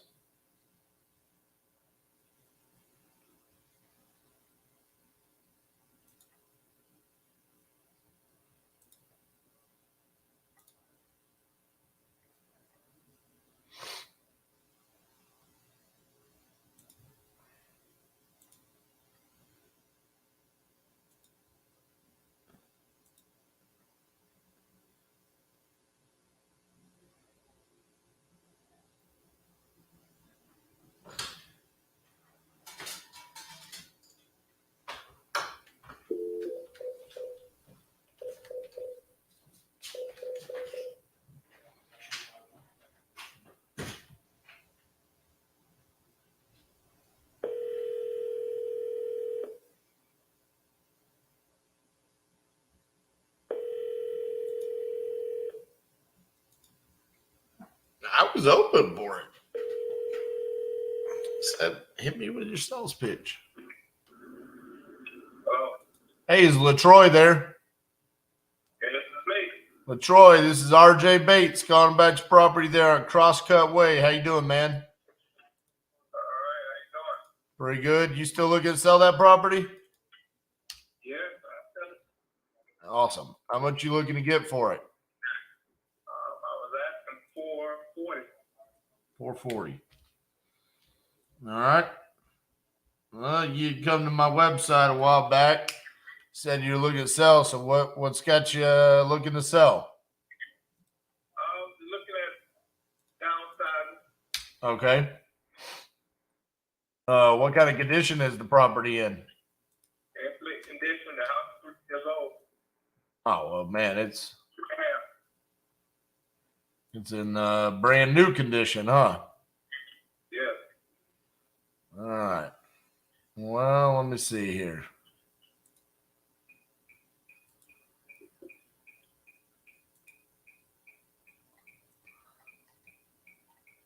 I'm not sure that's going to be a good fit for us because we're investors. So it sounds like you're going to want, as much as you can possibly get on it, right?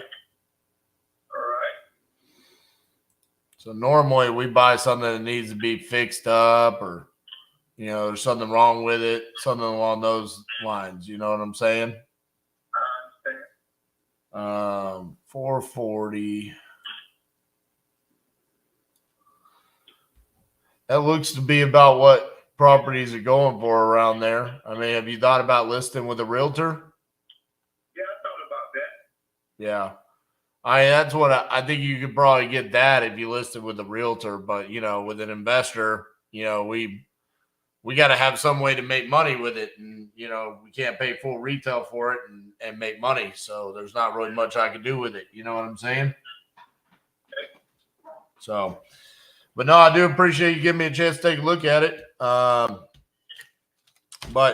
yeah, like I said, just not a good fit for us. Okay. All right, bye-bye. Let's see. What did he put in here? Quick sell. Need to sell ASAP. Bye.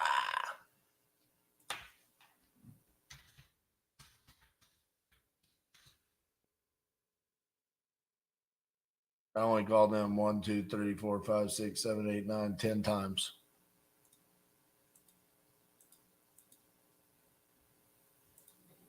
But he answered finally.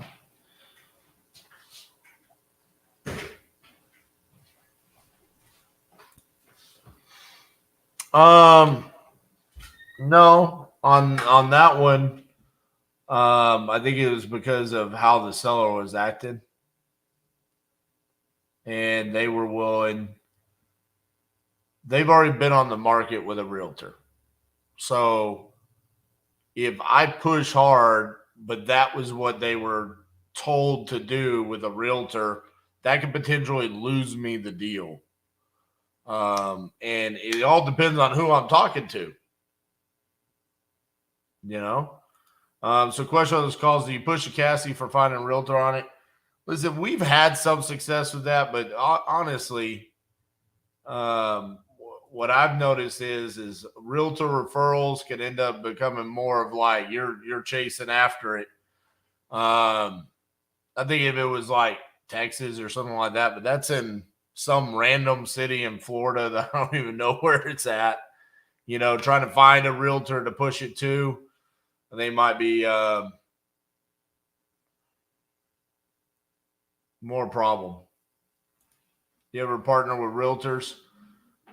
Like I said, we have realtors, and so like our deal in Florida that we got on with Stella, she's gonna buy a property in Birmingham, Alabama. So we have a realtor in Birmingham, Alabama that we referred her to.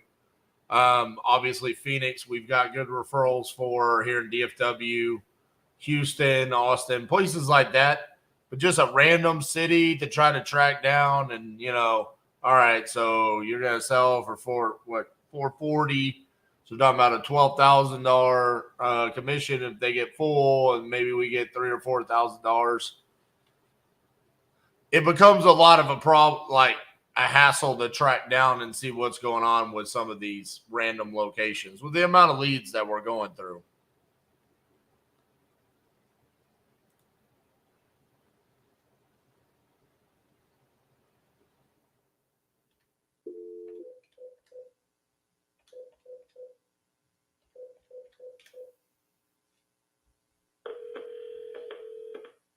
Hi, this is the Google Assistant. Can I ask what you're calling about? Your answer will be recorded and a transcript will be provided to the person you're calling. North Stockton Avenue. Sorry, they can't take the call right now. Thanks, and Thanks.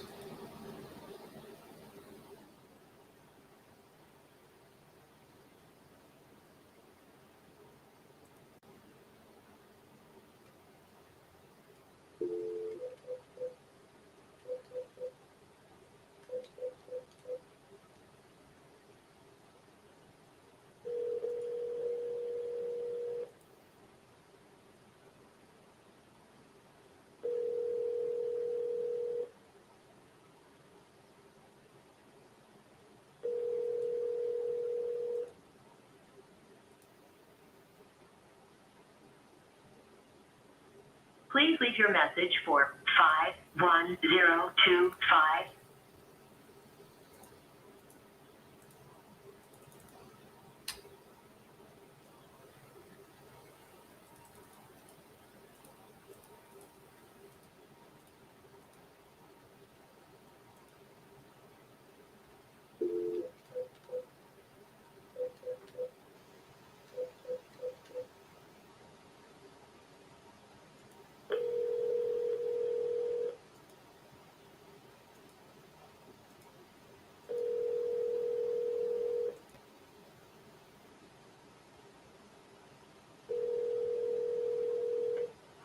Hi, this is Brett with IC. Sorry, I missed your call.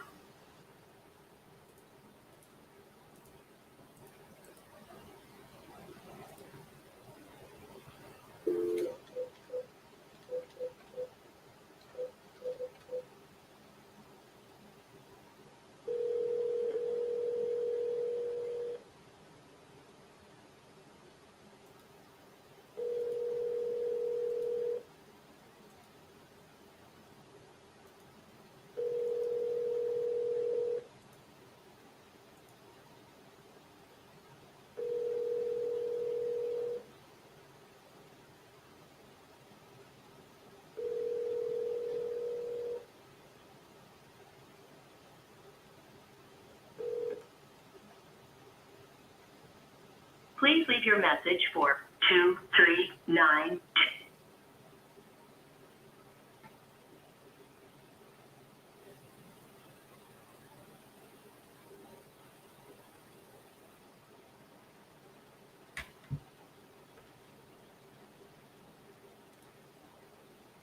Oh, well, hello there, Miss Cassandra.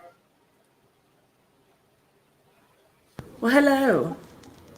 Love how you sent me a text like, are you ever going to want to eat lunch? Yeah, bro, I've been wanting to eat lunch for like an hour.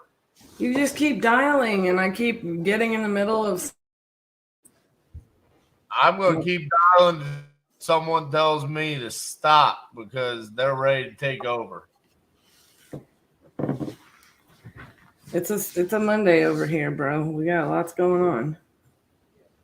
Looks like we have a lot of attorneys that are just desperate to go home and tell everybody they killed the deal.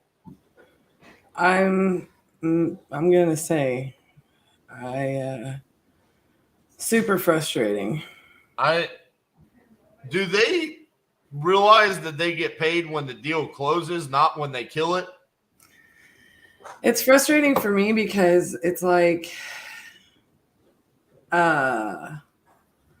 frankly, like, we don't need to have this many attorneys involved, right? Like, even the closing attorney is saying that. But yet the only reason why there's that many involved is because they all want that many involved. Right. So it's legitimately, what we did is, it turns out like our attorney is going to earn his keep, because I just literally was like, everything goes through our attorney. And yeah, he'll protect us. Well, there you go. All right, boss. Enjoy doing whatever it is that you're gonna do. I'm gonna go eat my lunch. I'll see you in a little bit. Enjoy your lunch, sir. Do you want to share your screen, or are you gonna dial? Well, I'm probably gonna dial. The only thing I can share my screen on is finishing comping the 7-pack. All right. So don't want to do that. See ya. See ya. How's everybody doing? RJ has the impression that when he goes on break, y'all all leave. So could we not leave me? Let's not leave me. Let's just get to dialing because that's what he says you guys want. I'm open to suggestions though. I'm open to questions.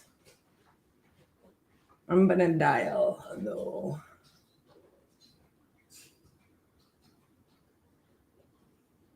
Dial away.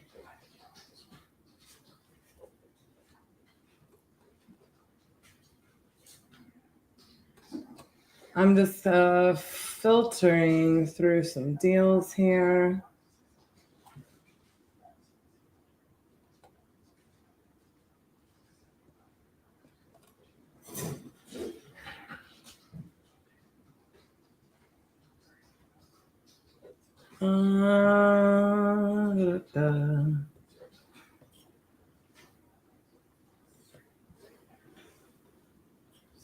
We have a bunch of Oklahoma deals from Zach to call on.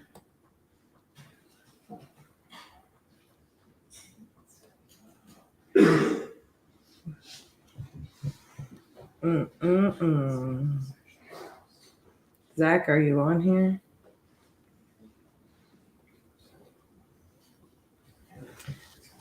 Are you?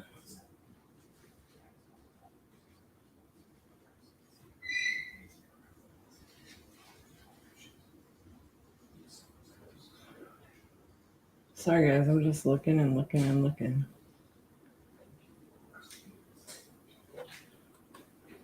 Through all the things.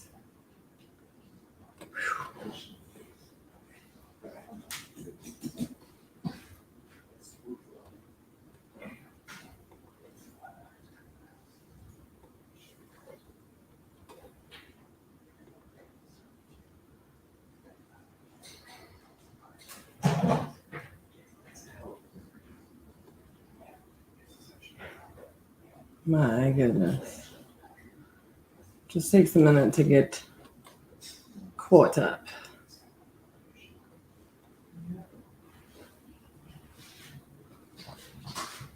Ooh, Albuquerque. Dagnabbit.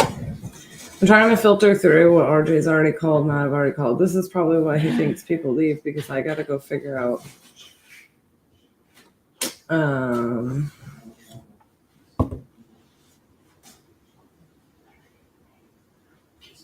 This one's interesting. I feel like we've already dealt with this deal. I have to look that up too. Main Street Tacos in Azle is fire.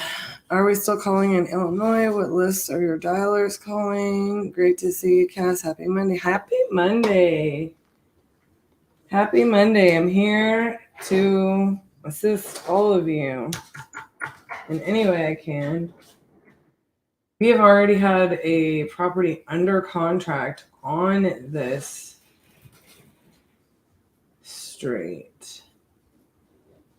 Let me go back and figure out. This is a completely different property. So we sent out an offer on this. I've got to look this up. I mean, this is crazy because this contract was sent out like a couple weeks ago. So bear with me, guys, because I was about to call on this lead. I'm like, I know this though. So let me search for it. Do y'all want to know the creepiest thing that happened to me earlier? Like, I am having a rough day, but I just want you guys to know, when you build something incredible and you have an incredible team and you're just... Ooh, RJ sent an offer out on this one. And now there's another one. I'm trying to see if this is the same seller. It is. No, it isn't. Okay. Different seller. This is a property for vacant land, though. So Trent, who typically, like, we just have all of our land stuff go directly to him. Like, he focuses on moving, like, our land deals, comping our land deals. He has, like, more experience in it than the rest of the team. So he's kind of like, you know, our land guy, if you will. I am kind of digging this little 70s hairdo I've got going on. What do we think? I was thinking my hair is a little too dark right now because I was a lot lighter for a lot of years, but I don't know. I'm kind of digging it. It's healthy looking. Anyways, RJ doesn't probably talk a lot about his hair, but he does talk about his beard, and you can't tell me he doesn't. So, anyways, I was thinking that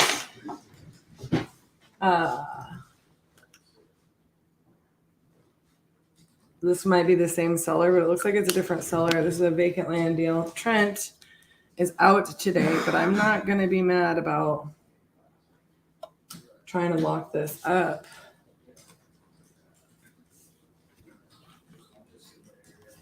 I just kind of wanted to look and see. So this is another vacant lot. That is too crazy. Completely different lead sources. What is going on this street? I mean, seriously, what is going on this street? We've called numerous times on this contract that we had sent out. Maybe I should call him first.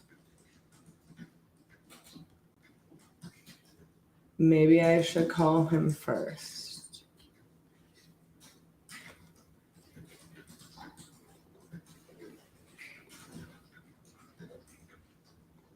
So I'm just looking up so you guys are aware. This lot is kind of small.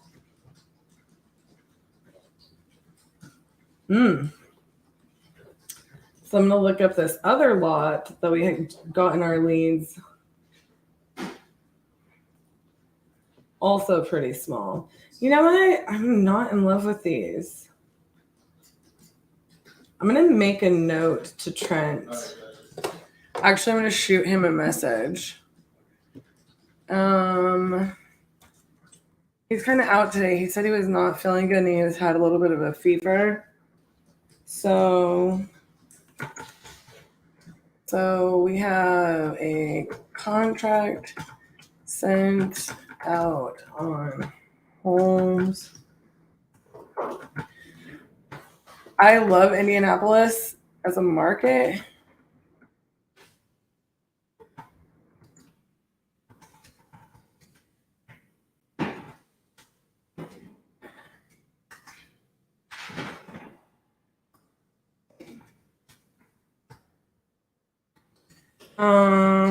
But I'm feeling like it's funny. Like this is kind of like a weird little spot.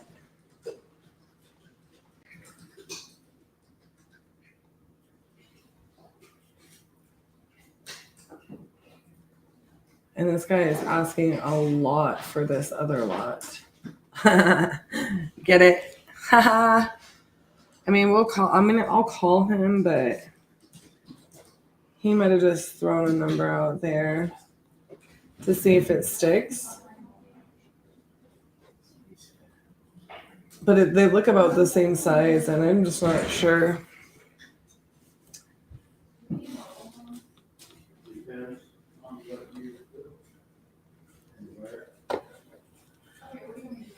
So let me...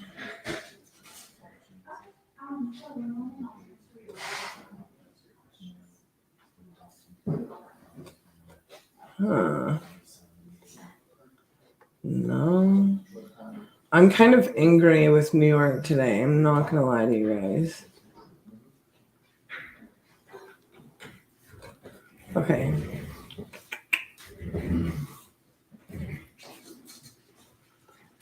I also have to call Cecil back from last week, y'all, and set up an appointment. Yes, ma'am. It does depend on what year and what area it is in. RJ keeps telling me he wants me to start from the bottom up. But like I literally have to click through so much to get where. Okay. Yes, ma'am. I do believe that would definitely work. What would be the address for that? Let's see what we got here. Come on, Sandra. Be my friend.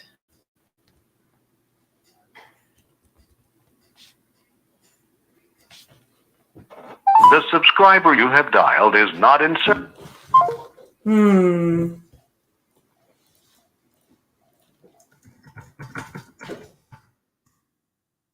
So sometimes like what I'll do when like that's the case is I just keep them in our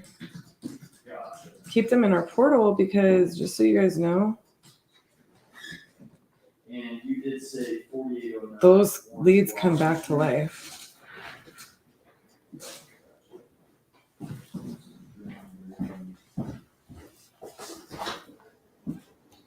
All right. And are there pictures online of the property? Okay, it is on the MLS. Well, I love you too, Renee. I think RJ's just trying to give me a hard time to be more entertaining since I didn't feel good this morning.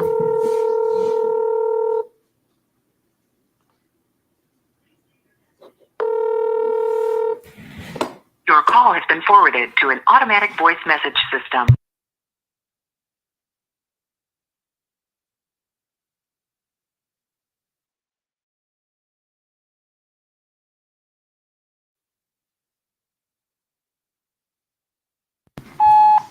Hello, my name is Cassie, and I was calling about a property that you entered on our website. If you would please give me a call back at 817, and I look forward to hearing from you.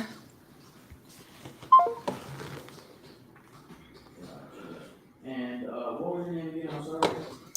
I'm gonna try to move this. Okay, I feel like maybe some people are behind is what is going on. When we switch, it makes you not live. RJ likes from the bottom up at wholesaling live. He had too many lists and he flipped it to the back page and said start from the bottom. Seriously, like he wants to start from the bottom. I organize these lists though from like oldest to newest. So like I need to almost like do the opposite. Like I need to resort the lists because I want us to be calling on the oldest ones and go through them again, you know. Because if it's organized in that way, we get even coverage. Like that's what I'm looking for. Like I keep finding ones in here ever since we've been doing the lives where we're starting to like see some of our leads like are getting lost in the middle. You know, we're like they're not getting hit as much because we're going in different directions. So I feel like he and I gotta get on the same page for that, you know? All right. Well, I will go ahead. The subscriber you have dialed is. I will shoot you a call back and see what I can do for you. Phone off. Yes, ma'am. Thanks so much. Bye-bye. Maybe this is why they haven't gotten hitten. It is the Monday, y'all. Always start from the bottom. Solid life advice. Oh, you're silly. He wants to start from the bottom because they're the newest.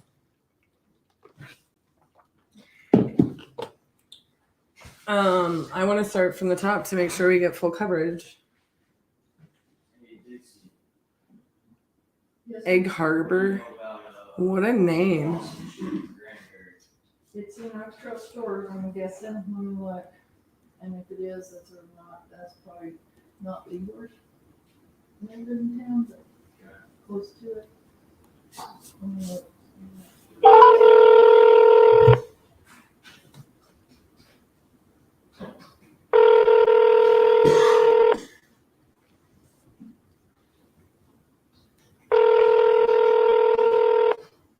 It's a trailer. Yeah, hold on.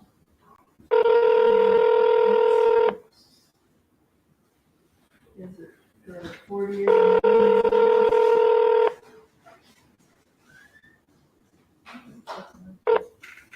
This person's voice. 48 on Yeah.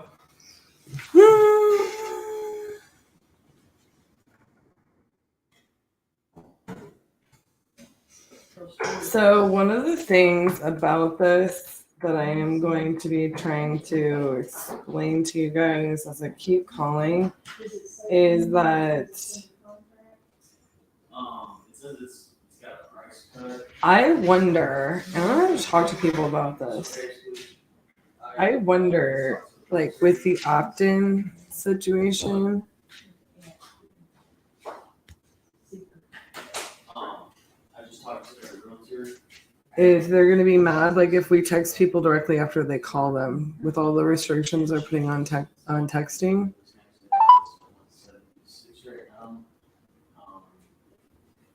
But she said that they'd be willing to take like Message CP22.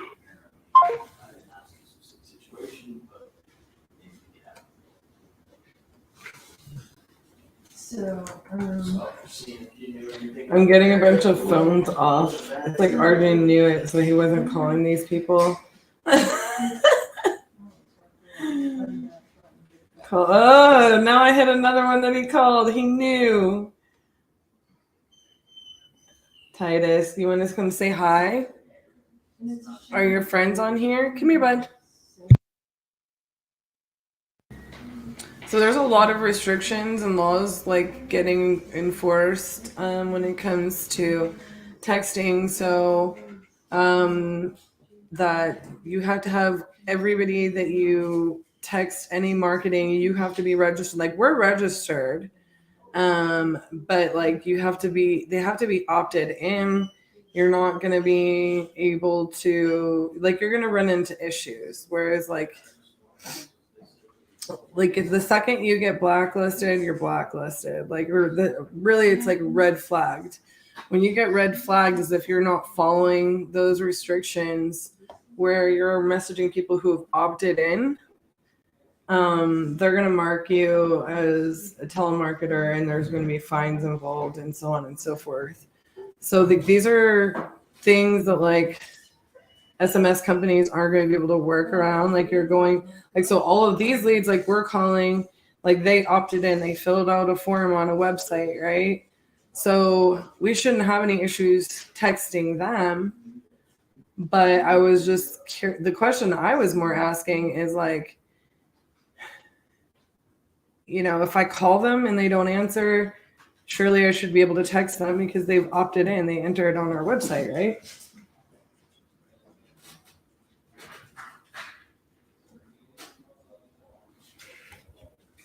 But yeah, it gets kind of persnickety.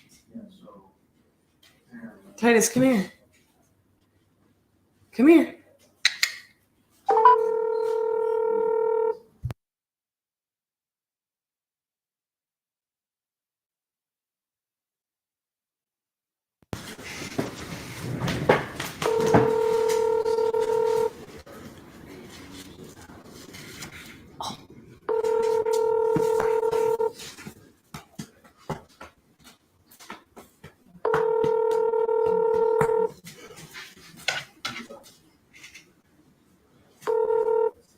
I'm unable to take your call. Leave a message in sound and tone, or I'll return it as soon as possible. Thank you. The mailbox is full and cannot accept. So Robin, that was all for you. He's it's so funny because like he's wanting to always be sitting next to somebody, and right now he's just going through the office and basically whining because he wants somebody to be paying attention to him. but he's standing outside of RJ's door because I think he knows like he has the opportunity to pay attention to him, and he's doing something else. So what list are our dialers calling? Those are populated, stacked, and all kinds of stuff. So that's like a really long answer, but that was all for you. Robin, Titus got to say hi. I mean, Kip, if you're here, you just aren't able to message in, for you too, because that's y'all's buddy. And Anna's buddy too. She's still here. Love the jerseys. Okay, Facebook user, if you're not opted in on here, I can't tell who this is. But yeah, the Stars are going to take care of business tonight for sure. Like, duh. I fully anticipate we just come in. Now, granted, that's the thing about Game 7s. You know, it's an elimination game. Hi, Paul Evans from Michigan. Good to see you. But yeah, the Stars are taking care of business tonight. That's what I say. I think we're the superior team, just being honest. And I say this somewhat unbiasedly. We're a better team. Granted, the Kraken have given us a little more trouble than I expected them to. And they're not to be underestimated. They're fast. For some reason, there's just been a couple games like they were just really odd. Like I was a little surprised at like how out of sync we were. I don't necessarily think they threw us off our game, but just moments where they throw us out of sync. Playoff hockey is not always about the most skilled. I just think that we have a better chance to win. I think that Ottinger is going to go in tonight with a vengeance. He doesn't tend to come off of a bad game. And I think even if we had left him in the other night, he would have had a fantastic second half of the game.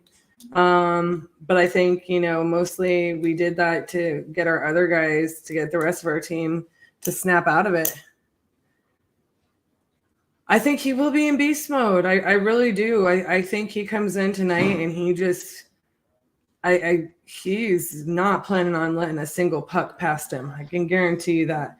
I will say this, the Kraken are fast. And every now and then, that's when I think they get him. Even when it's just like, I think he's having a fantastic game. So, but I think he's going to be in beast mode tonight, no doubt. So, I think that the rest of the team is going to play phenomenal as well. I think there's, and don't get me wrong, but I do think the Kraken, this entire series, this entire round, have shown us what they've got the entire time. Like they're putting their best out there the entire time, and that's what they've got.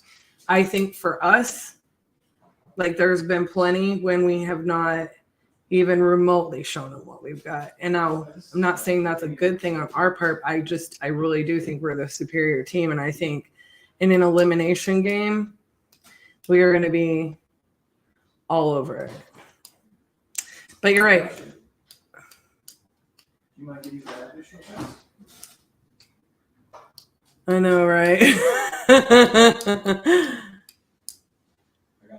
Pav's line does need to get going. They've had like a weird last few games. I think also like Robo is like been weird all playoffs. Like, I was talking to RJ about it. It's like, is he hurt? Because we were thinking about back when Sagan was hurt during our last playoff run. And it kind of reminds us of that. I feel like he might be like tweaked or something. But that line does need to get going big time. Anyways, I won't talk about hockey the whole time because I will talk about hockey the whole time. Let's try to call this. Dude, Robo is non-existent. I don't know what he's doing. Like, he was such a good player throughout the regular season. I don't understand it. So I am hoping that like he shakes off whatever. Oh, Titus made me get tickled. I do hope he shakes off whatever he's got going on with them. Hockey Talk is awesome. I love me some hockey. Let's see. Oh.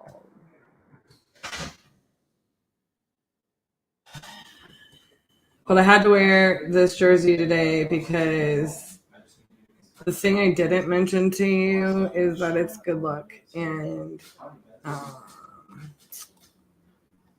mean, it's just another reason why we're going to take care of business and win.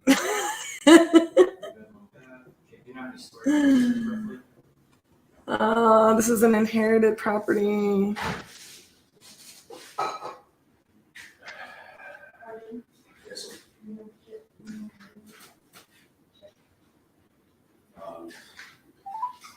Welcome to Verizon Wireless.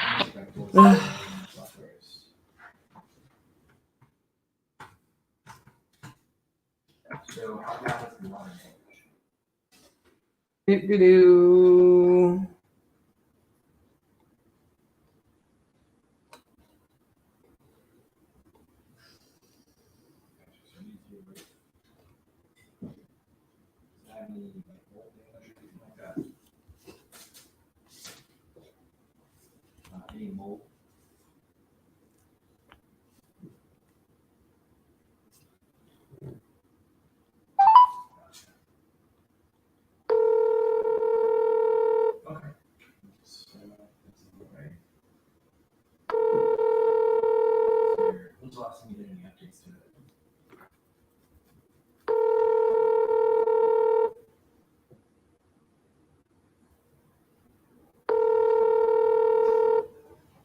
Your call has been forwarded to an automatic.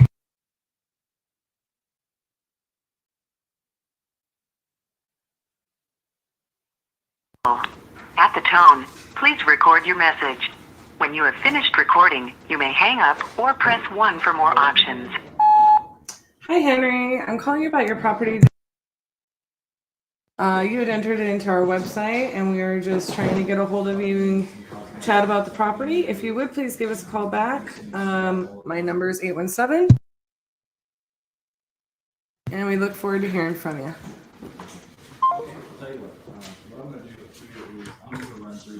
Dude, it's not just the Leafs. Boston.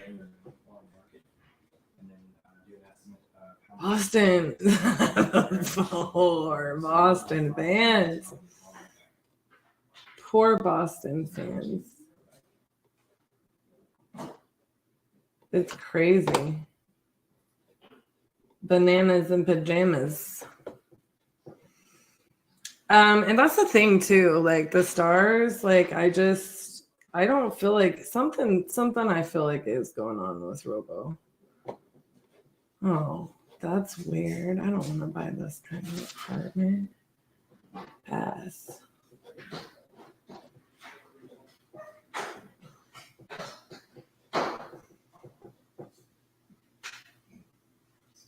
Victory Highway. Or did I already call on this one?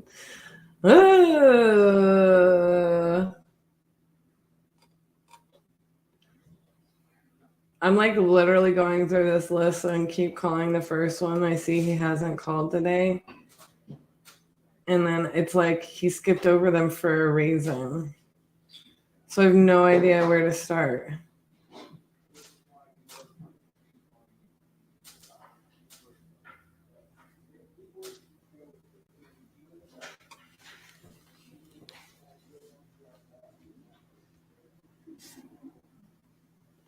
So I'm literally calling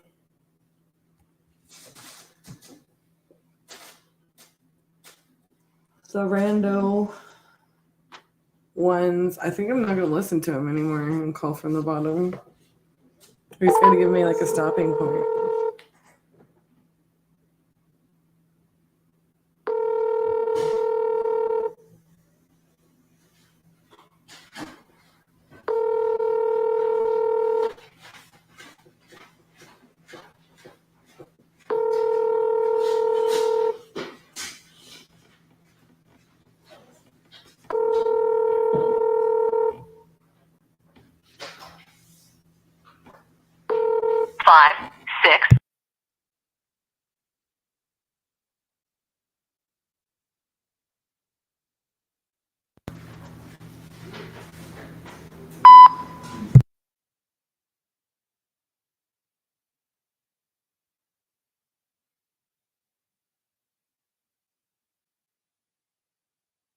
If you would, please give me a call back. I'd love to talk to you about the property and see if we're a good solution.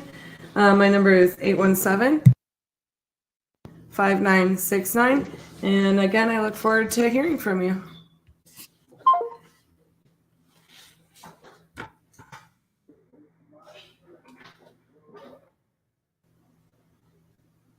I'm supposed to have good luck in Ohio properties since that's where I was born.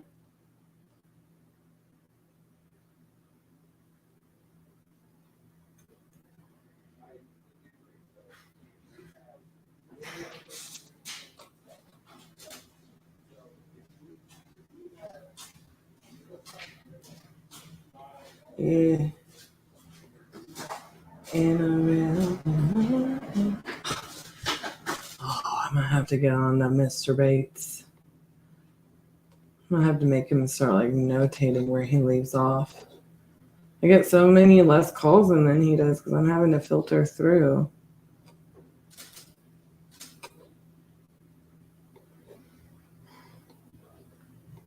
It's not that I couldn't call them again. I'm trying to like hit up properties that he hasn't hit today. Know what I mean, Jelly Bean?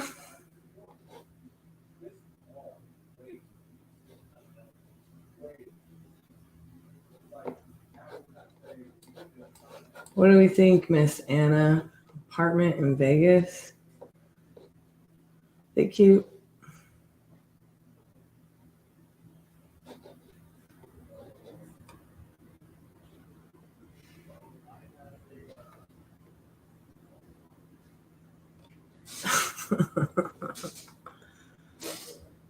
La-da-ba-ba-ba.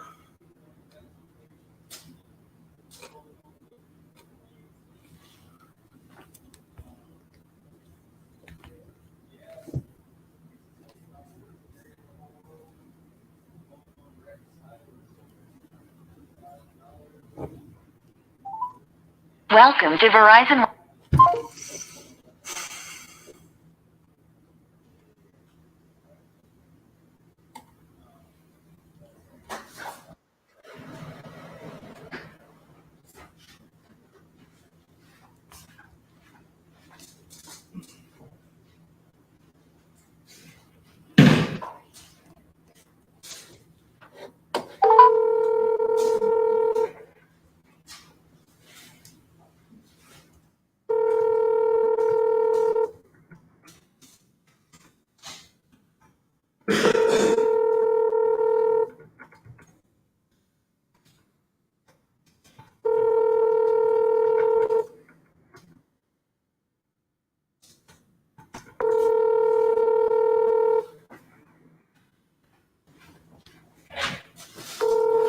Maryland coverage is not available.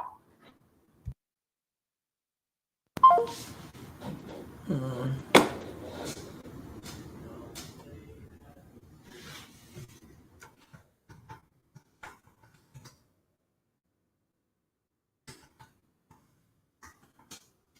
really like this one. Have any of you ever been to Olympia, Washington? It is beautiful. At least it is in September when I went there.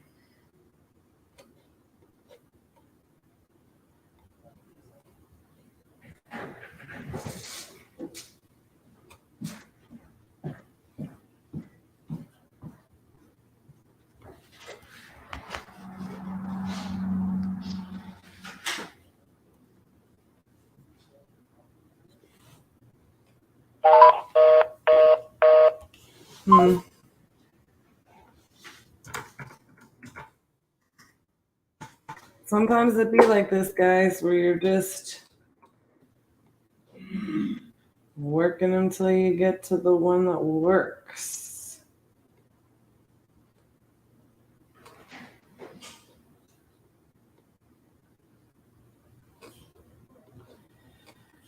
I feel like I should have started at the top of the list, though. I'm going to be real.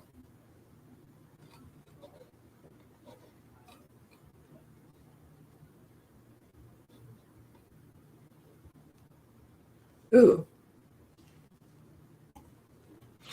Hello? Yes, I was calling about a property. Let me pull it back up. That was, I believe, entered on our website that you were looking to sell.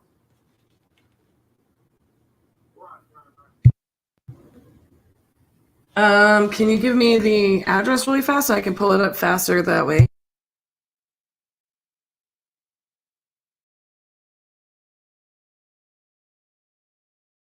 Three 751. Yep, I got it. Is this Rogers? Yes. Hi, nice to talk to you. I know that we tried to reach out to you a couple of times, and it looks like the past 12 days or so. Only information I have is that you want to sell this in like 3 to 5 months, and for emergency reasons is all it says from what was entered on our website. So, what do you got going on here? Really, I had bought a new house, and my ex had got sick, so I ended up letting her move in my old house. Now she's moving out with her boyfriend. She's moving out, and I want to be Okay. Let me just pull up a little bit of information on this. If you'll bear with me, I'm just going to try to pull up some information on the property and make sure that I have everything correct. Okay. So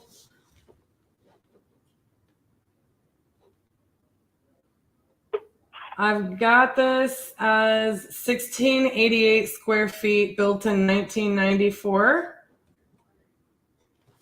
Right. And then can you tell me how many bedrooms and bathrooms it is? 3 bedrooms, 2 bathrooms. Okay. It's not pulling that part up on tax records. And you said that, you have, you bought a different home. You have some friends or family or tenants staying there and they're going to move out. When are they moving out? They're supposed to move out at the end of, I want to say the end of this month or next month. But they're moving out soon. They already started thinking so. Okay. What would you say, like, you've probably, I'm thinking you've owned this house, maybe like the last 6 years. Yeah. Have they been occupying it most of that time or just more recently? No, they occupied it majority of it.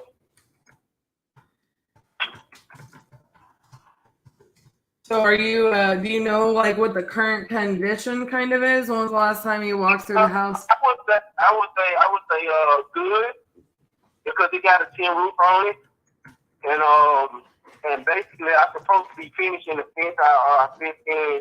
I fenced in like an acre of the, cause it's sitting on an acre, and I fenced it in. I would say good, and then I already had like redid like the piping with that flex pipe up under the bottom of it, like, so it's good.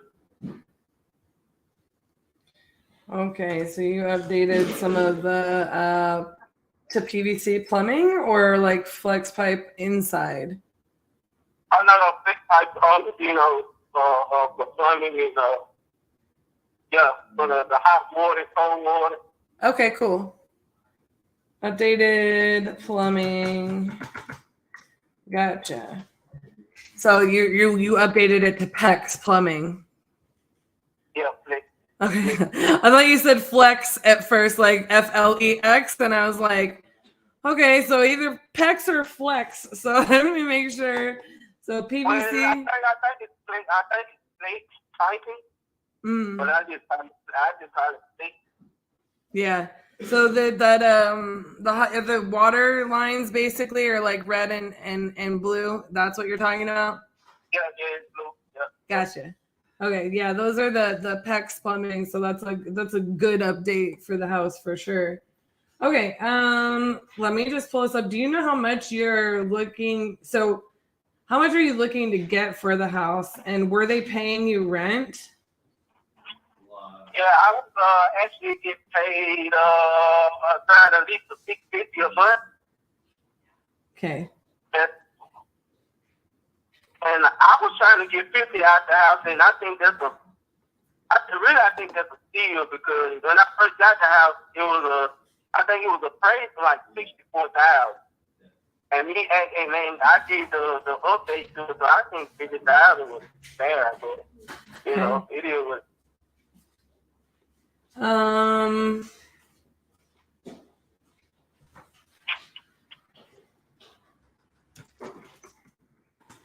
It is in the country with an acre of land, so. Right. I'm just legit just pulling up all the information that I can. So I have it listed as. I only have one day. Yeah, I have it listed as half an acre. Half an acre? Well, it might be a half an acre. It might be a half an acre. Yeah, it is a half an acre. My fault. Okay, I was just making sure there wasn't another lot so that I was like assessing it correctly.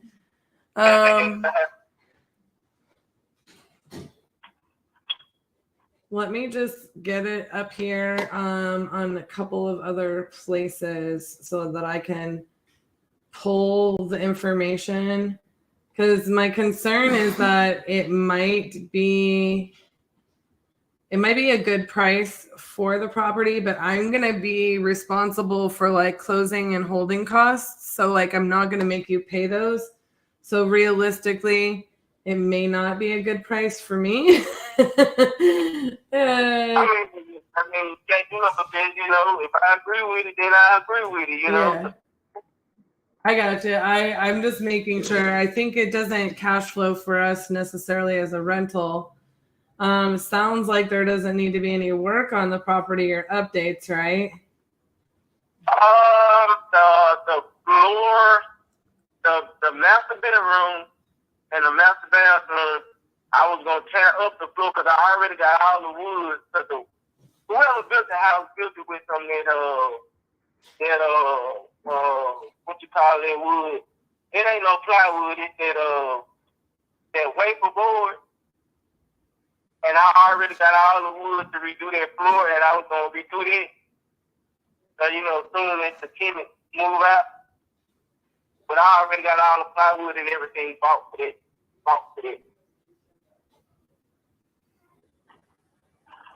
Gotcha. It is taking me a little bit longer, so I appreciate your patience just with it being a little bit more off the beaten track, if you will. I've got to, being out there in a little bit in the country, I've got to dig a little bit harder to find comps. Have you considered listing the property? Listing it for sale with an agent? I haven't. I haven't really even thought about it, to be honest. Gotcha.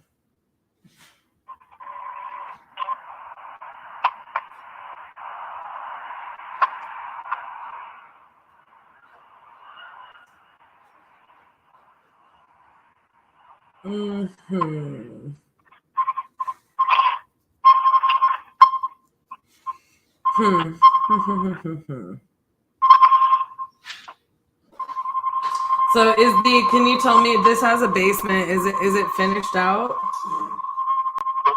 What basement? The basement?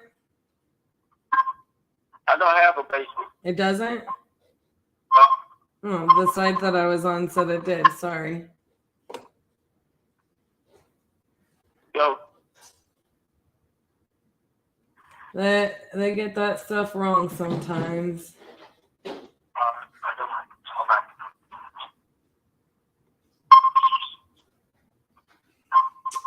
Well, I'm gonna be honest with you. I got to find something that gives me a little bit more substantial evidence, and I don't want to spend all our time here messing with you having to be on hold. It sounds like you got something going on there in the background. So At work. Yeah. So what I'm going to do is I'm going to try to dig a little bit deeper and see if I can't find some comps for this because I'm not really finding them right now. And I'll shoot you a message and let you know if I think, 50,000 can work for us. You said the only thing is you have the materials to replace the flooring. Are you going to let those come with the purchase of the home?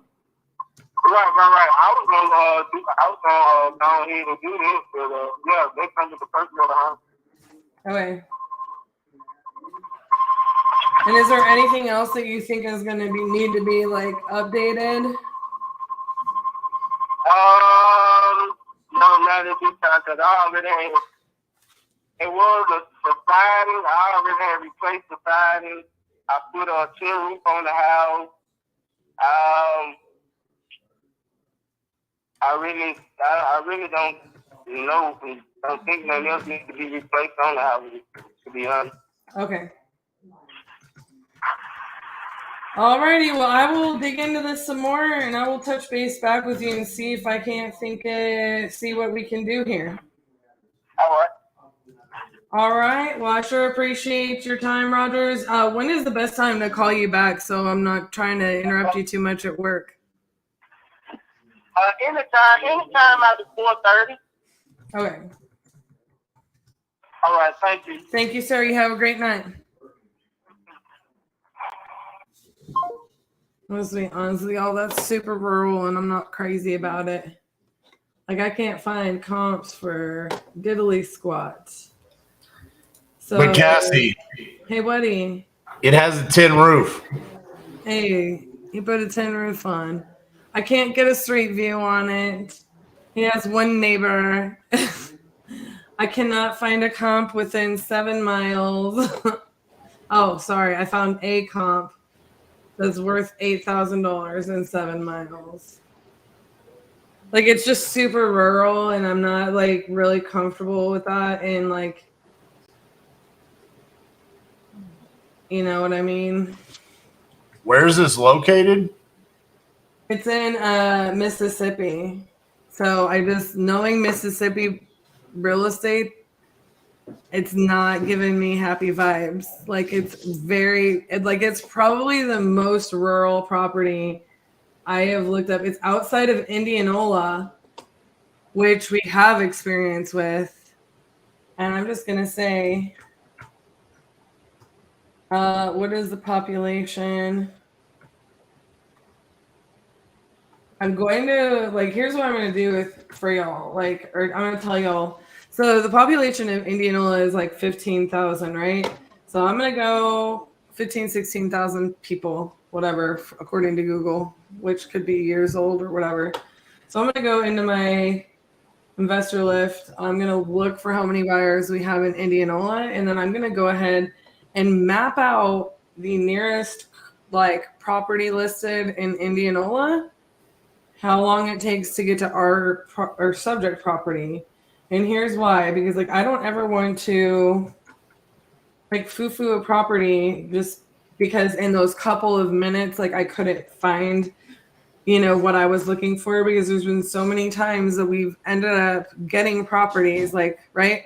If you ask me right now, if you came to me with a sick deal on an acre, off the beaten path, and it was 15-minute drive from our office, I would rather live there than where I live now. I might just buy that for me. You know what I'm saying? Because it gives me room to expand and do what I want. And maybe I don't have the city or the HOA. You just never know. So we've got at least 44 buyers in Indianola. So I'm that's how I'm going to end up doing that. And that's why I didn't want to throw down an offer for him, because I do see some in Indianola proper that are listed, but here's the deal. I feel like they're kind of far away from our property. Oh, I didn't even get to tell you guys my horrendous experience earlier because I got distracted by calling people, which is good because that's what I'm supposed to do. I went outside and I placed a phone call, and I came back inside and there was a beetle in my hair. And I mean to tell you, I couldn't find it. And it kept like, at first I was like, why is my head tickle? Like, it wasn't like whatever. And then I was doing this and I was like, did I just feel something or did I feel my own finger? And then it did it again like a minute later. So there was like this little beetle living in my hair for like a solid 5 minutes. And then that grossed me out even more. Blech. Anyways, this property is only an 11-minute drive. It's only like 6 miles out of town. So I just don't understand why it's not pulling up comps. I think I've got to How much did you want for it? 50 grand. But I just can't pull up a street view. It just didn't feel like a $50,000 property listening to him. Why do you say that?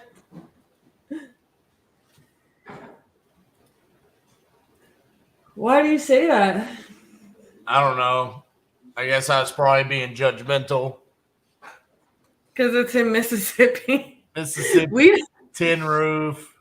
He says it's in good shape. I'm like, oh, man. I feel like this is probably leaning over like this, you know. I wish you could see this. Can I share my screen? Yeah. This is all I can see about the property. I want you to see it. Nope, that one. He's only got one neighbor. What is all that? Just dirt? Farmland, bro. You can't tell. Why is it so brown? Because it's probably, I don't know. What do they grow in Mississippi? They grow cotton in Mississippi? Well, they're making our t-shirts. I don't know, though. I mean, it's a lot of that. And then here's town. It's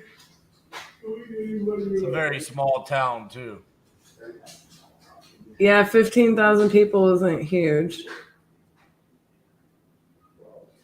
All right, well, I'll let you play around with that one. I got to call a lead back that I placed an offer on the other day.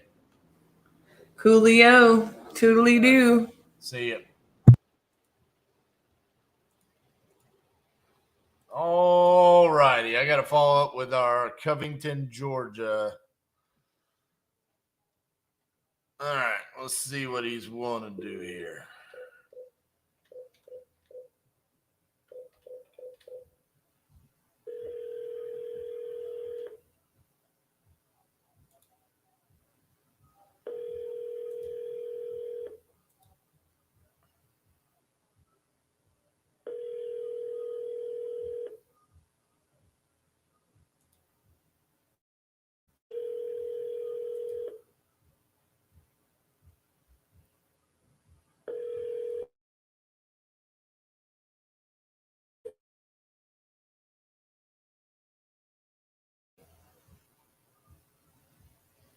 Please leave your message for 67863.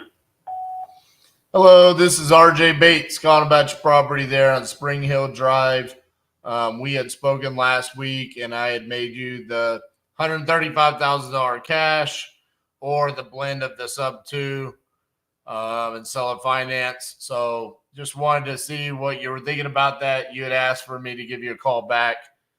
So just let me know. Give me a call, 817-710-8689. Thank you.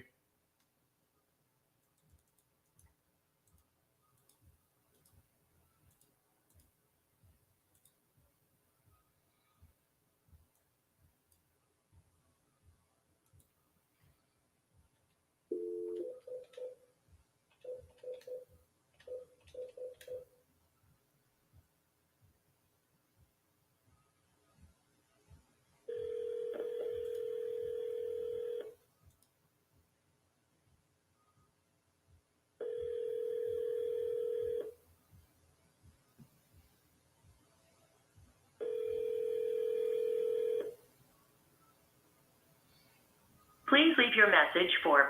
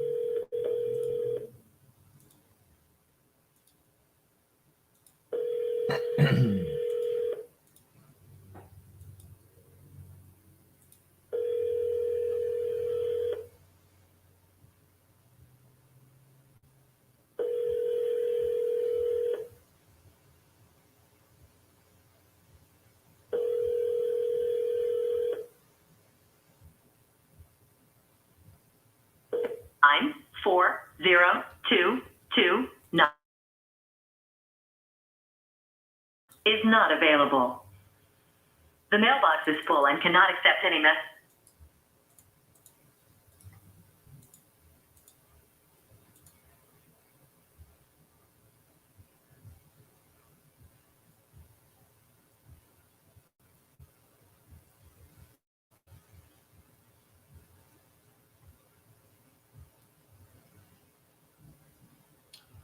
Hey, Justin.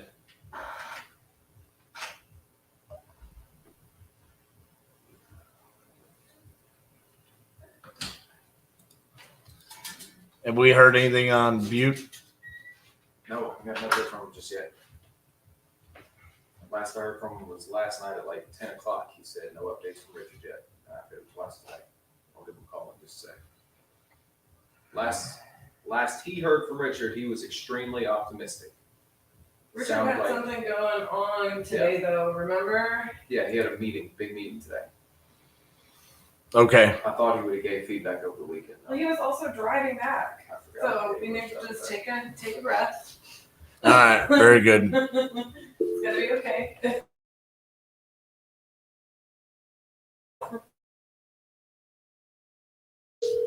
They said they may just sign it. Unbelievable. Like that we weren't trying to do anything sketch. Hello, Hi, is Michelle there?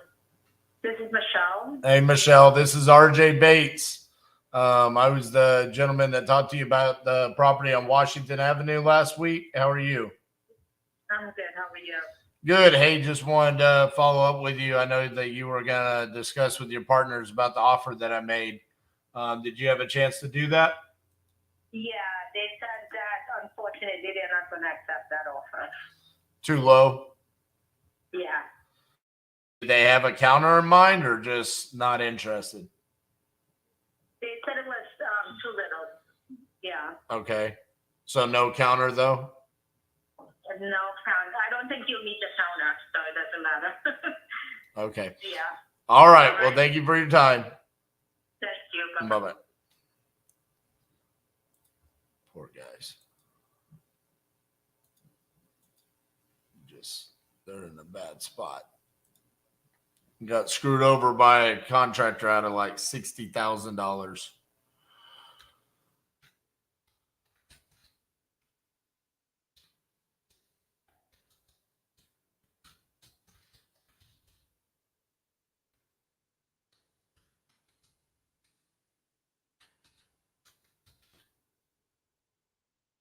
They bought the property for what I offered.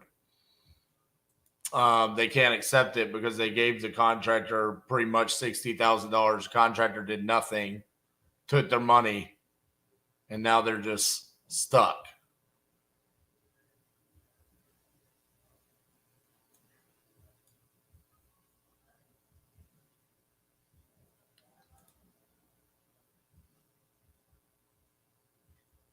Pretty crappy situation. Although they should have never given the contractor that much money. Your call has been forwarded to an automated voice messaging system. 499 is not available. The mailbox is full and cannot accept any messages at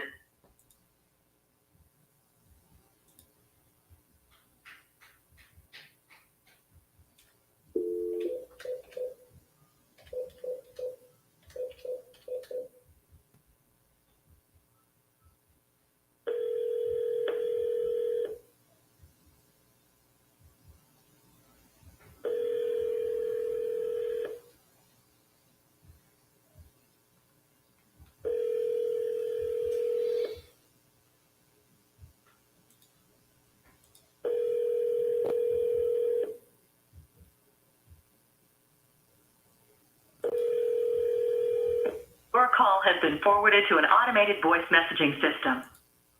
20963 available. At the tone, please record your message. When you've finished recording, you may hang up or press 1 for more options. Hey, Jessica, this is RJ Bates calling about your property there on Terry Drive. You had entered it on my website saying that you're looking to sell that property. If you could give me a call back at 817-710-8689. Thank you.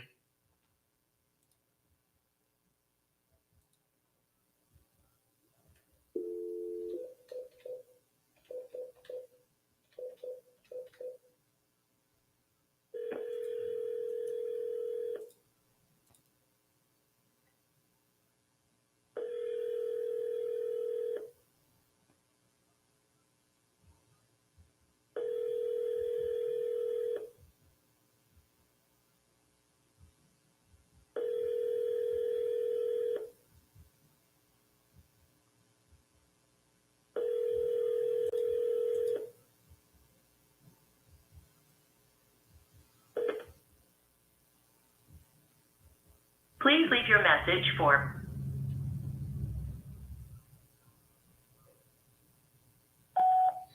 Hi, Cheryl. This is RJ Bates calling about your property there on Starlight. You had entered it on my website saying that you were looking to sell that property. If you could give me a call back at 817-710-8689. Thank you.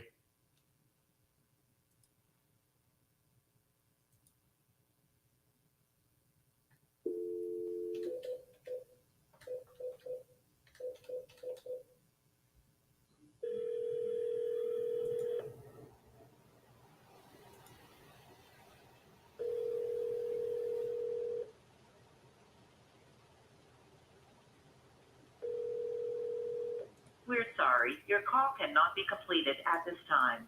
Please hang up and try your call again later.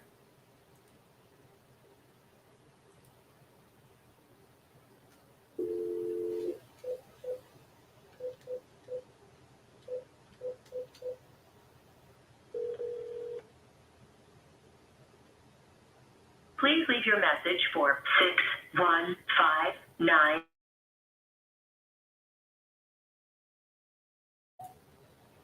Hi, Denise. This is RJ Bates calling about your property there in Greenbrier.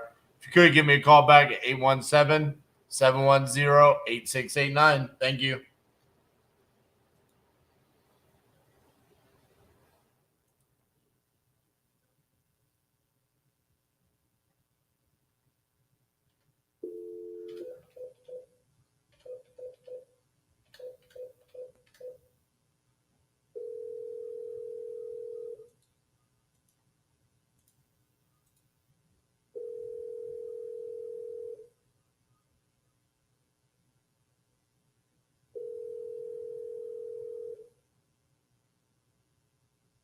Hello. Please leave a message after the tone. Hi, Mary Lou. This is RJ Bates calling about your property there in Mount Pleasant. If you could give me a call back at 817-710-8689. You had entered it on my website saying that you're looking to sell that property. Thank you.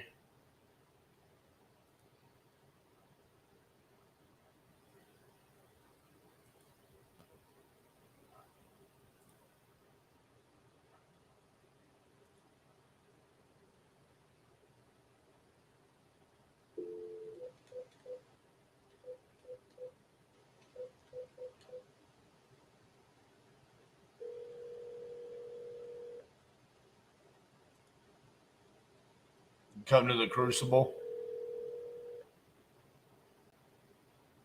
June 9th and 10th. We're sorry, your call cannot be completed at this time.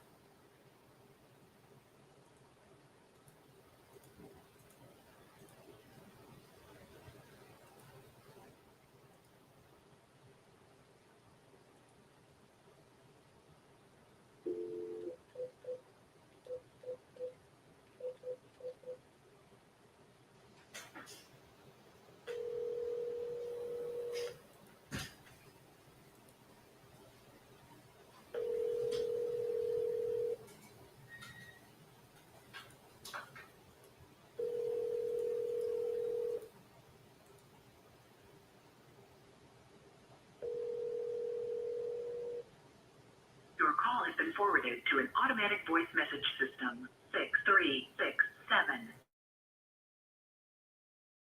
is not available. At the tone, please record your message. When you have finished recording, you may hang up or press 1 for more options. Hello, this is RJ Bates calling about your property there in DeSoto. Give me a call back, 817-710-8689. Thank you.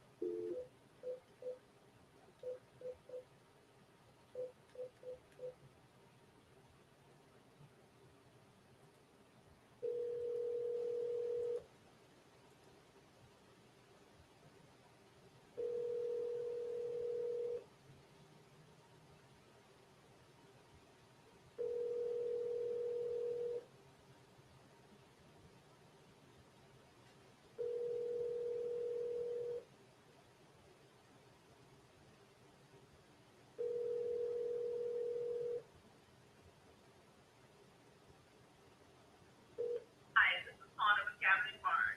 We are open at the Hampton office Saturday, 8 to 6. Feel free to call us at the office during office hours, 606-668-69. We also offer appointment only at Slade and Moorhead offices. Feel free to leave a message or text me, and I will be sure to get back with you. Thank you so much, and I hope you have a great day. Please leave your message after the tone. Hey, Vonda, this is RJ Bates calling about your property there on Will Linden Branch Road. You had entered it on my website saying that you're looking to sell. So give me a call back, 817-710-8689. Thank you.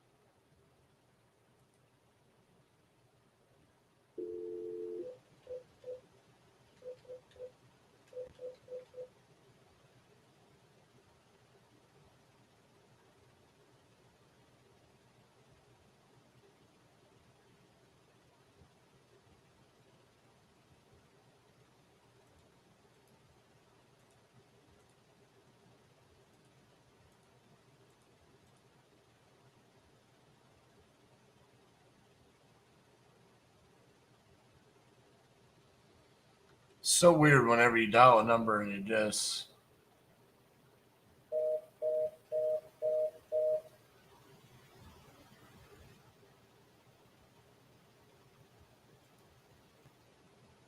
doesn't ring. It's just so weird.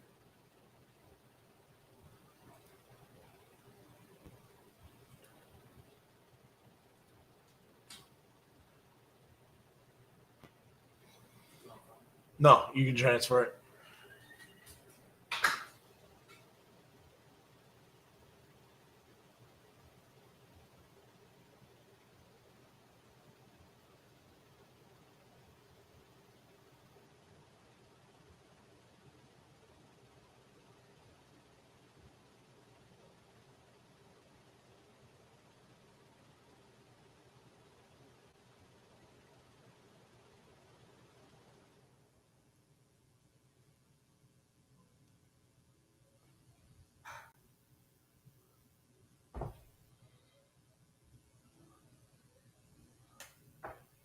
Hello, this is RJ.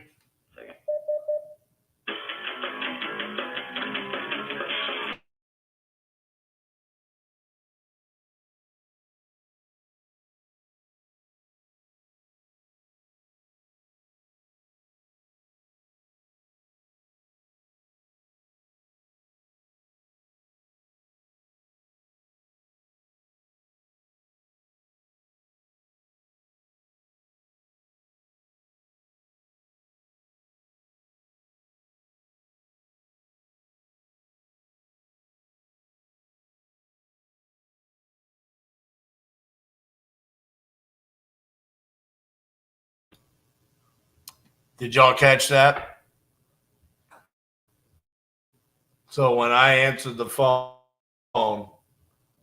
they started playing music. That's our hold music? There's no way that's our hold music. Ask somebody else. Patrick, that's our hold music? Sounds like a cheesy rock song.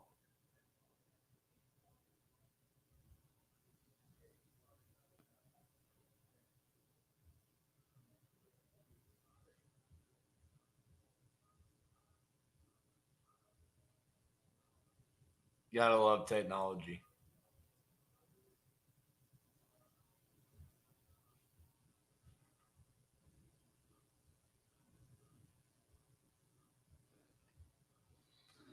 Hello, this is RJ. Hey, Mr. RJ, this is Mr. Quaco. Hey, how you doing, man? I'm good. How about you?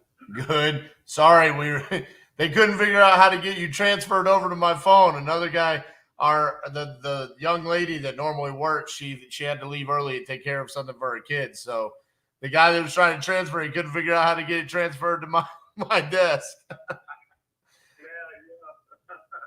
All right. So did you have a chance to think about the offer that I made you? Yeah, I talked to my wife, so I was able to get her to agree on that with me. So you say 135, right? Correct. I also do have questions. It's all cash, right? Correct. How long that would take? So normally it's going to be somewhere in the range of like 3 to 4 weeks because we go through a title company, so they've got to pull title and stuff like that. So normally, probably early to mid-June is when we get it closed. Oh, okay. Okay. So, like I told you, I have a tenant inside, right? I haven't talked to the tenant yet, right? Right. So, I'm trying to see how, because I have to let him know, right? So I was just trying, that's why I was asking you how long that takes, so I can kind of let him know too, because he has to be informed that I will not be the owner anymore and you will be there, right? Correct. So I just wanted to make sure, like, you and I, like, I can tell you are more experienced because I don't really sell my stuff like that. Right. So that's why I just wanted to make sure, he's a good guy too. So I care for my people. I say my people just because he's my tenant. How much is he paying a month again? 800. 800. Okay. So you could, in that area, you can get someone to pay more. But, it's just because I was doing something for his sister, and because, I could afford it, I just let him pay 800. For now, I don't plan on increasing I wasn't planning to increase on him, So if you take over, you will have to either ask him to, you will either offer him to the increase, or either, I'm not sure, but that's something that if you want to talk about it, we can. But I wasn't planning to increase on him, just because right. of the relationship that we had because of the sister that passed away, right? Yeah. And he's right now, he's month to month, right? Yeah, he's month to month. Okay. So I'd say, before you tell him that you're selling, why don't you tell him, hey, I'm having a potential buyer come out and take a look at it. So then that way we could do our walkthrough. And then because I might want to keep him, you know what I'm saying? I might want to say, hey, let's see if he can pay a little bit more or something like that. So, because we're going to want to come look at the property pretty quickly. So are you okay with having like 2 conversations with him? Like, hey, we want to come out and we want to see the property. And then after that, talk to him about, hey, I'm selling the property. Say again? I'm sorry. Say again? So what I'm thinking is instead of like scaring him, like, hey, if you called him today and said, hey, I'm selling the property, it might scare him. Some tenants get scared about that, right? Why don't you say, hey, we're going to come, I'm going to show the property to a potential buyer when we come look at it. And then at that point in time, because what we can do then is say, yeah, we want to keep him if he can pay this much in rent, or, at least then that way, when you tell him, hey, I'm for sure selling, it's, the conversation, you can kind of tell him like, hey, these are going to be the new owners. And, this is how much they'll want to pay in rent. And I'll probably want to have a conversation with them at that point. Does that make sense? Yeah. So you're saying that first, just let him know that we're just coming out to see it, like a potential buyer is coming to look at the property. Mm-hmm.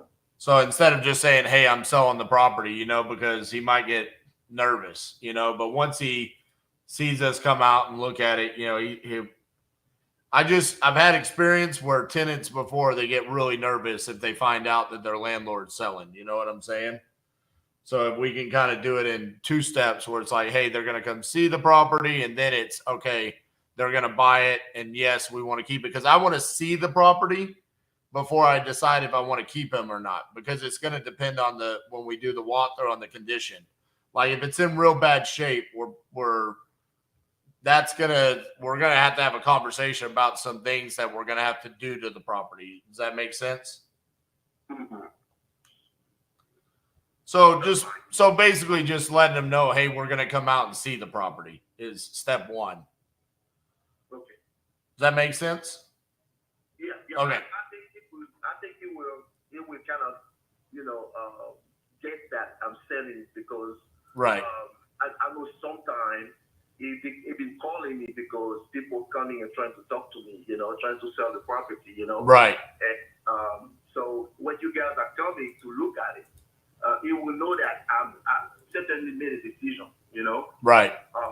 So that's why I would say that, I just to be frank with him, that, I'm thinking of it and someone will come and look at it. Exactly. And so just let me know too, because so you're saying that if after looking at the property, you will make a decision on buying the property or keeping it, keeping him.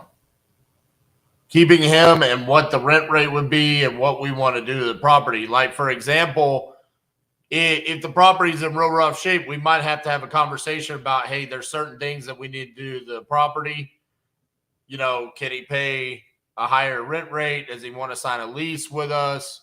Like, there's a lot of different little things that we would want to, see what he wants to do and try to figure out his situation. Ideally, he says, yeah, I'll stay and I'm willing to pay a higher rent rate. You know what I'm saying? Because that's perfect for everybody. Got you. So here is what also, I didn't tell you that. I think it's going to be good for you. I had a conversation with him because I wanted to add a second bathroom on the property. Right. And, because we have 4 bedrooms and one bathroom. So there's already one area, like one room has a room ready for that. Because I kind of prepped it when I bought the house. And I never had the time to do that second bathroom. And I was talking to him and I was telling him, hey, if I go and do that second bathroom and, put some paint inside the house, are you gonna be willing to pay more? Because I was talking to him and he came in my mind, you know. And then I was like, okay, look, my wife told me to sell it. I don't want to sell it, but I don't want to sell it. But if I take it to, you know, 1,200 and I do the bathroom, are you gonna be willing, you know, to pay that? He said yes. Awesome. And that's what I'm saying. I mean, that might be a perfect fit for us. You know what I'm saying? So, all right, let me make sure I've got all this correct. So the owner of the property is your LLC, correct? Yes. Okay, so that is yes. Okay. And then I've got your email as yes. Okay. So what I'm going to do is I'm going to write up the contract for the 135. I'm going to send it over to that email for you to sign. And then once you've signed that, what we'll do is we'll go ahead and we'll open up title and then we'll schedule a time. Do you want to meet us at the property or do you just want us to go out there and walk it with the tenant? I'm sorry, repeat that again. Sorry about Do you want to meet us at the property when we go to see it, or do you just want us to go walk it while the tenant's there? What you mean by that? That mean you want him to be there? Well, I'm just saying, like, for us to gain access, do you want us to meet you or just go and schedule a time with the tenant so we can see the inside after you sign the contract? I will be there too. Okay. Okay, good. I want him to be comfortable. You know? Yeah, exactly. That's what I was going to say. Okay. Well, all right, man. Well, what I'm going to do is I'll write up that contract. I'll send it over to your email. Do you think you'll have a chance to look at it today? Today I can try because I'm, you know, when I get home, the kids' homework and all that. So I can try. You know? Okay. And one quick question. So the walk, how long it would take? Like 15, 20 minutes. 15, 20 minutes? Yeah. Okay, I was just asking so I can, when I talk to him, you know, I want him to be aware of that too, you know? Yeah, for sure. It won't be nothing too crazy. Okay, so you're going to be there or you going to bring someone you know? No, probably somebody there local because I'm in Fort Worth, Texas. So I'll have somebody there local come see it. Yeah. Okay, no problem. Yeah. So also, so we are doing, because I know you asked me for two creative ways, right? Correct. So the first one was the cash and the second one was a creative way. So I prefer going with the first one. Right, just the cash. Yeah. Yeah. Okay. That's what I'm going to send over, just the cash. Yes, sir. Yes, sir. All right. Thank you so much, sir. Oh, thank you. So Talk I'll look at it, the email today and do my best to get it signed today. Okay, sounds good. Talk to you soon. All right, man. Bye-bye. Baby. So that's lead solo. Ooh, buddy. And Georgia.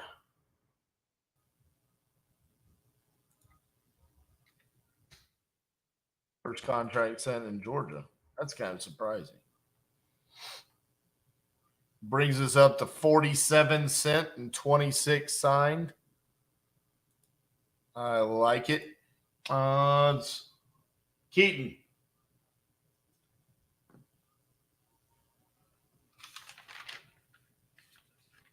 Keaton Sherman. Is Keaton ever available when I need him?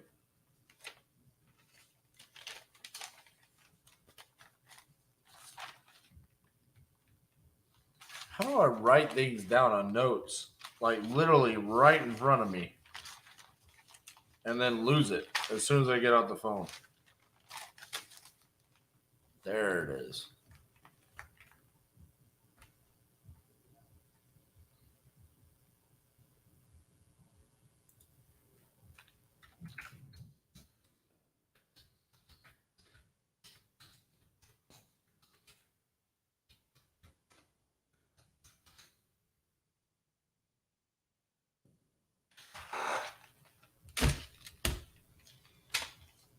Y'all were so quiet. Just like that. Garrett, can you hear me? Can anyone hear me? Anyone on Team Titanium? Am I here by myself? I'm pretty sure I'm here by myself. There's Garrett. Someone hears me. There is a property on my list at the top in Covington, Georgia. Okay. We need to write a contract.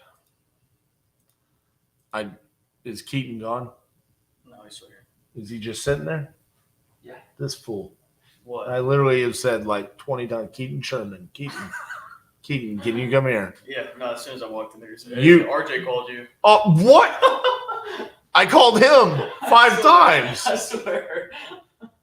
Okay, well, we need to send a contract on that for $135 cash. The email is correct on there. Okay. Sounds good. And it's in his LLC. That's, if you look it up on batch leads, It'll be there. yeah, it's that LLC. All right. Sounds good.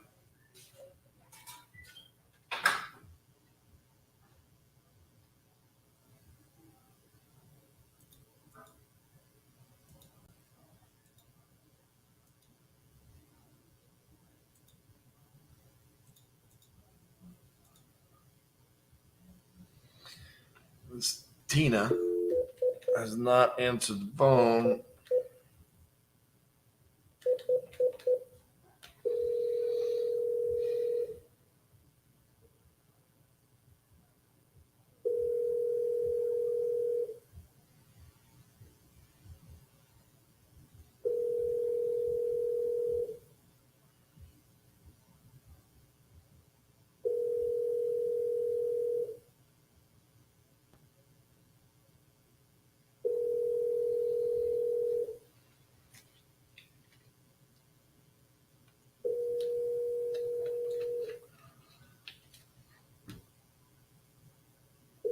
Person you have dialed can't take your call now.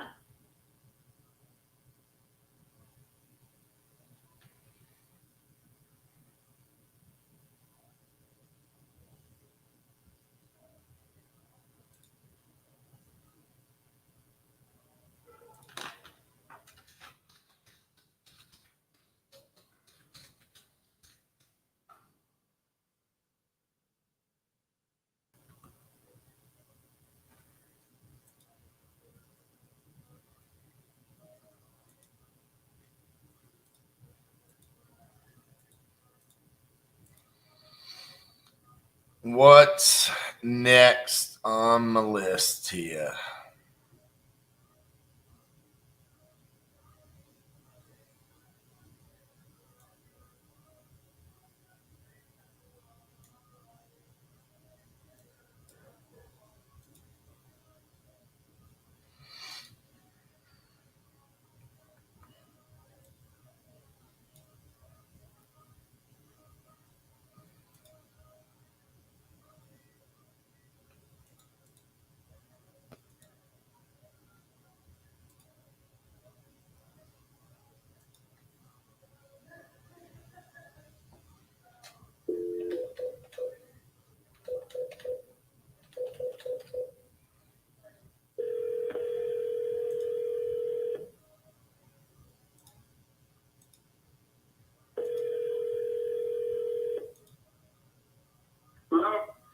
Hey, is Isaiah there? Who's this?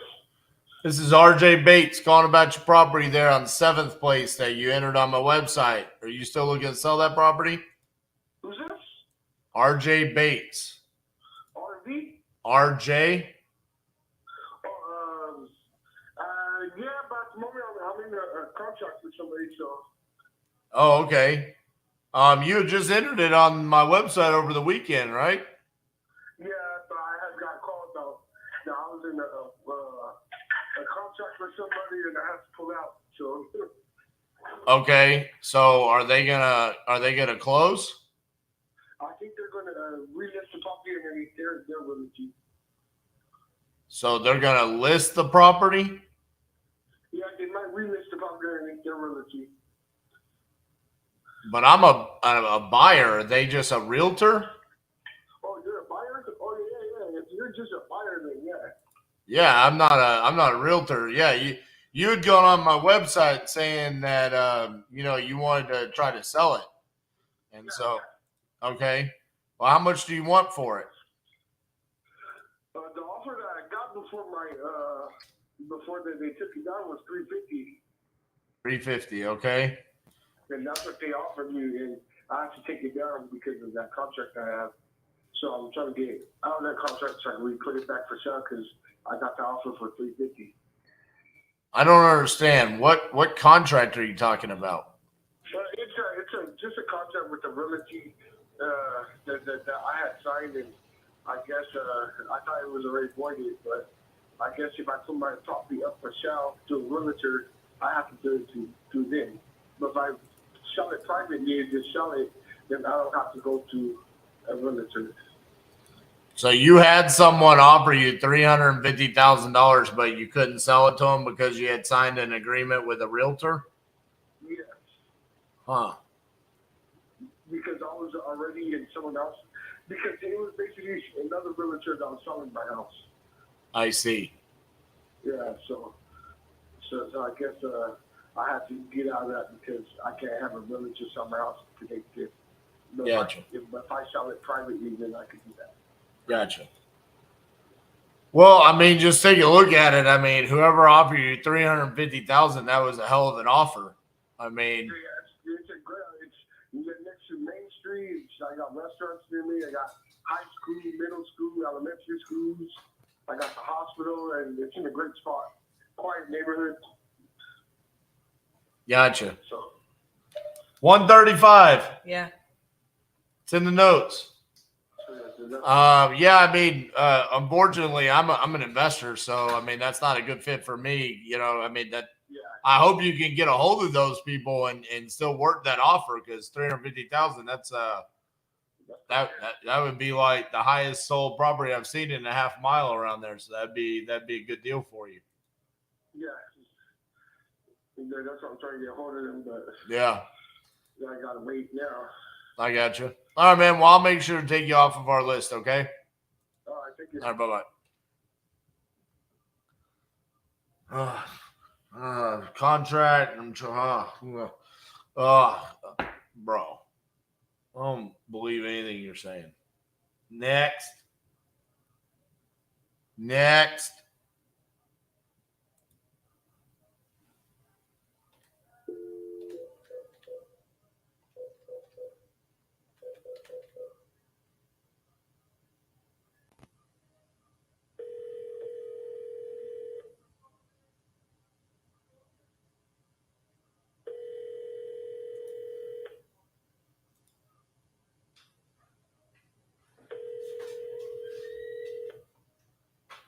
Your call has been forwarded to an automatic voice message system. 50. Listed and under contract on MLS. Dead. Ain't nobody got time for that. Your best friend called multiple times today. Again? And I just finally, everybody's like, don't answer. And I was like, I'm answering. So I answered and I talked to him. And he gave me some information. I don't know how much of this information you know. But he says people that he took the offer from, they were literally called rentback.com. Yeah. And like they messed around with him and like wouldn't give him anything to sign and all this jazz, and they acted like they were not expecting the property to need work. He's like, I told you the HVAC needed work, I told you this and I told you that, and they didn't want it because it needed work. So I don't know what he got it under contract for. Oh, he was getting far more than he would ever get from anybody. Right. That's what I told him. I was like, I mean, we can't compete. He said they wouldn't even like give him an offer. Yeah. Because, His property's in terrible condition. oh, I see. That's the thing I didn't know. Let me see here. I knew you would have these notes. Look at you, you little note taker. Well, I think I stopped at some point in time when he was. We could go back and we could watch film review if we need to. Film review. Um, Call Toronto. I need to call from. He's 120 days past due on his mortgage. The toilets need to be replaced because they can no longer be cleaned. The HVAC blows out lukewarm air. Carpet and kitchen floors desperately need to be replaced. Painting because he smokes inside. Yeah. He's the bathtub plug doesn't work. The garage door doesn't work. I mean, bro, it's a full everything. Okay, but it's like less than 1,200 square feet. He wants $50,000 in his pocket. He can want in one hand. He He's literally told me just now, I'm at everyone's mercy at this point. he's told me that too. Did he tell you he wants to commit suicide? No. Okay, well, he's told me that 5 times. So it's getting to the point where it's like, this one is tough because we need someone there that could potentially buy it sub 2. Really? Why not just buy it outright? He only owes 119. But he also is 120 days past due, so that's probably gone up a little bit. He said it's in forbearance until at the end of the month. Okay. So it's not even in pre-foreclosure yet.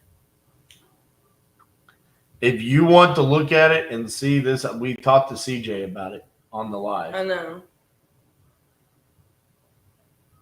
CJ was saying, the one saying, do you think he would do sub 2?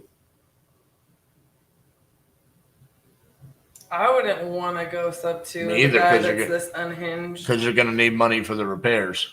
And money he needs in his pocket to move. Yep. All right, let me run some numbers. It's tight. Say you put 40 grand into the place. All right, take a look at it. But again, remember, he's wanting money in his pocket. That's where it becomes tight. Where we're like, we have to like kind of break his heart somewhere. Here's my deal. I'm gonna break his heart. I'm gonna tell him this is what we can do with the property. He's got another person offering to him. The reason he even called back is because he didn't want to be messed around by these people anymore. And you, I know. earned his He trust. likes me. Yeah.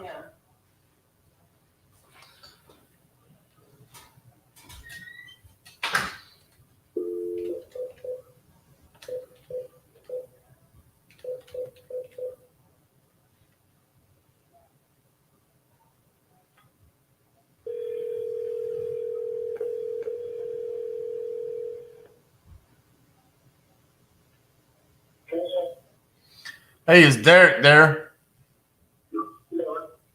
Hey, Derek, this is RJ Bates calling about your property there on Blaine Avenue. How are you? You still looking to sell that property? Yes, it is the deed straightened out, so we can get it to, get the issues with the bank. Okay, how much were you looking for it? Yeah, what we can get out of it. 3,000 basically. How much? 3,000, the big problem is the deeds. So I was like, no, 3,000, I'm fine. What's wrong with the deeds? 60,000 deeds. What happened is I tried selling it back in 2016, and the guy said he'll pay me $32,000 for it, and I had a purchase agreement for $32,000. They took it to the title company. They only want $31,000. So I have to make a claim and get it back and get it sold before you can get a deed. Huh. So, it's basically I got shit out of $1,000 on top of what's all the school stuff. So Okay, so Michael McDougal is the person that bought it from you? no. Michael McDougal is the guy who bought from somebody else who bought from somebody else. I've been trying to reclaim the property. And what happened is somebody by the name Courtney Johnson and Jacob Johnson was the ones who bought it from me. And then they took and they sold it to somebody by the name of Fairchild real quickly. They realized they were to go to the realtor They sold it to somebody, for $70,000. I don't know how they were able to get that high, but they sold some type of financing or some type of deal, $70,000 to the sales side. The sales side was sold to Michael McDougall, and they don't have dogs or any weeds on it. The title company up there, is very dishonest. It's a small little town in Oklahoma, so you have to have an attorney. I'm not sure who, where you got my name from, some site or something like that, but. Yeah, I mean, it says you filled out the website. You saw me on YouTube? Yeah, probably on YouTube or something. Yeah. Yeah, these people are all on YouTube, but. No. You saw my website on YouTube. You're local, if you don't have an attorney in the area and you can finance all that, it's not going to be able to work for you. Okay. Well, I mean, quite frankly, I don't even understand what it is. I mean, so the property's been sold multiple times, so I don't even know what it is that you're trying to accomplish. You're If I can get a house back and resell it, that'll be different, you know what I mean? But the property's been sold multiple times. I mean, why do you feel like you're owed the property back? Because they never paid me the $32,000, they paid me $31,000. Through a title company? Yeah. Okay. And you signed the documents? Signed some type of deed or something, yeah. I mean, But it's still got a process agreement for $32,000 though. Yeah, it's done. Like, those are probably closing costs that you paid. I mean, I know most people want simple deals. Is you probably get this thing for, probably get work for something and tell me you're gonna pay $10,000 for it. See if you're gonna take it. And I mean, that's the whole thing. Right. I mean, but you accepted the $31,000 and you signed a settlement statement. I mean, the deal is done. It's not your property anymore. All right. So what do you do? You buy properties or? Yeah, I'm an investor. I mean, I do this all day, every day. So I mean, I hate to break it to you, but over that $1,000, I mean, that probably on the settlement statement went to like prorated taxes or an escrow fee or something like that. I mean, it's long gone. Like you're not going to get the property back. Okay, and you're in what? Where are you in California or what? No, I'm in Texas. Oh, you're in Texas. Okay. Yeah, and how much are you paying for properties up there anyway? Can I ask? What's that? How much are you paying for a property? Like this property right here, it's probably 60, 70,000. Oh, okay. I'm just curious. No. So basically, you're trying to get it for 60,000 or something. All right, man. That wouldn't be too bad in this economy. Yeah. All right, man. Well, best of luck and things. All right. Bye-bye.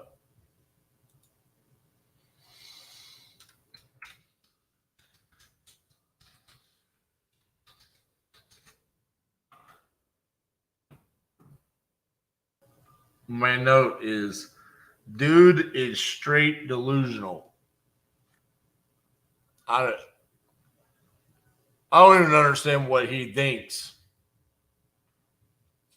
This is like that time where I assigned a deal to someone. They put down 5,000 non-refundable EMD, and the day of closing, they backed out, terminated, signed a release of earnest money to me.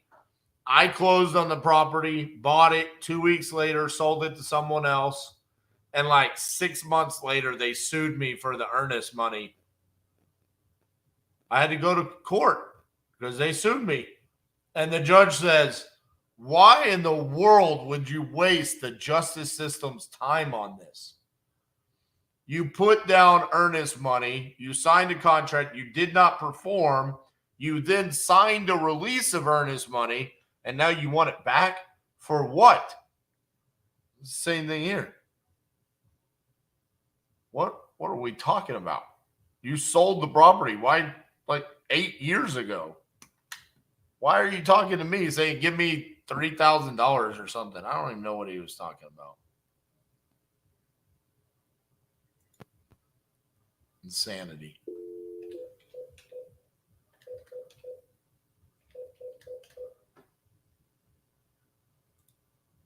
Always send people.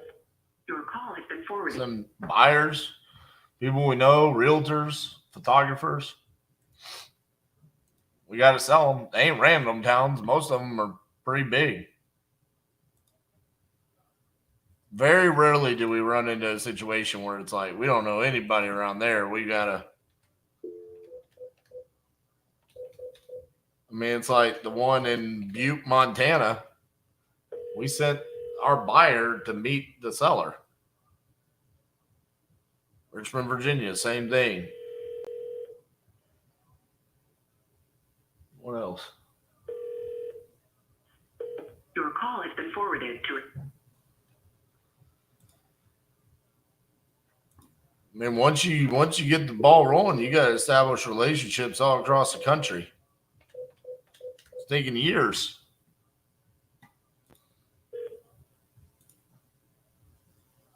Please leave your message for. Well, it's like some of these deals we're selling before we even do recon.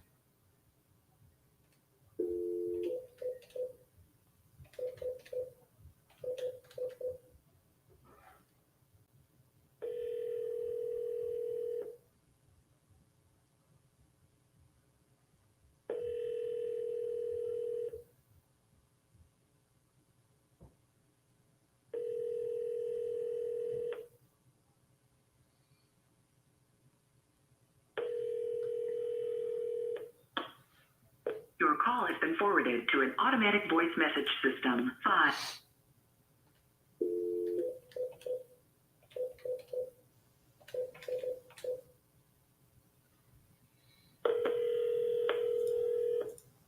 Your call has been forwarded to an automated voice messaging system.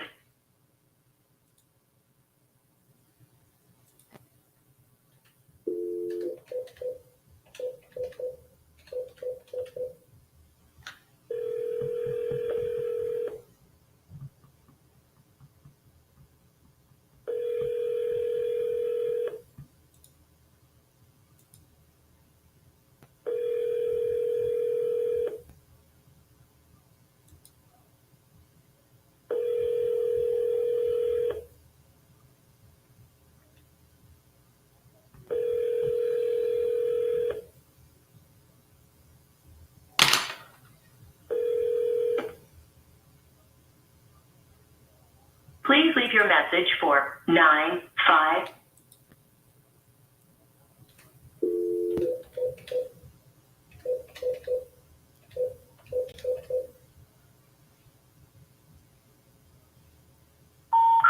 The number you have.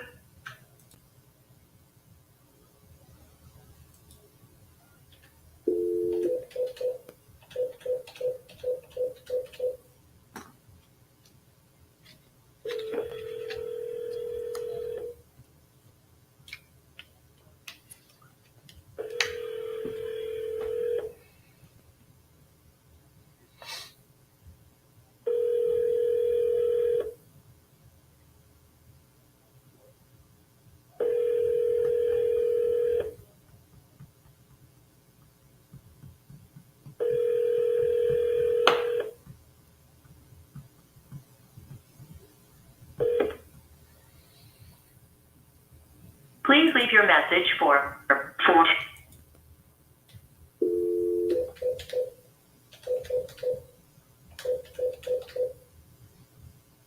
The number you have dialed is not in.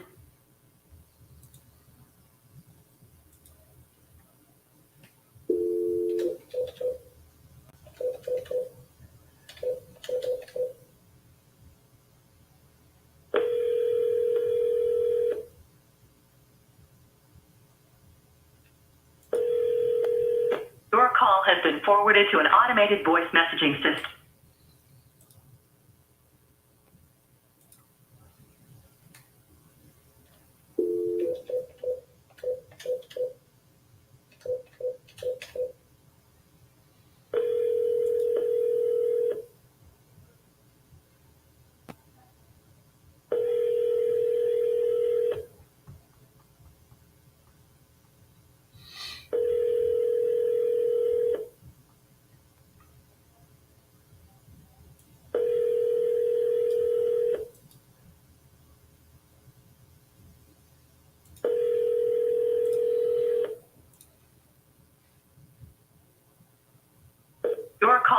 forwarded to an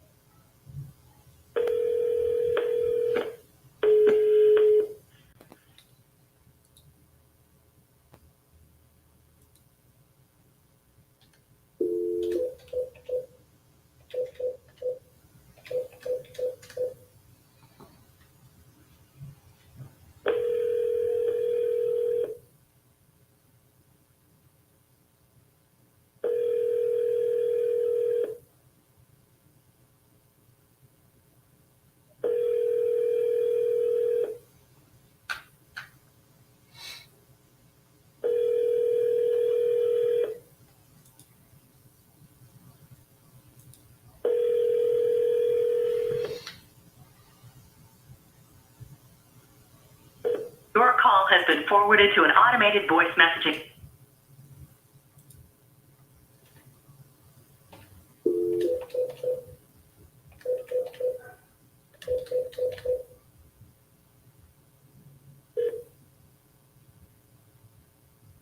Please leave your message for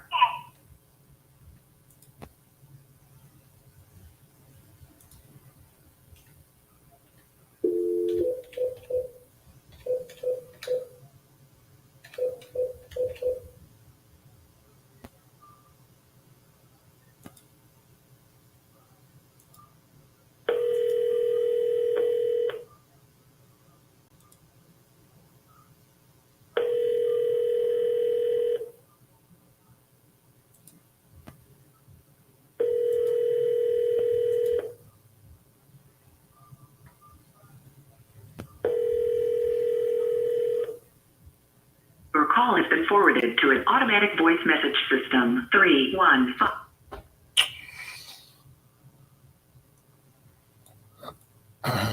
All right.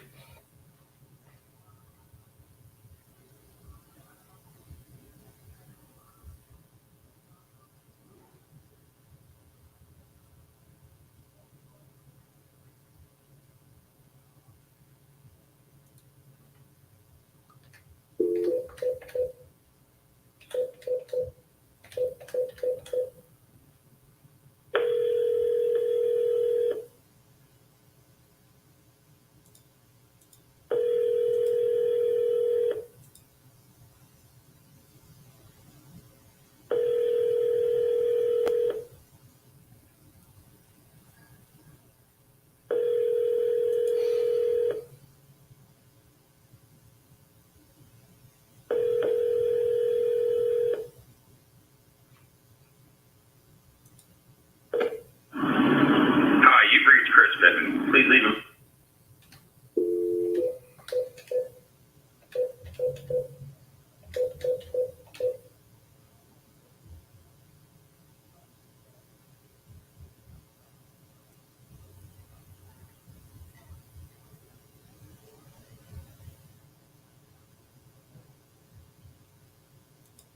This person cannot be reached at the moment. Please. Unbelievable.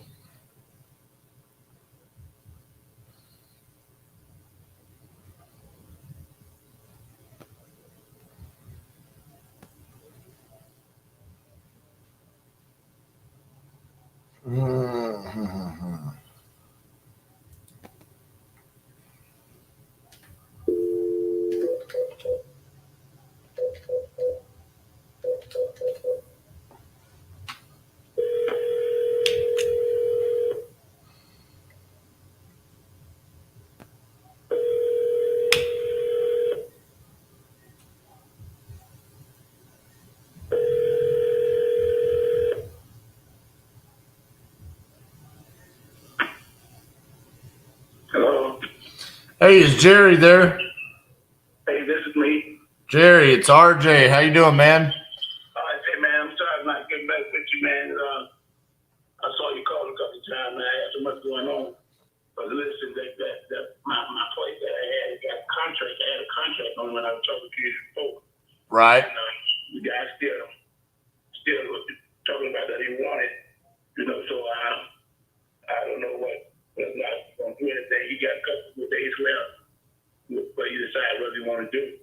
I got you. So you had already signed a contract with him. Yeah, when I talked to you that day, Yeah. I already signed the contract with him.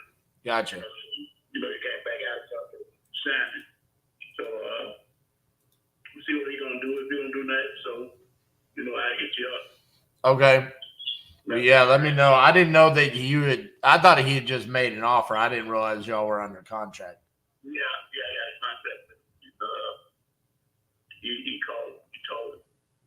So, and then I think right after I talked to you, after I talked to him, probably about an hour or two later, you had called, and I made mention that, you know, that you made an offer, and made mention to you about the contract that was already drawn up. Right. So yeah, that's what we had now. So Gotcha. Okay. Well, yeah, just hit me back up if he doesn't perform. Okay. if we don't perform, I got you know what's called. All right. Sounds good, Jerry. Talk to you later. Okay, man. Bye bye. No.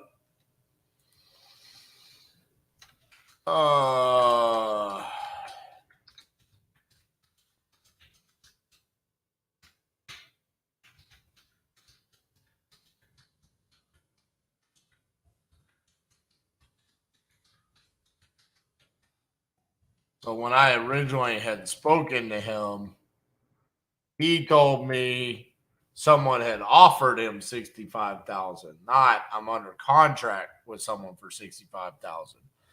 So I said, well, I can do 65,000. I can send you a contract right now. And he said, well, I want to respect this time and, you know, and go with him first. So I kept following up. Hey, what's going on? What's going on? That sucks.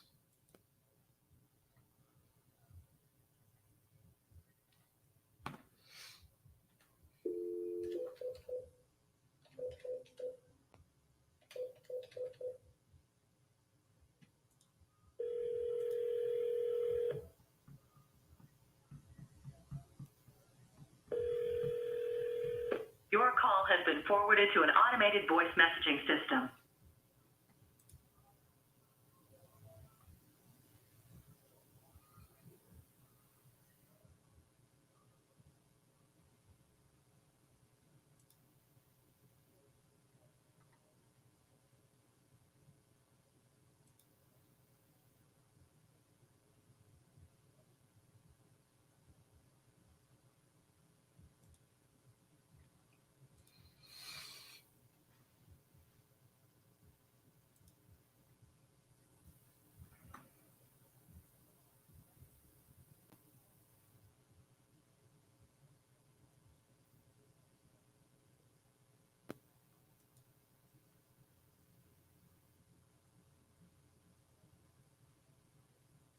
Who are we going to call now?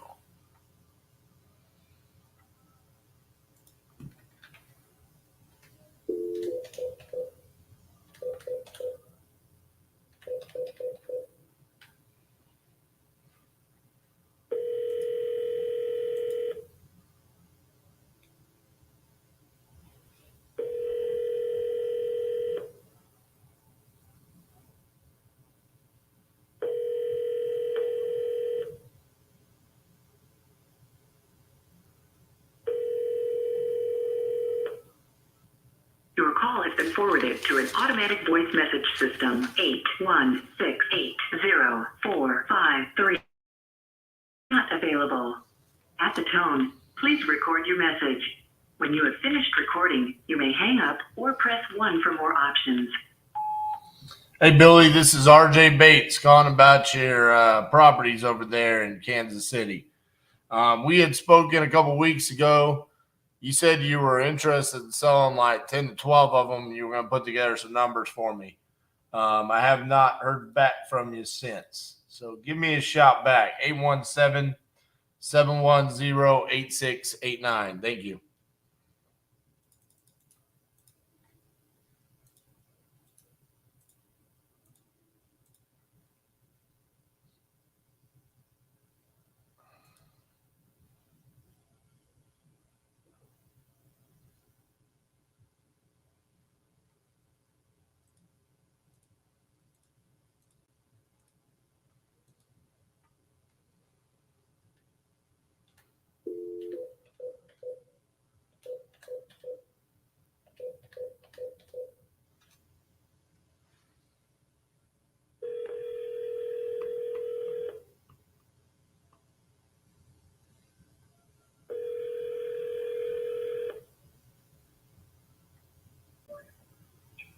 Hello?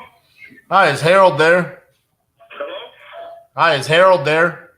Who's this? This is RJ Bates calling about your property over there on South Tarrant Avenue. You had entered it on my website saying that you're looking to sell. Yeah, we have some people looking at it, so what's up? Well, how much you looking to get for it? Well, I don't know, they got something agent. Okay. Is it currently listed on the MLS? Is it currently listed? I think so. You know, he comes over here and he got people come over tomorrow too. Oh, yeah, you got it listed. Okay. Well, yeah, you had come to my website saying that you were looking to sell, but it looks like you're taken care of. So, all right. Very good. If anything changes, I got your number here. I'll get back. All right. Sounds good.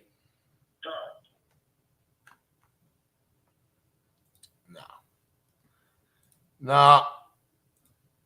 Hard bass.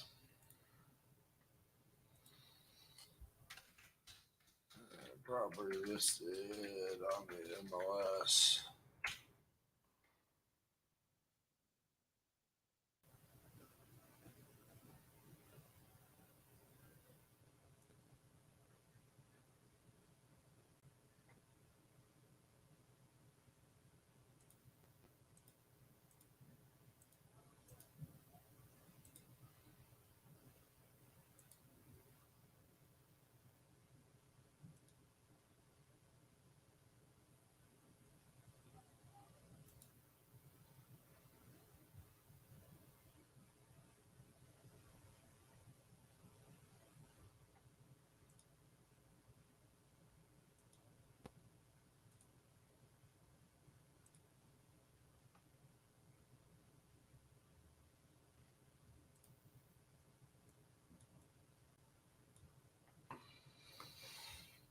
Okay.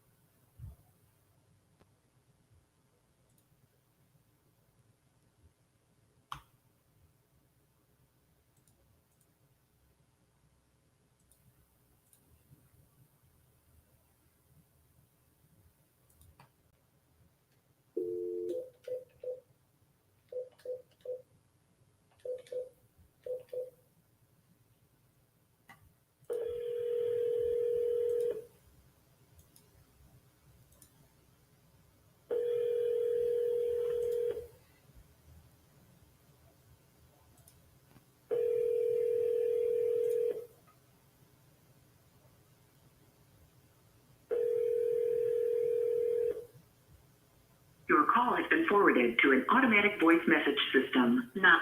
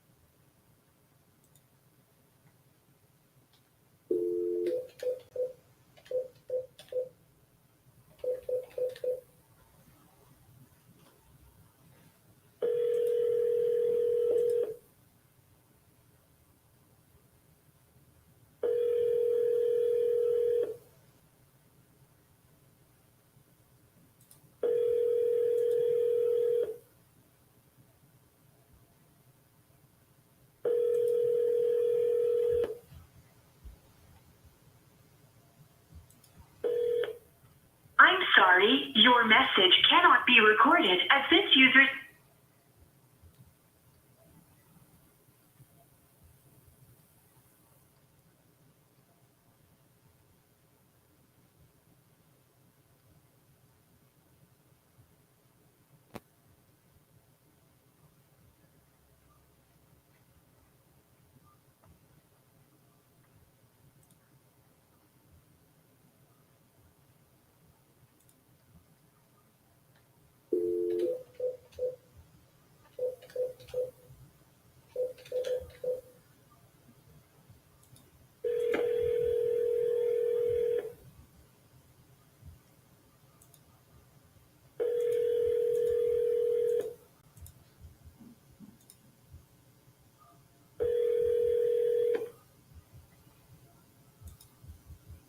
your message for 90489.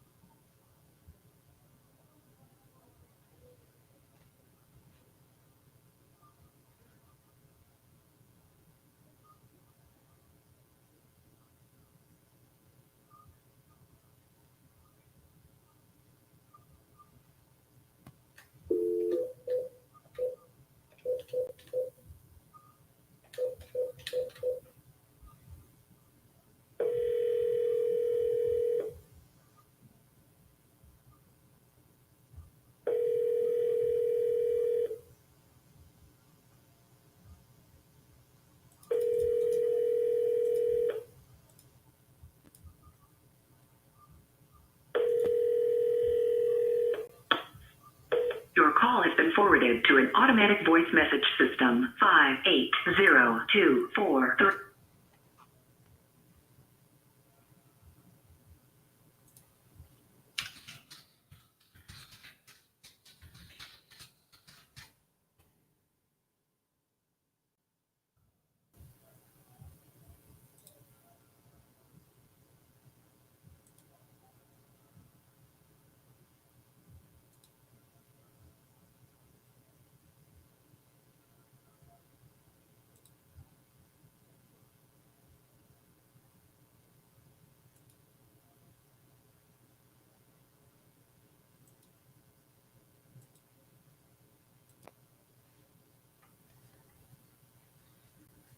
Man, oh man.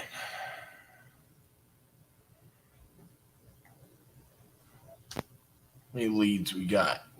192 and called no answer. That feels like so much less than that.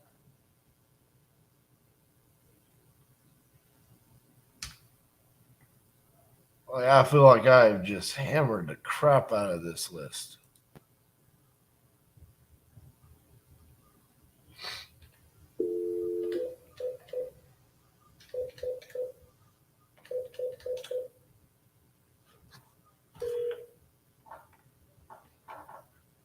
Please leave your message for 67865.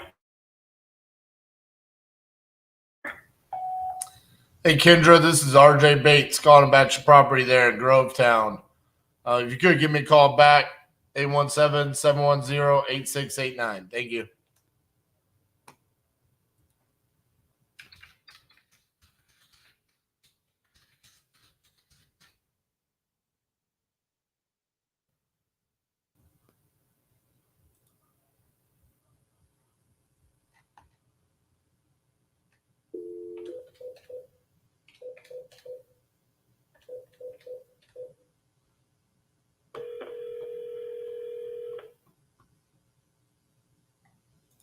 Please leave your message for 409717.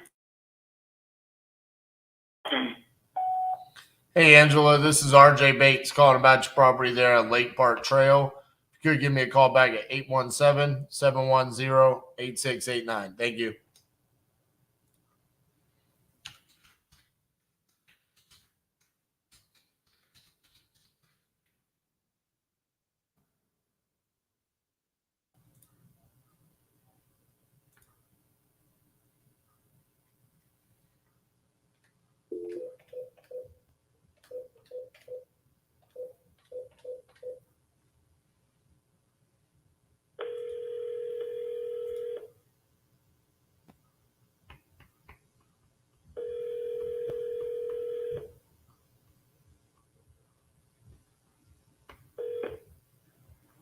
Hey, this is Lisa.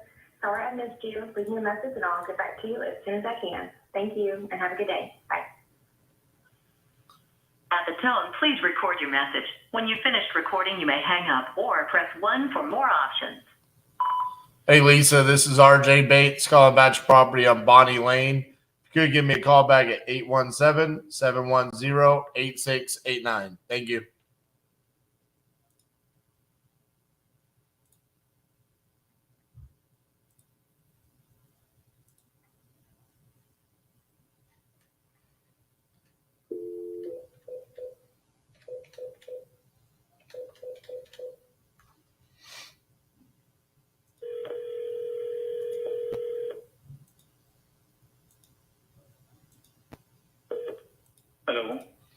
Hello, is Jim there?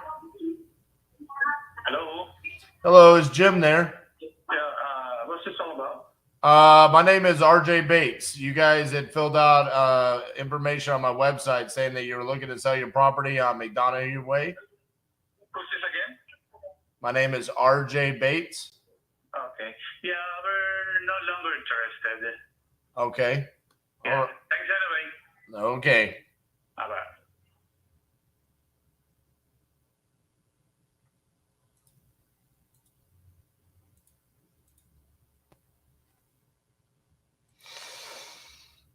Oh, Jim. Jim spelled like a gym, not like Jim. What a gym.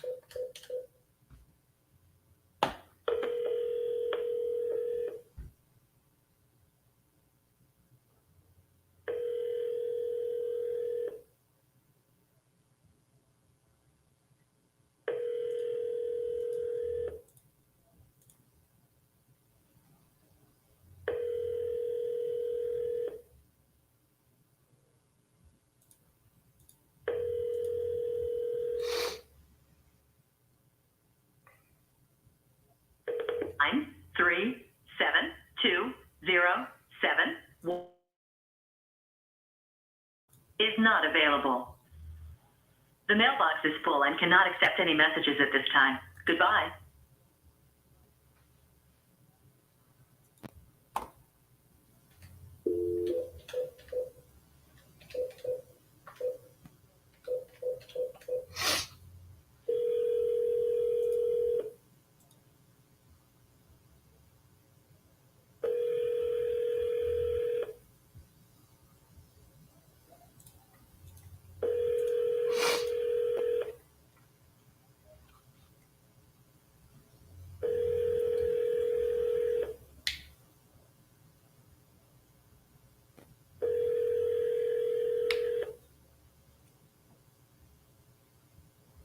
The Text Now subscriber you are trying to reach is not available. Please leave your message after the tone. Hello, this is RJ Bates reaching out about your property on Cypress Meadows Drive. You had entered it on my website saying that you were looking to sell it. If you're going to give me a call back, 817-710-8689. Thank you.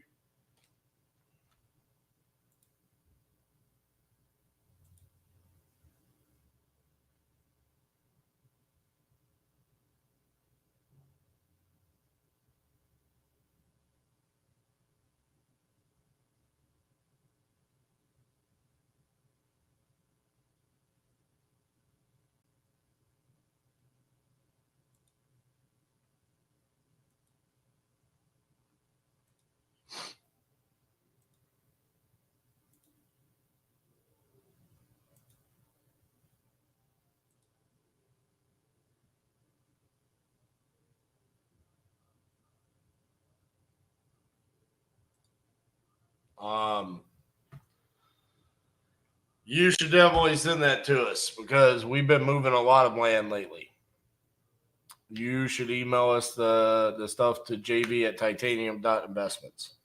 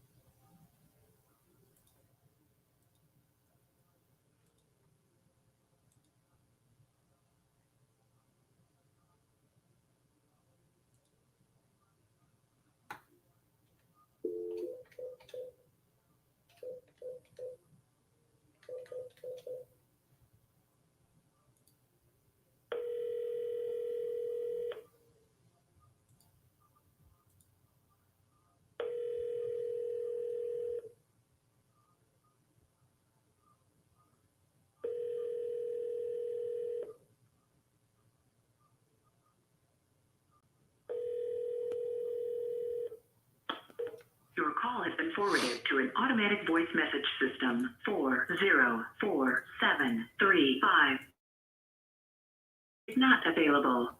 At the tone, please record your message. When you have finished recording, you may hang up or press 1 for more options. Hello, this is RJ Bates, calling about your property there on Harris Drive. You had entered it on our website saying that you're looking to sell. If you could give me a call back, 817-710-8689. Thank you.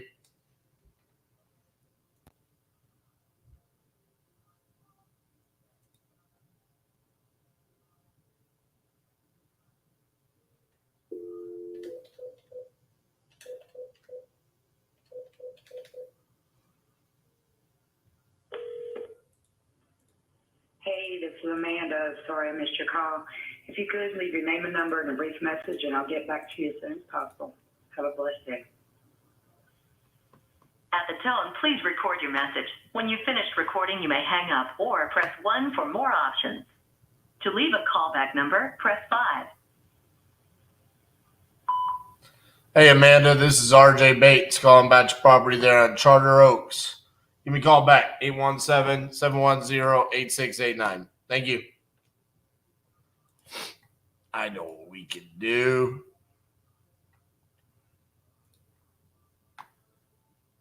Stick with me.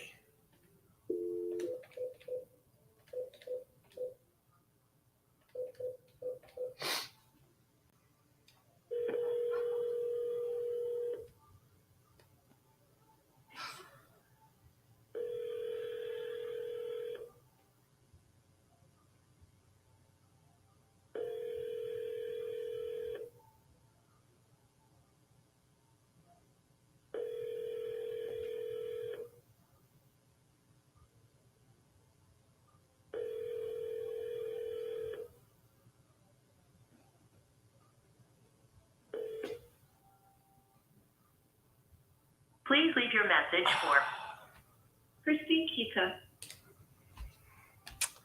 Even Christy isn't answering the phone.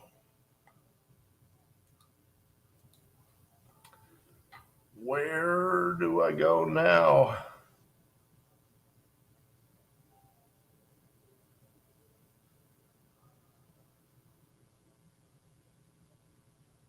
Man.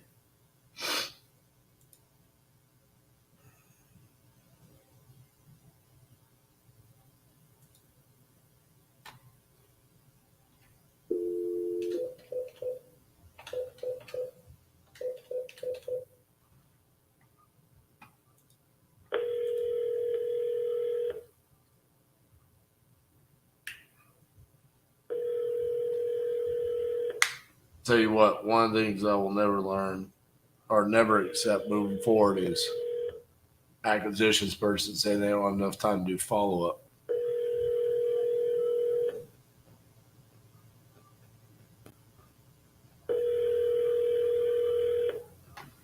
Got plenty of time. Your call has been forwarded to an automated voice messaging system.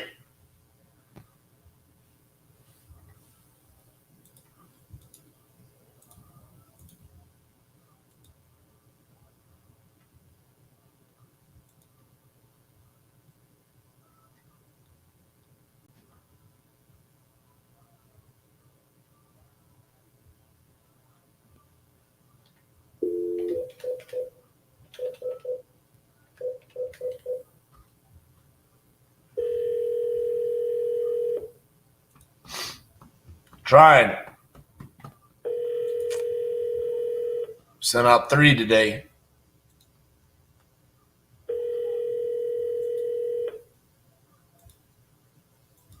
None or ain't. Your call has been forwarded to an automatic voice message system.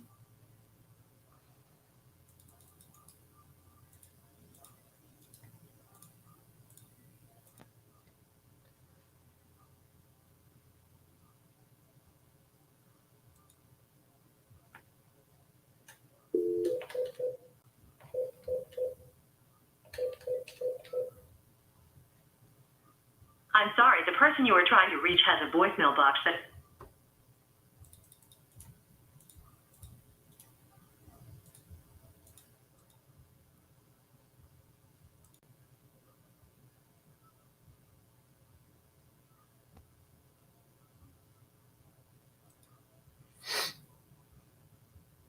The ones that have motivation.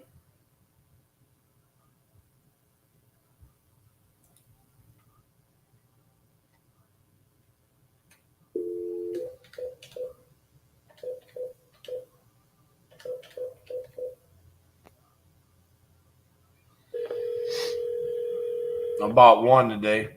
Sent a contract on it. One buy, one dial, one contract. Please leave your message for 90483.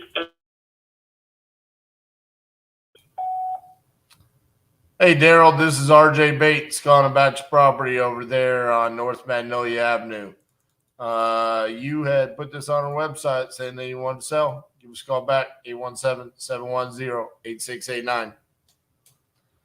Yeah, absolutely. It's got to be in a good market.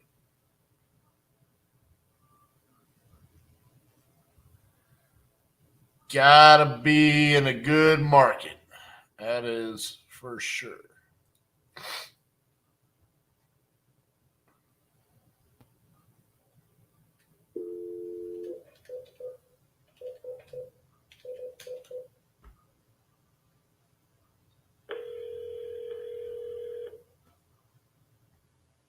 Your call has been forwarded to an automated voice message. No, I think you're overthinking it.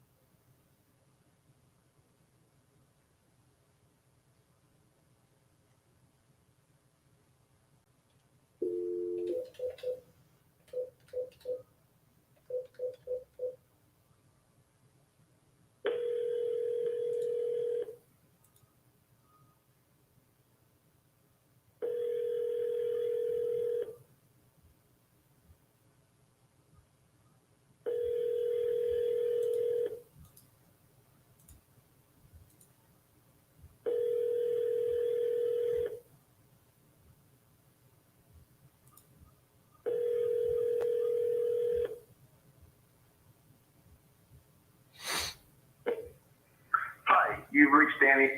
Yeah, I'll absolutely buy already purchased leads.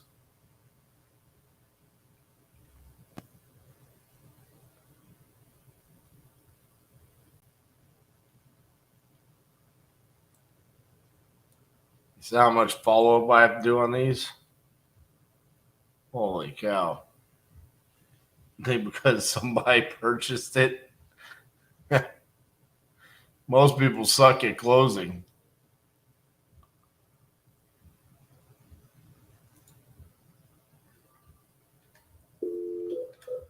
You think they're willing to put in this? People give up after a couple of dials. Oh man, sucks. Spent $300 on a lead and it's a phone.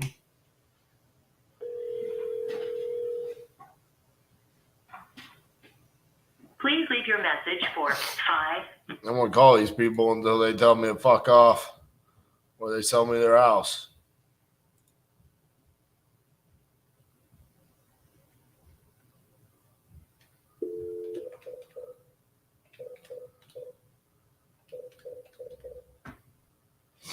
Or my competition is gonna give up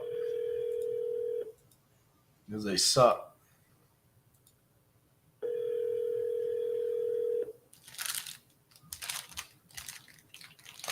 RJ, you're not acting like yourself. You need a Snickers. We'll eat this little Cinnabon thing that Cassie got me with my lunch. Not like everybody vents on the phone. We'll just go ahead and eat. How about Chad?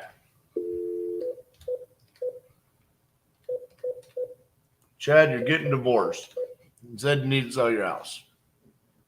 Sell me your house. Hi. You reached me, but unfortunately I couldn't answer the phone. Unfortunately, you haven't answered the phone in a month.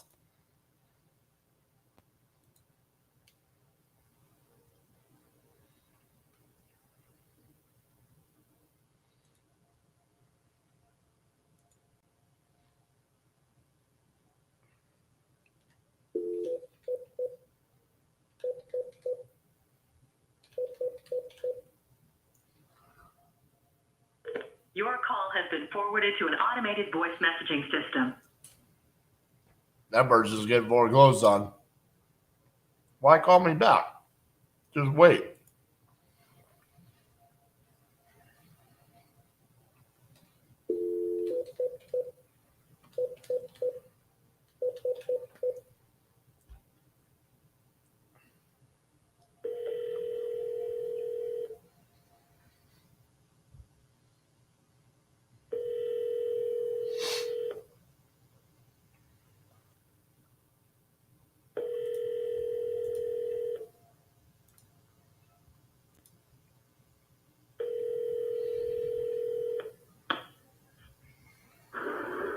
You've reached David Wattles, please. Very few things I do better than close sellers. Eating's one of them, okay? I promise you. I ain't gonna lose any fingers.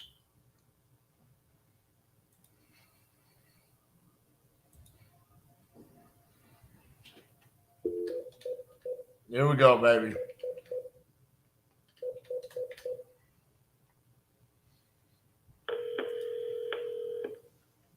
Hi, this is the Google Assistant.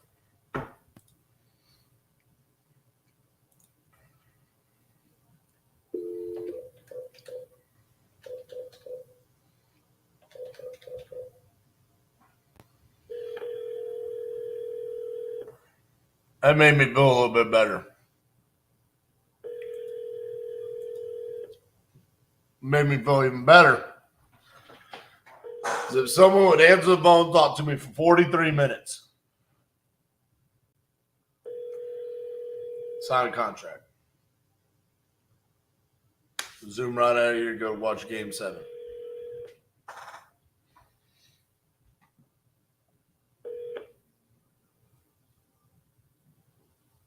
How you reach for Joy? Joy, it's not going to be you, huh?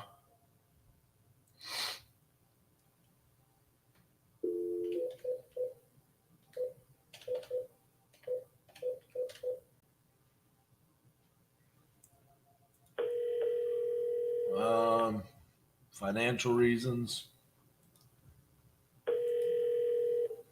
Call has been forwarded Foreclosure, to an automatic voice inheritance. system 71734.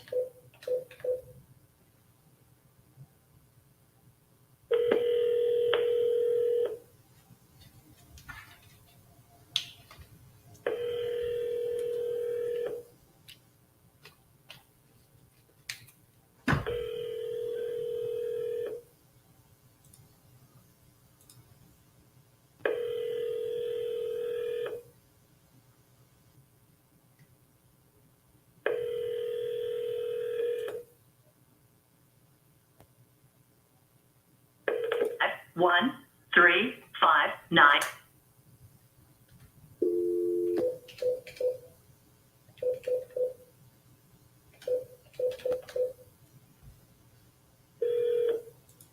Leave a message after the beep.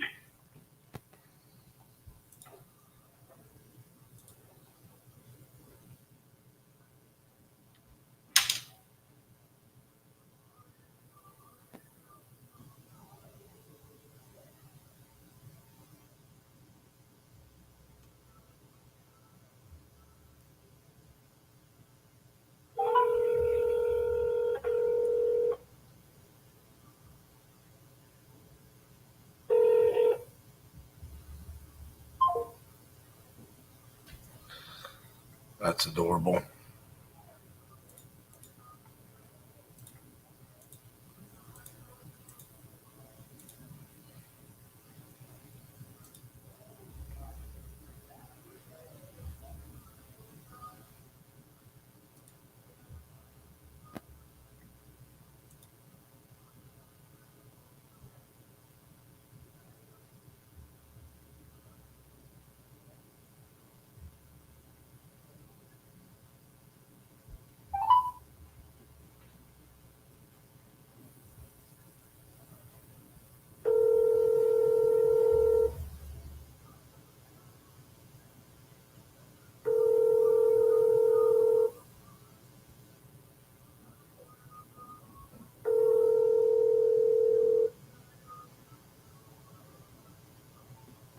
Your call has been forwarded to an automatic voice message system.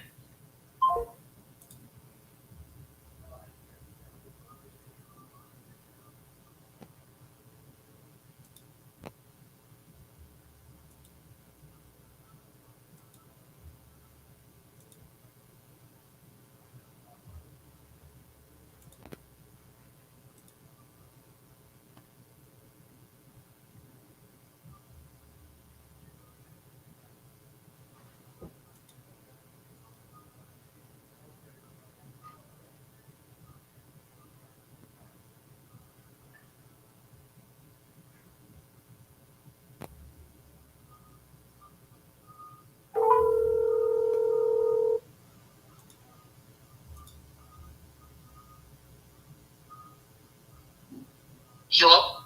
Hey, is Donna there? Ching chong, ching chong.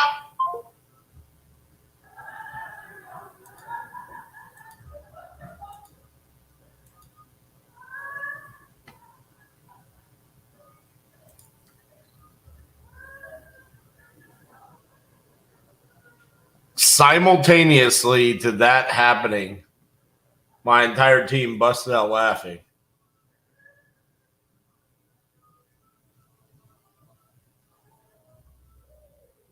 It could not have been from that call. She just called back from the office and was chewing me out, saying that we couldn't pay for what her house is worth and that she wouldn't give us her address.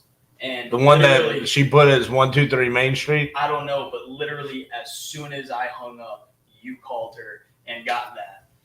Like that way, it could not have been more perfect. Okay.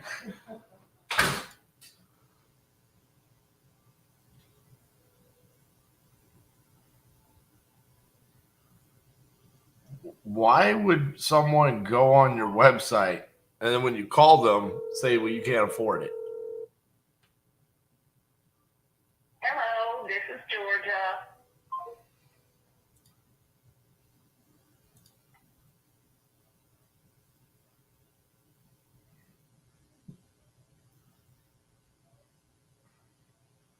The subscriber you have. Unbelievable.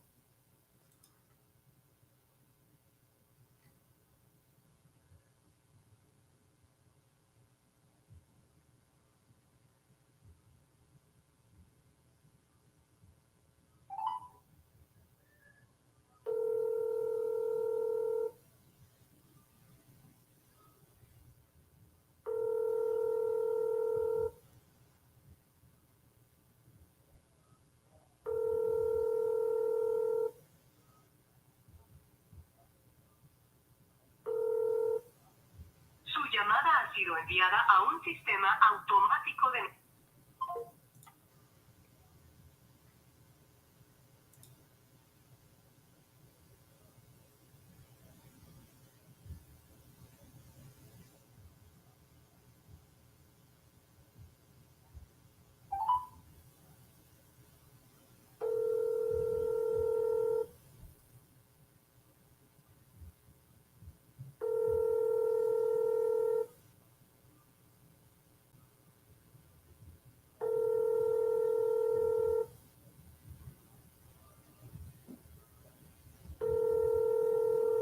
forwarded to an automatic voice. If I had to do outbound leads for free, probably Fizbos. Up on Zillow.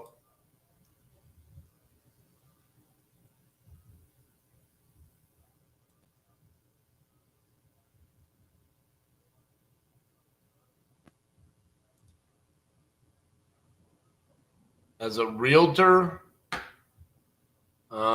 no. I mean, as a realtor, you should probably use the track.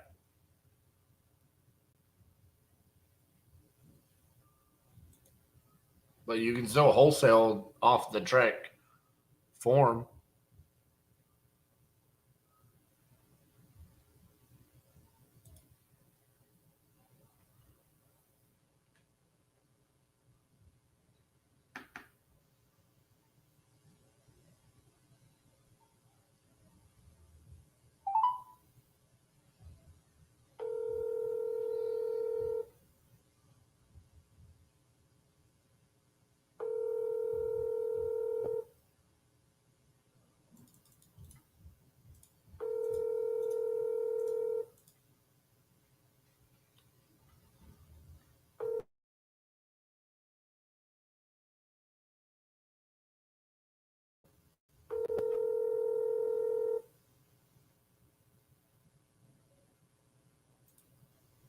Please leave your message for 5719.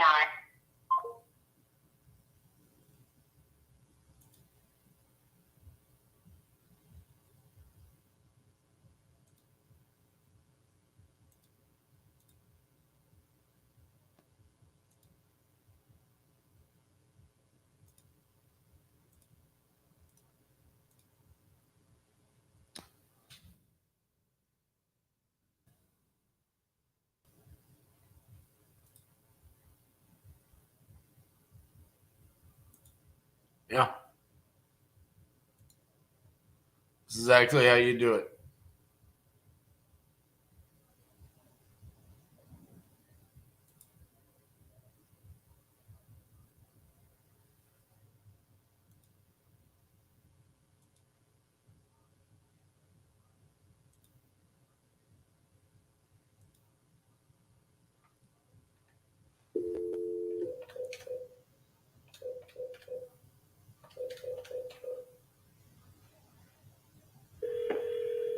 You're welcome.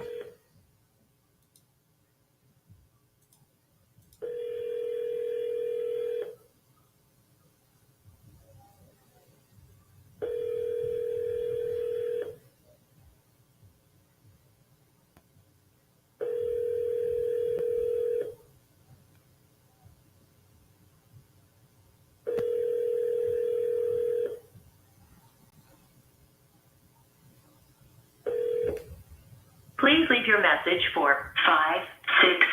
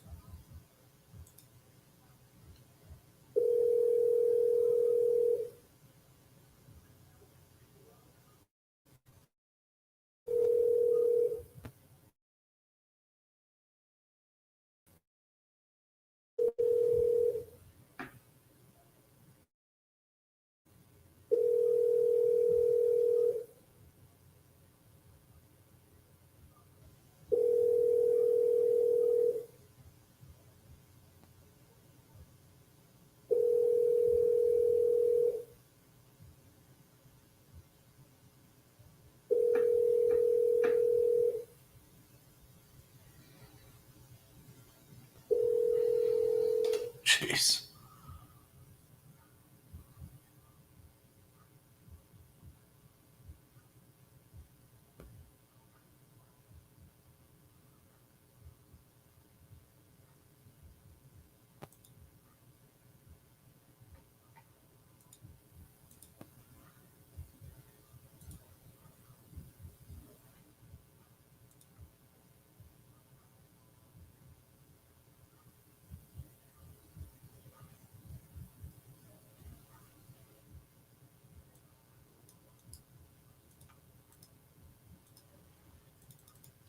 All right.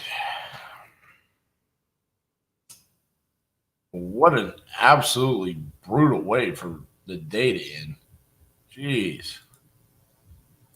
It was actually going freaking fantastic. And then we just went on what feels like 2 hours of nothing but voicemails.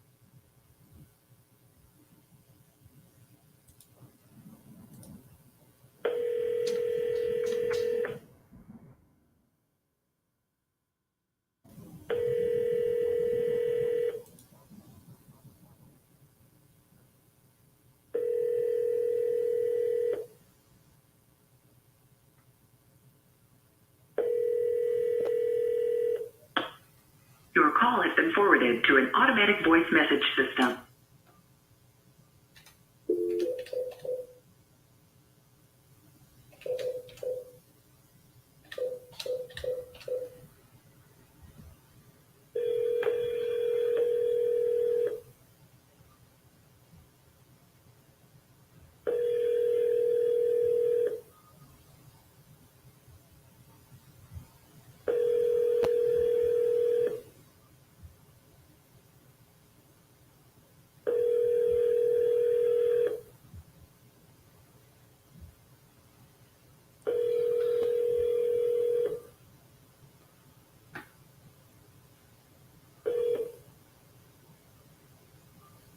Please leave your message for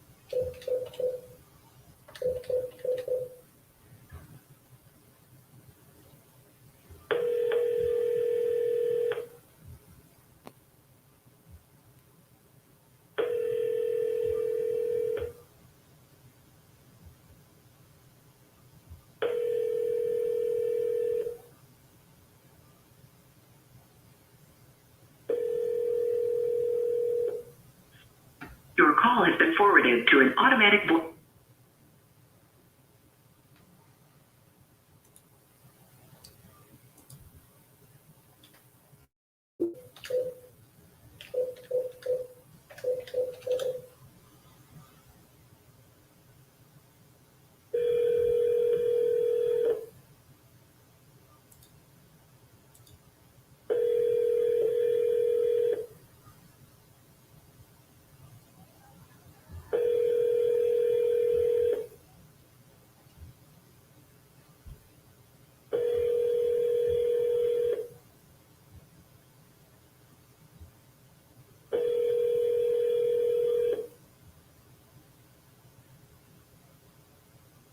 Maryland coverage is not available.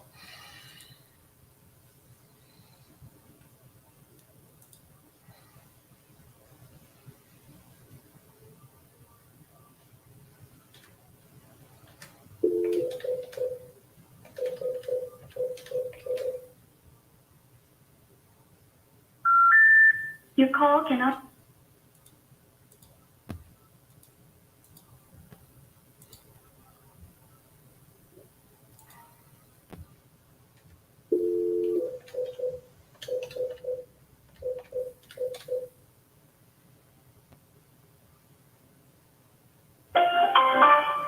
The wireless customer you are calling is not available. Please try again.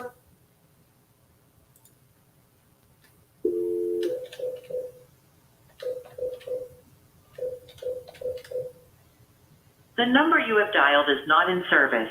Please check the number and try your call.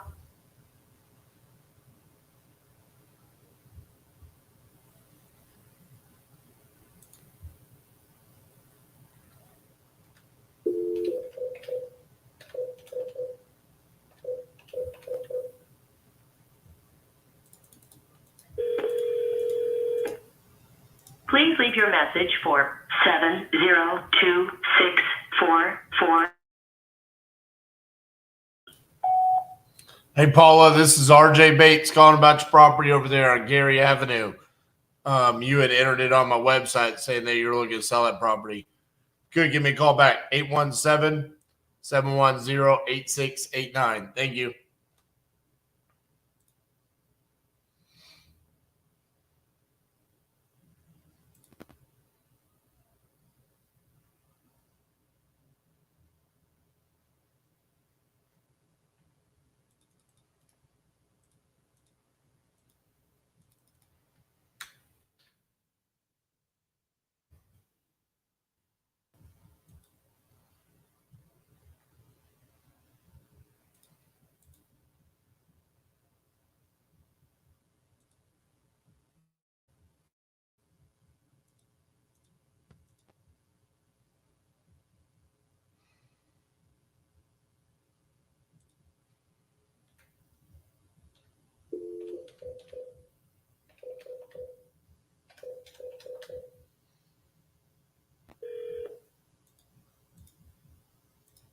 Please leave your message for 4.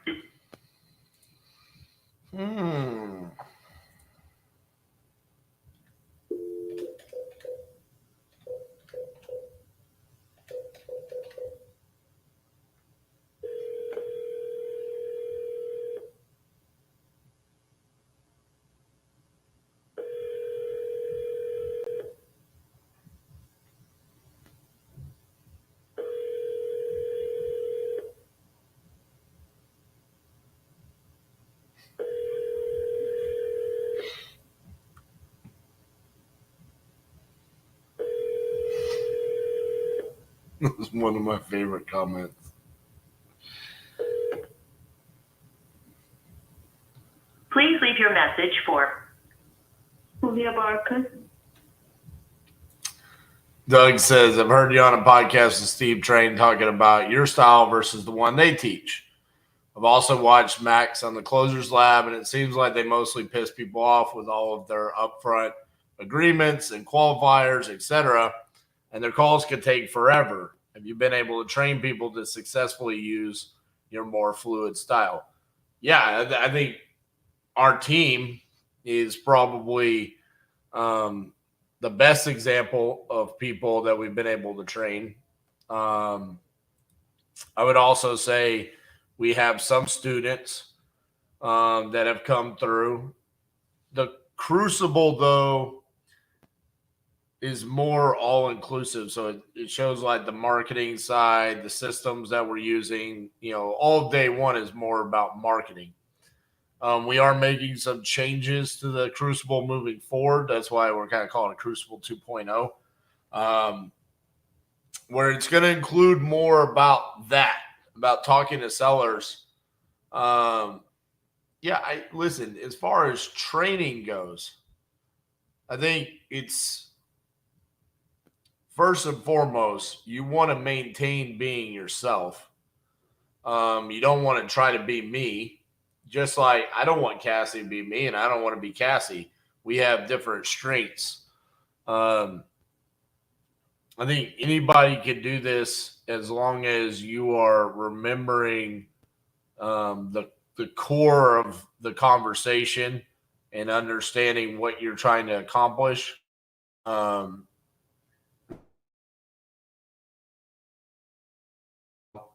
Condition, what's the occupancy, and then what is their price, and then phrasing everything around that with open-ended questions so you really can just sit there and listen. We don't want to play a whole lot of mind games. I think the reason why they have what they have right there is so they can make it a scalable system.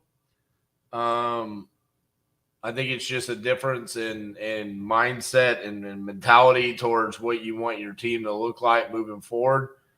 I think for some people, they look towards a system, which in their case, both of their cases, is the Sandler system, which you can't argue against Sandler sells. I mean, it's been around since, the 70s. So it's successful. It's just not a good fit for me and our team.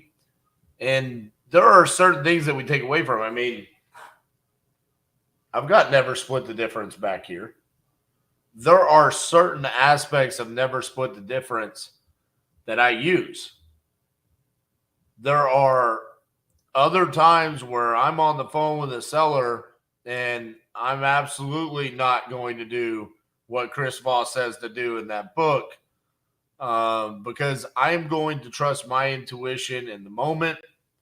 I think it's important for everyone on my floor to trust their instincts, be themselves. If we miss out on a deal, that's okay.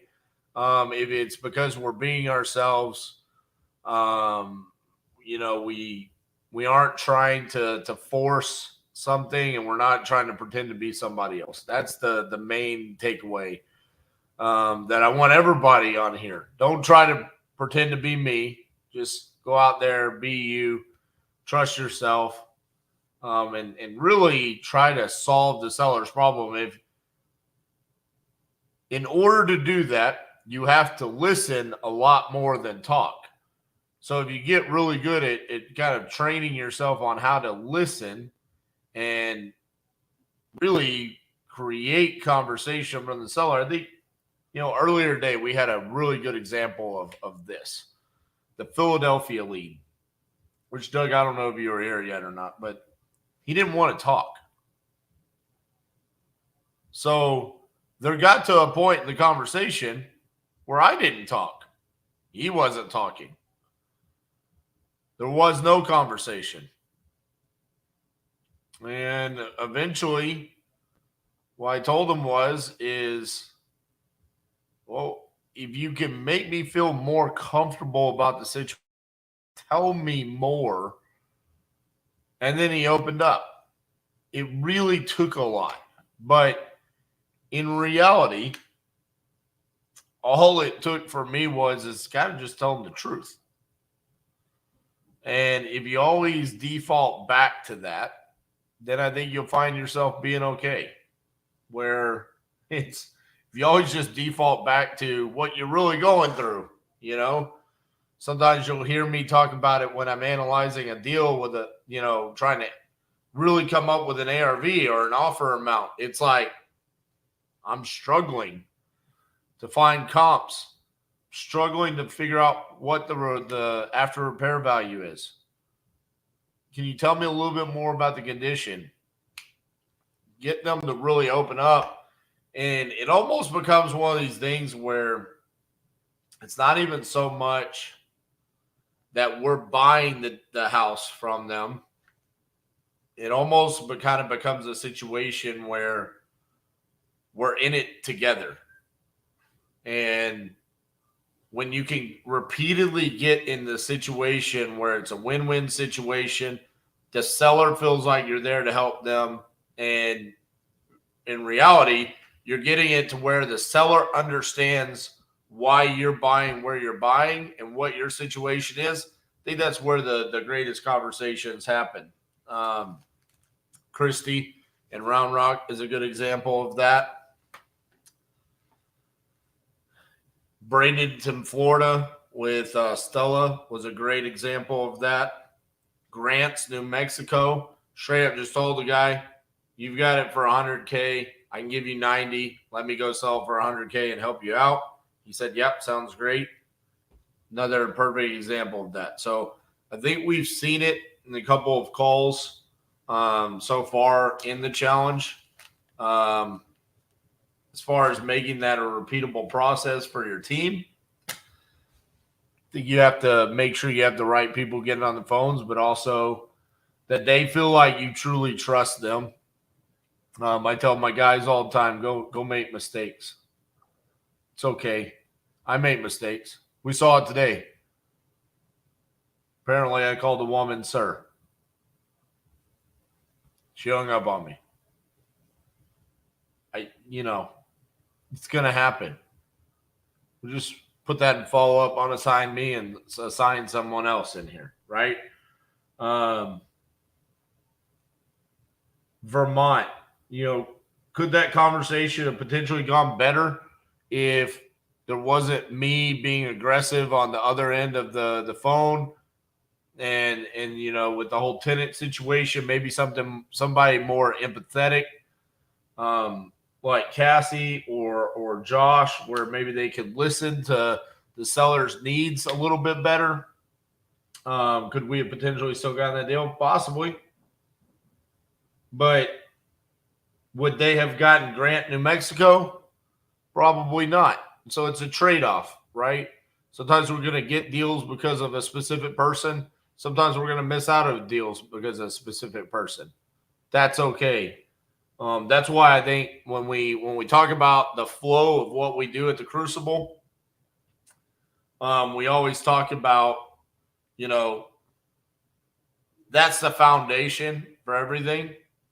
Because if you have consistent lead generation where you have these deals coming in, we've seen it. I mean, I'm sitting there, I'm hammering the phones all day, every day. As long as we have that lead generation coming in,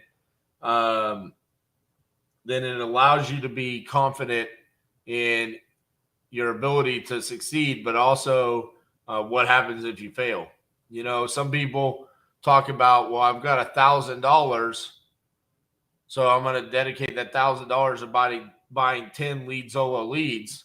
Well, that puts you in a precarious bind, right? Say you spend your last $1,000 to go buy 10 leads, and you're worried about messing up, right? So there's a lot that goes into that, Doug. Those are kind of my thoughts. I love Steve. I love Max. I don't love the way that they close. I think at times, when it really works, it sounds real good. I'll leave it at that.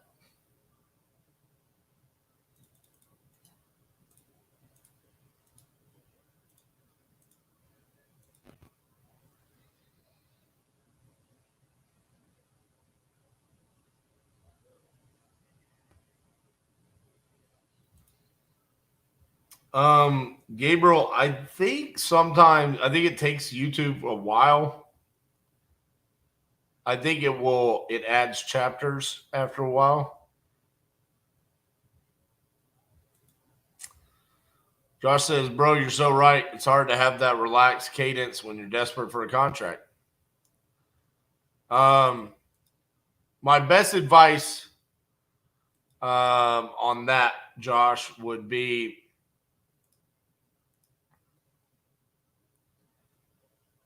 you seem like a sports fan, right? Think about it from this perspective. You just got the ball back. You're down 4 in the fourth quarter, so you got to score a touchdown. You're the quarterback. Now, if you're a fan and you're watching that, do you want your quarterback chaotic? Do you want them like scrambling around and yelling and screaming, or do you want them to be the calm influence that is controlling the narrative of what's going to happen in this final drive? Where they're thinking about clock management, timeout management, getting the ball out of bounds, what plays are running. After a completion, are we making one wide receiver run all the way across the field over here to waste 15 seconds? Or are we going to keep them lined up over there and we're just going to run a play? It's the same thing here.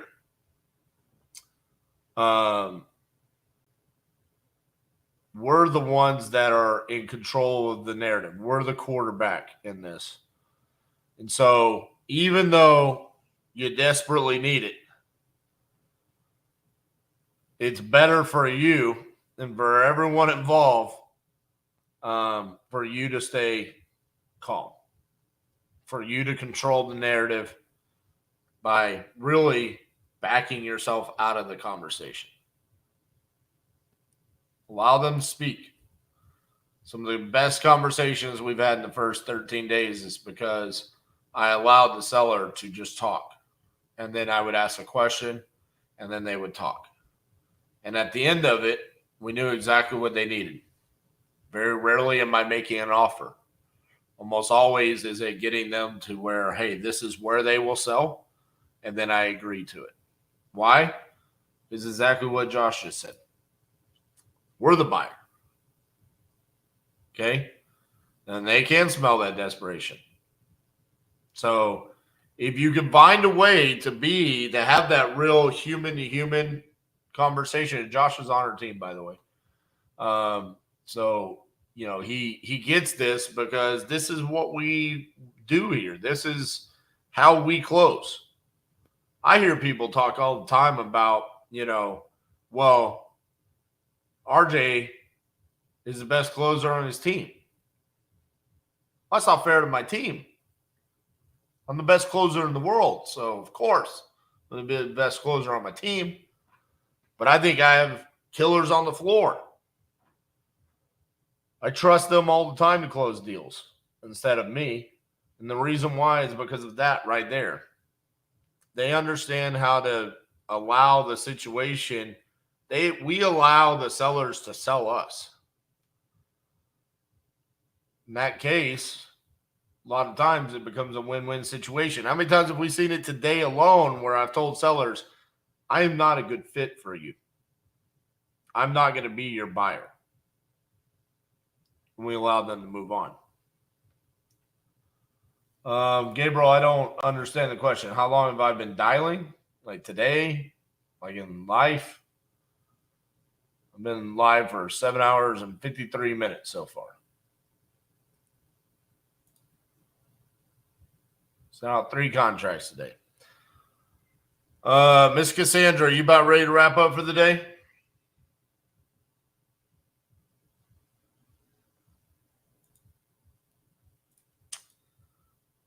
All right, you are on. Unmute yourself. Hello. All right, so let's give a quick rundown here of where we are. So sent out 3 contracts today. So we're up to 47 contracts sent, but nothing got signed today. Now we sold some properties, so that's good, but no new contracts have been signed. Gabriel, as far as closing, I mean, I've been doing sales since I was 18, but I mean, in real estate since 2014. So, some concerns about some of the contracts just becoming extremely unresponsive. So, I'd like to tomorrow come up with a solution on getting a number of what that is. So we can really say, okay, 47 contracts sent, 26 have been signed, but 10 are dead. So realistically, that moves us more to like 37. You know what I'm saying? Are you typing or I? Yeah, no, I'm shaking my head. Yes. Oh, okay. Because it was hard to tell. Sorry. Okay. Outside of that, I mean, listen, 17 lead Zolo contracts sent. Yeah, Jamie, Port Arthur signed. Yeah, Port Arthur signed, buddy. The team was supposed to reach out to you today. Sorry. Signed, sealed, delivered. Let me look at it. Let me figure out why they didn't. It's not on. Let's see. You can put it on there, Zach. It's because it's from No. Speed Lead and it never got pushed to a card. It got put on a card today. Okay. Are you sure? According to, are you asking me or are you talking to someone else? Justin. I'm asking Justin. I sat there with him while he looked at it, Sat there with him while he looked at it. and he said he was about to do it. I watched him do it. He did not do it. It did not happen. Okay, so this is where it becomes problematic. Can we download that so I can create it and Yeah. All right, we'll verify that as soon as we wrap up here. But Jamie, we're locked and loaded on that. Anyways, I felt like today was a really productive day all the way up until the later hours. That was, you mean as far as you and calling? well, yeah. I mean, yeah, it was BS at the end. Just nobody answered. I mean, the only people that answered were people that just were, fake. So, You mean the lady that we all started giggling over? yes, that was interesting. I've had a lady do that to me before too. Well, that lead is now killed. But anyways, I'm excited about Game 7 tonight. So I kind of want to wrap up right here on the dot of 8 hours so we can go watch the Stars game. See you later, Facebook. We're gonna hope that Cassie gets some rest tonight so she can be a little bit more involved. Look, involved on the live. Let's have you clarify. Yeah, Like, this I mean- is working my butt off all day. We did like 8 hours a day. I'm pretty sure RJ was on for about 7 hours and 15 minutes. It was a bit extreme. It was a little I'm extensive. gonna say 7 hours. The legs are not really feeling like they have any circulation in them. I'm needing to move around. I think I'm gonna watch the Stars game standing up tonight. I almost just started standing up doing all the voicemails I had to do there. And that's the other thing. I mean, listen, sometimes you have days like this where it just kind of feels like, man, is anybody gonna answer the phone? But looking back at it, when you do the daily recap, it's like, yeah, but we sent out 3 contracts. So Yeah, we've had a great day. We've had a great day on the floor too. Like, but there's definitely things like I wanted to get done today that I didn't get to get done, that's kind of what this challenge is like. It really challenges our whole entire team to like step in and fill those voids when they can't happen, and for us to shift and be able to do stuff when we, you know, maybe don't necessarily do it right when we want to. So Pace has a standing desk. Maybe you should get one like his. I have a standing desk too. Who's that? Mondo said that on the. Who's Pace? I think he would be referring to this guy. I've seen him on. Is that the guy that randomly goes live for like 12 hours? That's cute. You're such a punk. Well, anyways, peace, guys. Oh, get it? Peace. Sub. See? Yeah. You're such a turkey.